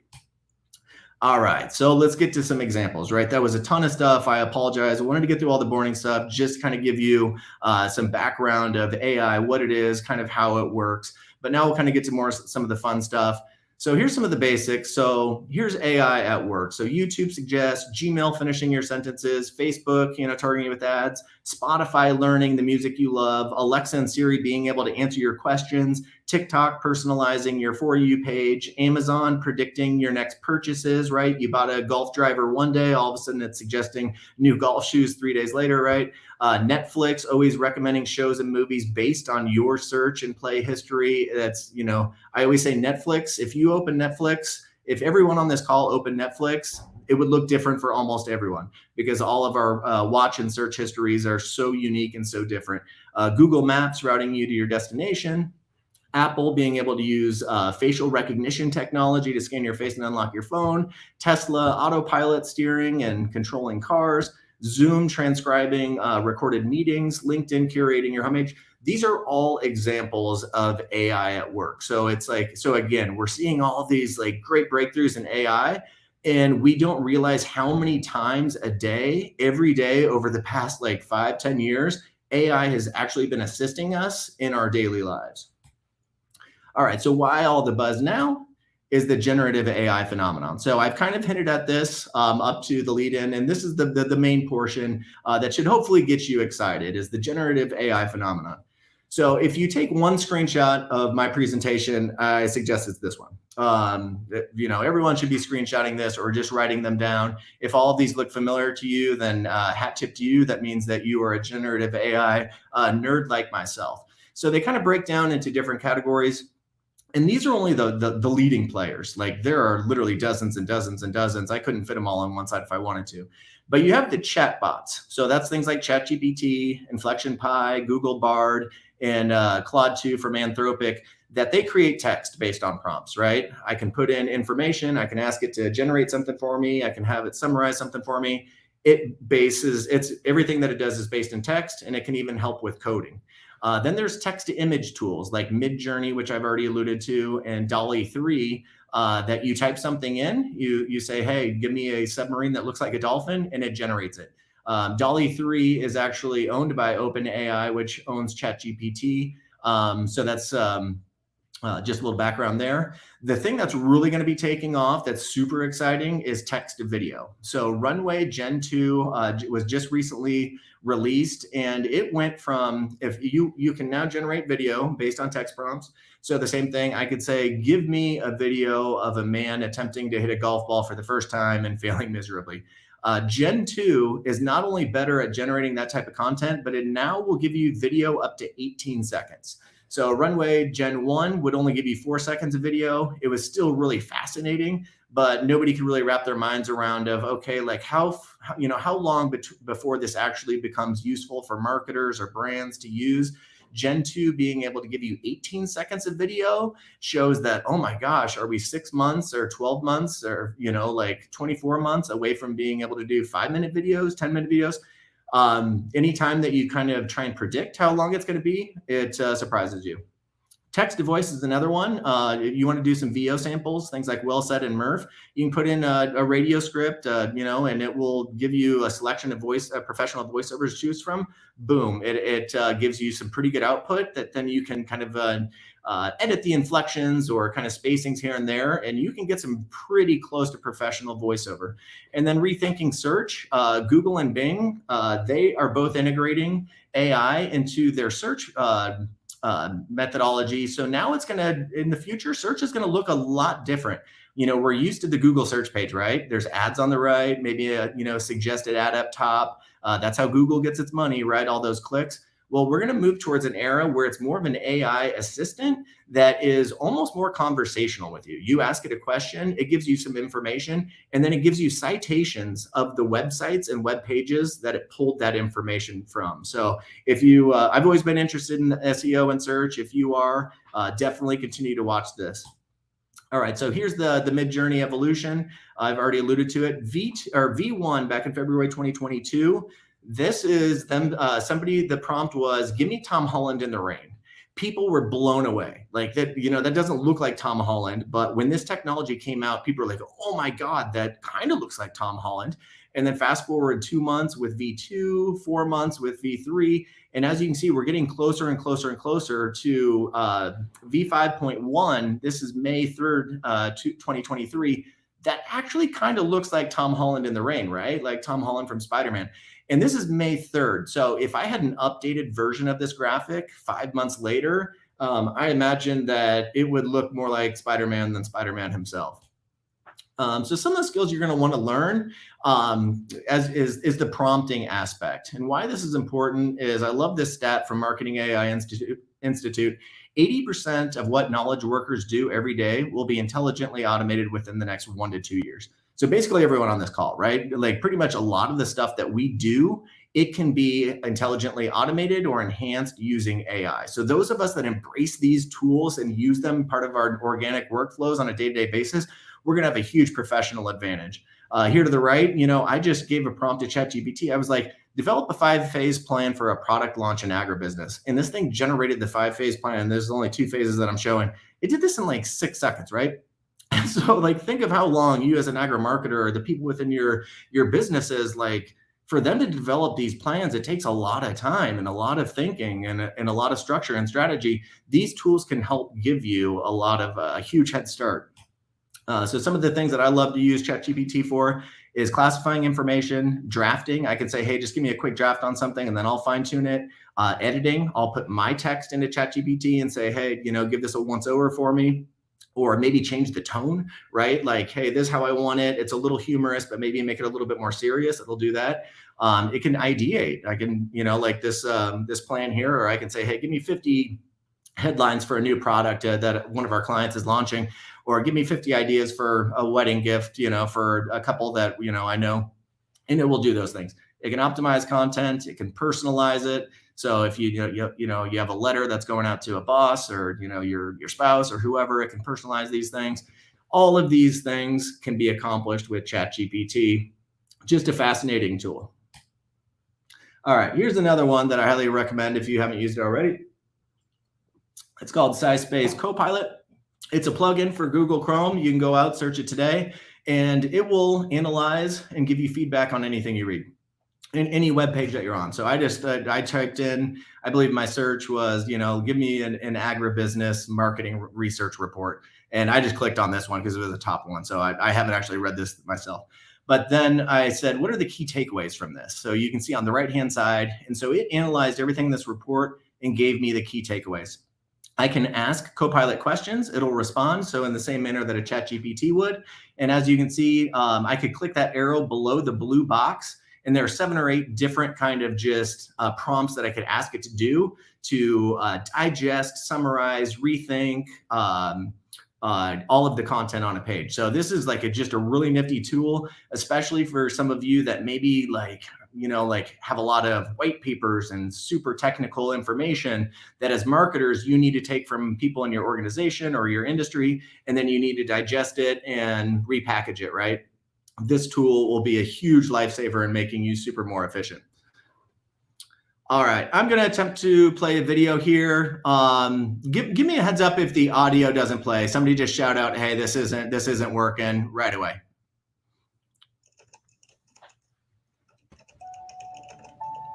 You're good. We can hear it.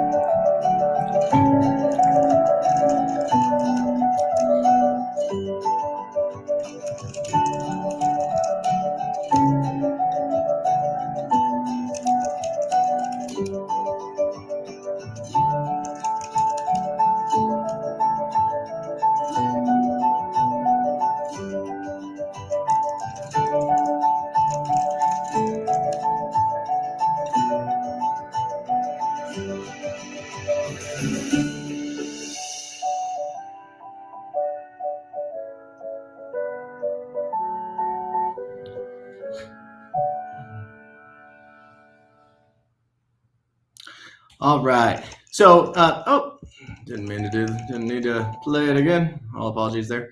So the reason why that video, the reason why I played it is now OpenAI is integrating DALL-E 3, which is its text-to-image technology, with ChatGPT, and you saw that very charming interaction that somebody was trying to put together, putting together this great thing for their child, right? Just think of all of the ways that could be useful as a marketer. All of the imagery, all of the the content from a visual standpoint that you work with on a day-to-day basis, from a branding, marketing standpoint, and being able to interact with ChatGPT of creating new images, editing images, and then being like, "Hey, tell me about that image," or "What would be a good sales pitch for what I see in this image?" You can now do this all within one interface. So it's just super exciting to see these individual, independent generative AI tools start to lock together. We're going to see more and more of that moving forward. Quick note, ChatGPT Enterprise is out. So for some of your organizations that maybe have banned ChatGPT or other generative AI tools, the enterprise model is totally locked down, where it encrypts all your data and it will not train its models on your data. So, Samsung was the big one that pretty much, when it heard that people within Samsung organization were uploading proprietary code, running it through ChatGPT to see what happened. When the folks at Samsung higher ups heard about that, they're like, "Whoa, A, that was dumb, and B, don't do that again." So things like ChatGPT Enterprise, check it out if your company has maybe put some guardrails for employees or is thinking about ways that they could do it safely and securely. A couple of quotes that I love is a fellow enthusiast of mine, Josh Fleming, says, "I could hate AI for being able to do my job for me, or I can use AI to become a more effective me." That's how we need to think about these tools as marketers. A lot of the things that we do and love to do, it can do independently, or it can do with us. It can help enhance our workflow, make us more efficient, more creative, more productive. And on that thought, Jonathan Quinn, our video director at LF, I love this quote. He said, "AI won't replace all human marketers and creatives. Those who use generative AI will simply be the only ones who matter." So what he means by that is, moving forward, right now, if you're not using these tools, you probably need to get on that. But 12 months from now, 24 months from now, if you aren't using AI to enhance almost everything you do as a marketer or creative, I don't know that you're going to be able to get by. So that's, you've been warned. All right, so where should you start? I'll run through this real quick, just some food for thought. You got to make the case, within your organizations. I love this Marketing AI Institute survey. 64% of marketers say it will be critical to their success over the next 12 months. That's up from 51% in 2022. So more and more marketers are becoming mindful of these tools, and they know that they're critical to their success. Yet 78% of respondents have no internal AI-focused education or training at their organization. Here at Lessing Flynn, me and a small team of folks, we put together a bunch of trainings. We try and do it every 4 to 6 weeks. We're constantly sharing information with our team members. It can be as easy as that. Lunch and learn, sharing information, the best, latest, greatest, keeping everyone in your organization up to speed. Another thing you should probably think of if you haven't already is forming an AI council. So I just talked about that small team that I'm part of. It's 4 of us from different departments. So 1 from video, 1 from design, 1 from digital, 1 from strategy, and myself as VP of brand strategy. We all come together. We have different visions of how AI can benefit Lessing Flynn, our workflows, our clients. And we experiment with these tools, we vet them, and then we roll them out if we feel that they can improve our workflow. So, think of putting together a small team within your company, if you haven't already, from different parts of the organization. A lot of companies are starting with marketing. They're just looking at their marketing departments, they're looking at their CMOs, and they're like, hey, figure this thing out. But it doesn't have to be just from marketing. It'd be from all across your organization. And then as you start to think of it from an integration standpoint, I like to think of the 10 minus X equals 10. And so you need to think of, as agri-marketers, is there demand for more of your content, right? Or if you made more videos, put out more social content, more blogs, all these things, would your audience eat that up? If so, then AI can help your current team produce more. If the answer is no, if there isn't a demand for more content, you've hit the sweet spot of how much content you're putting out as an agri-marketer, then AI could maybe help you do it with fewer people. That's just the reality, right? If you have 10 writers on staff producing 200 blog posts, but with AI can help 7 writers put 200 blog posts out, why do you need 10? So it's just something to keep in mind, is the difference between augmentation is increasing worker efficiency and automation is completely replacing workers. The reality is nobody has an answer yet of which industries are going to be most impacted. There's a lot of smart people that have made a lot of guesses, but it's probably going to be a couple of years before the dust settles and we see which industries have truly been reshaped by generative AI. So case models. So once you've decided, hey, we're going to start to do it, where should we start? This is another one I got from Marketing AI Institute, is just use some use case models. So think of the things that you do as a marketer. Is it data driven? Is it repetitive? Is it predictive? Is it generative?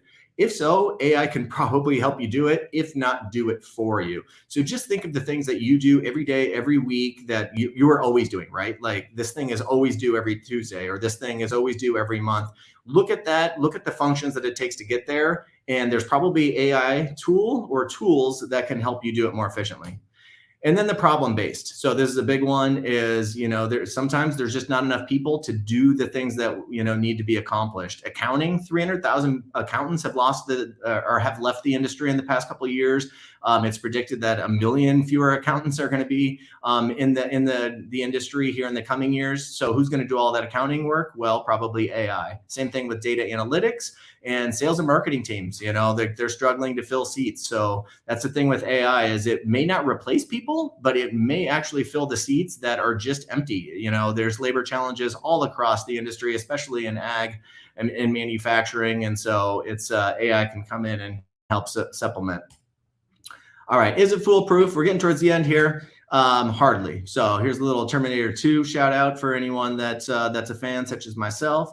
Here are 8 limitations of generative AI tools. This is my list that I put together. 1, it's derivative, right? So it only can create and generate off the data that it has in its system. Discernment, it can't distinguish between fact and fiction and good and bad. Like, it will produce what you tell it to produce, but it doesn't know whether or not that was a good picture of a submarine shaped like a dolphin unless I tell them that it's good. Hallucinations, there's a lot of instances of these systems just flat out giving fake responses. So, I could type in, how far is it from Des Moines, Iowa to the moon? And it could say 1,300 miles. And I'd be like, man, that's probably not right. Bias. These systems are, like the people that put the information into the learning language models in systems, they kind of dictate what the system can learn from, right? The machine learning can only learn from the data provided to it. So there may be some inherent bias if you withhold or put more of some types of information. Legality in marketing and advertising, this is huge. The use of trademarked and copyrighted work is top of mind, hot topic for sure. This will only continue to be the case moving forward. Human input, the humans that prompt it, we are the ones that control the output. ethics, are we okay with it, right? Like I talked about how, the AI could potentially replace some people's jobs. Are we okay with that? Are we okay with getting away from some of the things that make our industry great, the humanity of it? That's questions that we need to ask ourselves as individuals, professionals, and within our organizations and industries. And then lastly, environmental impact. Running these data centers and the computing power that it takes to do generative AI is massive. Like so massive. Here in Des Moines, I found this just mind-boggling.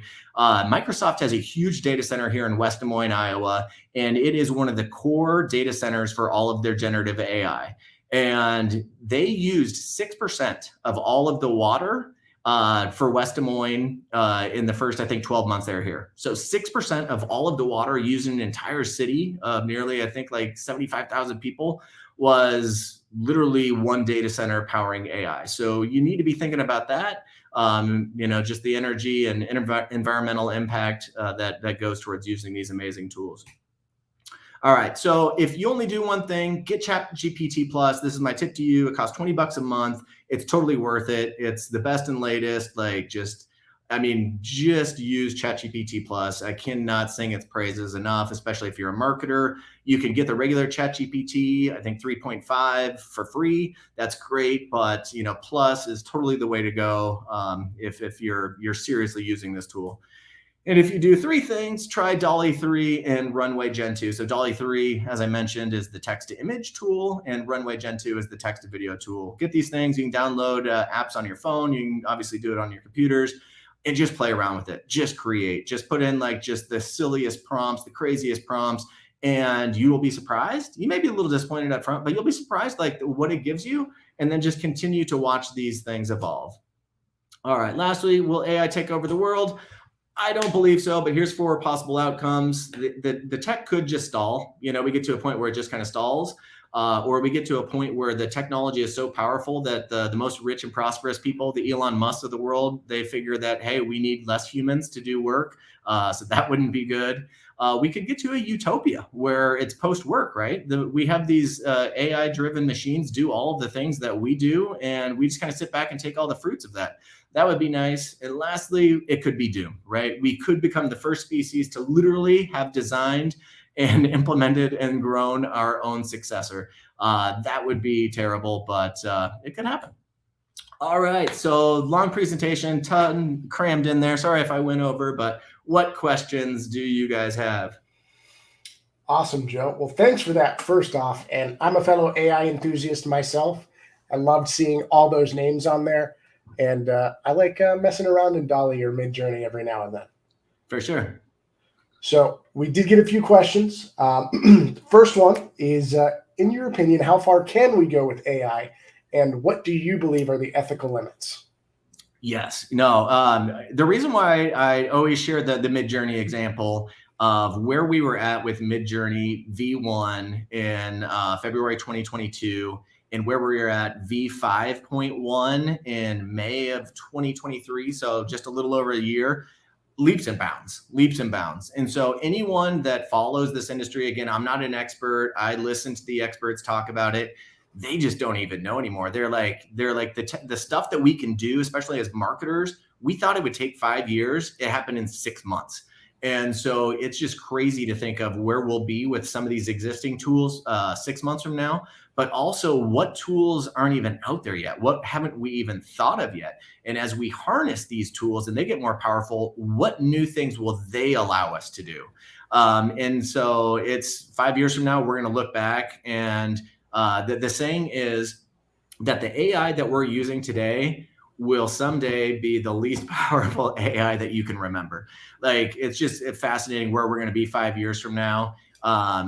Ethically, as one of the leaders within our organization here at Lessing Flynn, I kind of took this role on the AI council that we have in here, because I wanted to make sure that we were exploring all these tools and using them to empower our people. I told the owners of our agency, I'm like, if AI ever means that we need fewer workers, that's going to make me sad. What I would love is that we keep the same amount of workers that we have, and we service 2 or 3 times as many clients and do 5 or 10 times as much work as we do today. So there's 2 ways ways to look at it. Like you can go doom and gloom, or you can say, like this stuff is awesome and we can use it to do awesome things. And so that's why I'm a huge proponent. I'm optimistic, but I'm also not naive. And I know that, some things that are unfortunate could come from using these tools and continuing to grow them. For sure. We could always end up in the Terminator timeline, but I'm hopeful we won't. We could. I mean, there's the theory that Elon Musk is from the future. So, well, who knows about that one? But we've got 2 more questions for you, Joe. Sure. What are the main challenges for using AI for marketing, specifically in the agri industry? Well, the main challenge is just lack of literacy at this point. There's a lot of people that want to use these tools, but they're just, maybe within their organizations, they aren't empowered to use them. Or maybe if they use them, there's the fear of, hey, Greg, like I heard that you use ChatGPT to generate that report, or, like help with that brochure. We're paying you to do that work, Greg. So it's almost like some of these tools get frowned upon, but when they're helping people become more efficient. In regards to agri-marketing and the agribusiness world in particular, as I said, some of the shortcomings of generative AI is the data that they're trained on. They're totally derivative, and then discernment. So you can ask it to generate, this great report on, forecasting for, crop insurance industry for 2024. And it will do something that reads really professional. It will be very convincing, but it could be just riddled with errors and maybe utter nonsense. And so as, in any industry, whether it's aerospace engineering or agribusiness, you need to continue to be the experts of your industries in cross-checking everything that you generate, especially with images. We have a lot of clients in the animal health and nutrition industry, and the nuance between one type of cow and another cow, or it's just very, very nuanced, right? And so an image might look good to you that gets generated at first blush, but a really seasoned expert is going to point out maybe 4 or 5 things of why it's faulty. And so just as you're using these, you always have to take them with a grain of salt. Always be skeptical that the output, whether it's text, it's video, it's audio, it's image, it's design, always have an inkling of doubt that it's 100% perfect and accurate. Poke holes, fine tune, and never forget that the humans using these tools continue to be the most important members of the relationship between humans and artificial intelligence. Awesome. I love that answer. And last question for you, Joe. Do you have a favorite AI tool related to the ag industry? I'm going to guess it's ChatGPT 4. I think you hit that one on the head. It's the one that I just use so often. I mean, I'm a writer by trade, but I delve so much in strategy, communications. I use it for video scripting. Any type of content. It can help me do it better, faster, more efficiently. If I'm trying to brainstorm ideas, I'll kind of do it independently, and then I'll ask ChatGPT to come up with some ideas. And then I'm like, you know what? I kind of like the 6 you had. I'm going to mix them with mine. And so there's just so many ways that I use it on a daily basis. And again, get ChatGPT Plus. It's totally worth it. If after 5 months, the $100 that you invested, if you don't feel it was worth it, then, cancel. But I think you'll be surprised at how awesome that tool is. No, I'd agree. It's the best 20 I spend every month. And God knows I spend 20 on much dumber things. So, but Joe, thank you so much for coming on today. Hey, thank you. Take care, everyone. Have a great one, Joe. All right. Bye-bye. All right, ladies and gentlemen. Well, before we bid adieu, we do have a sneak peek into another enlightening rendezvous that awaits us in the near future. And we're preparing for Swine Talks, the TED Talks of the global swine industry. And here is a quick video for you to enjoy.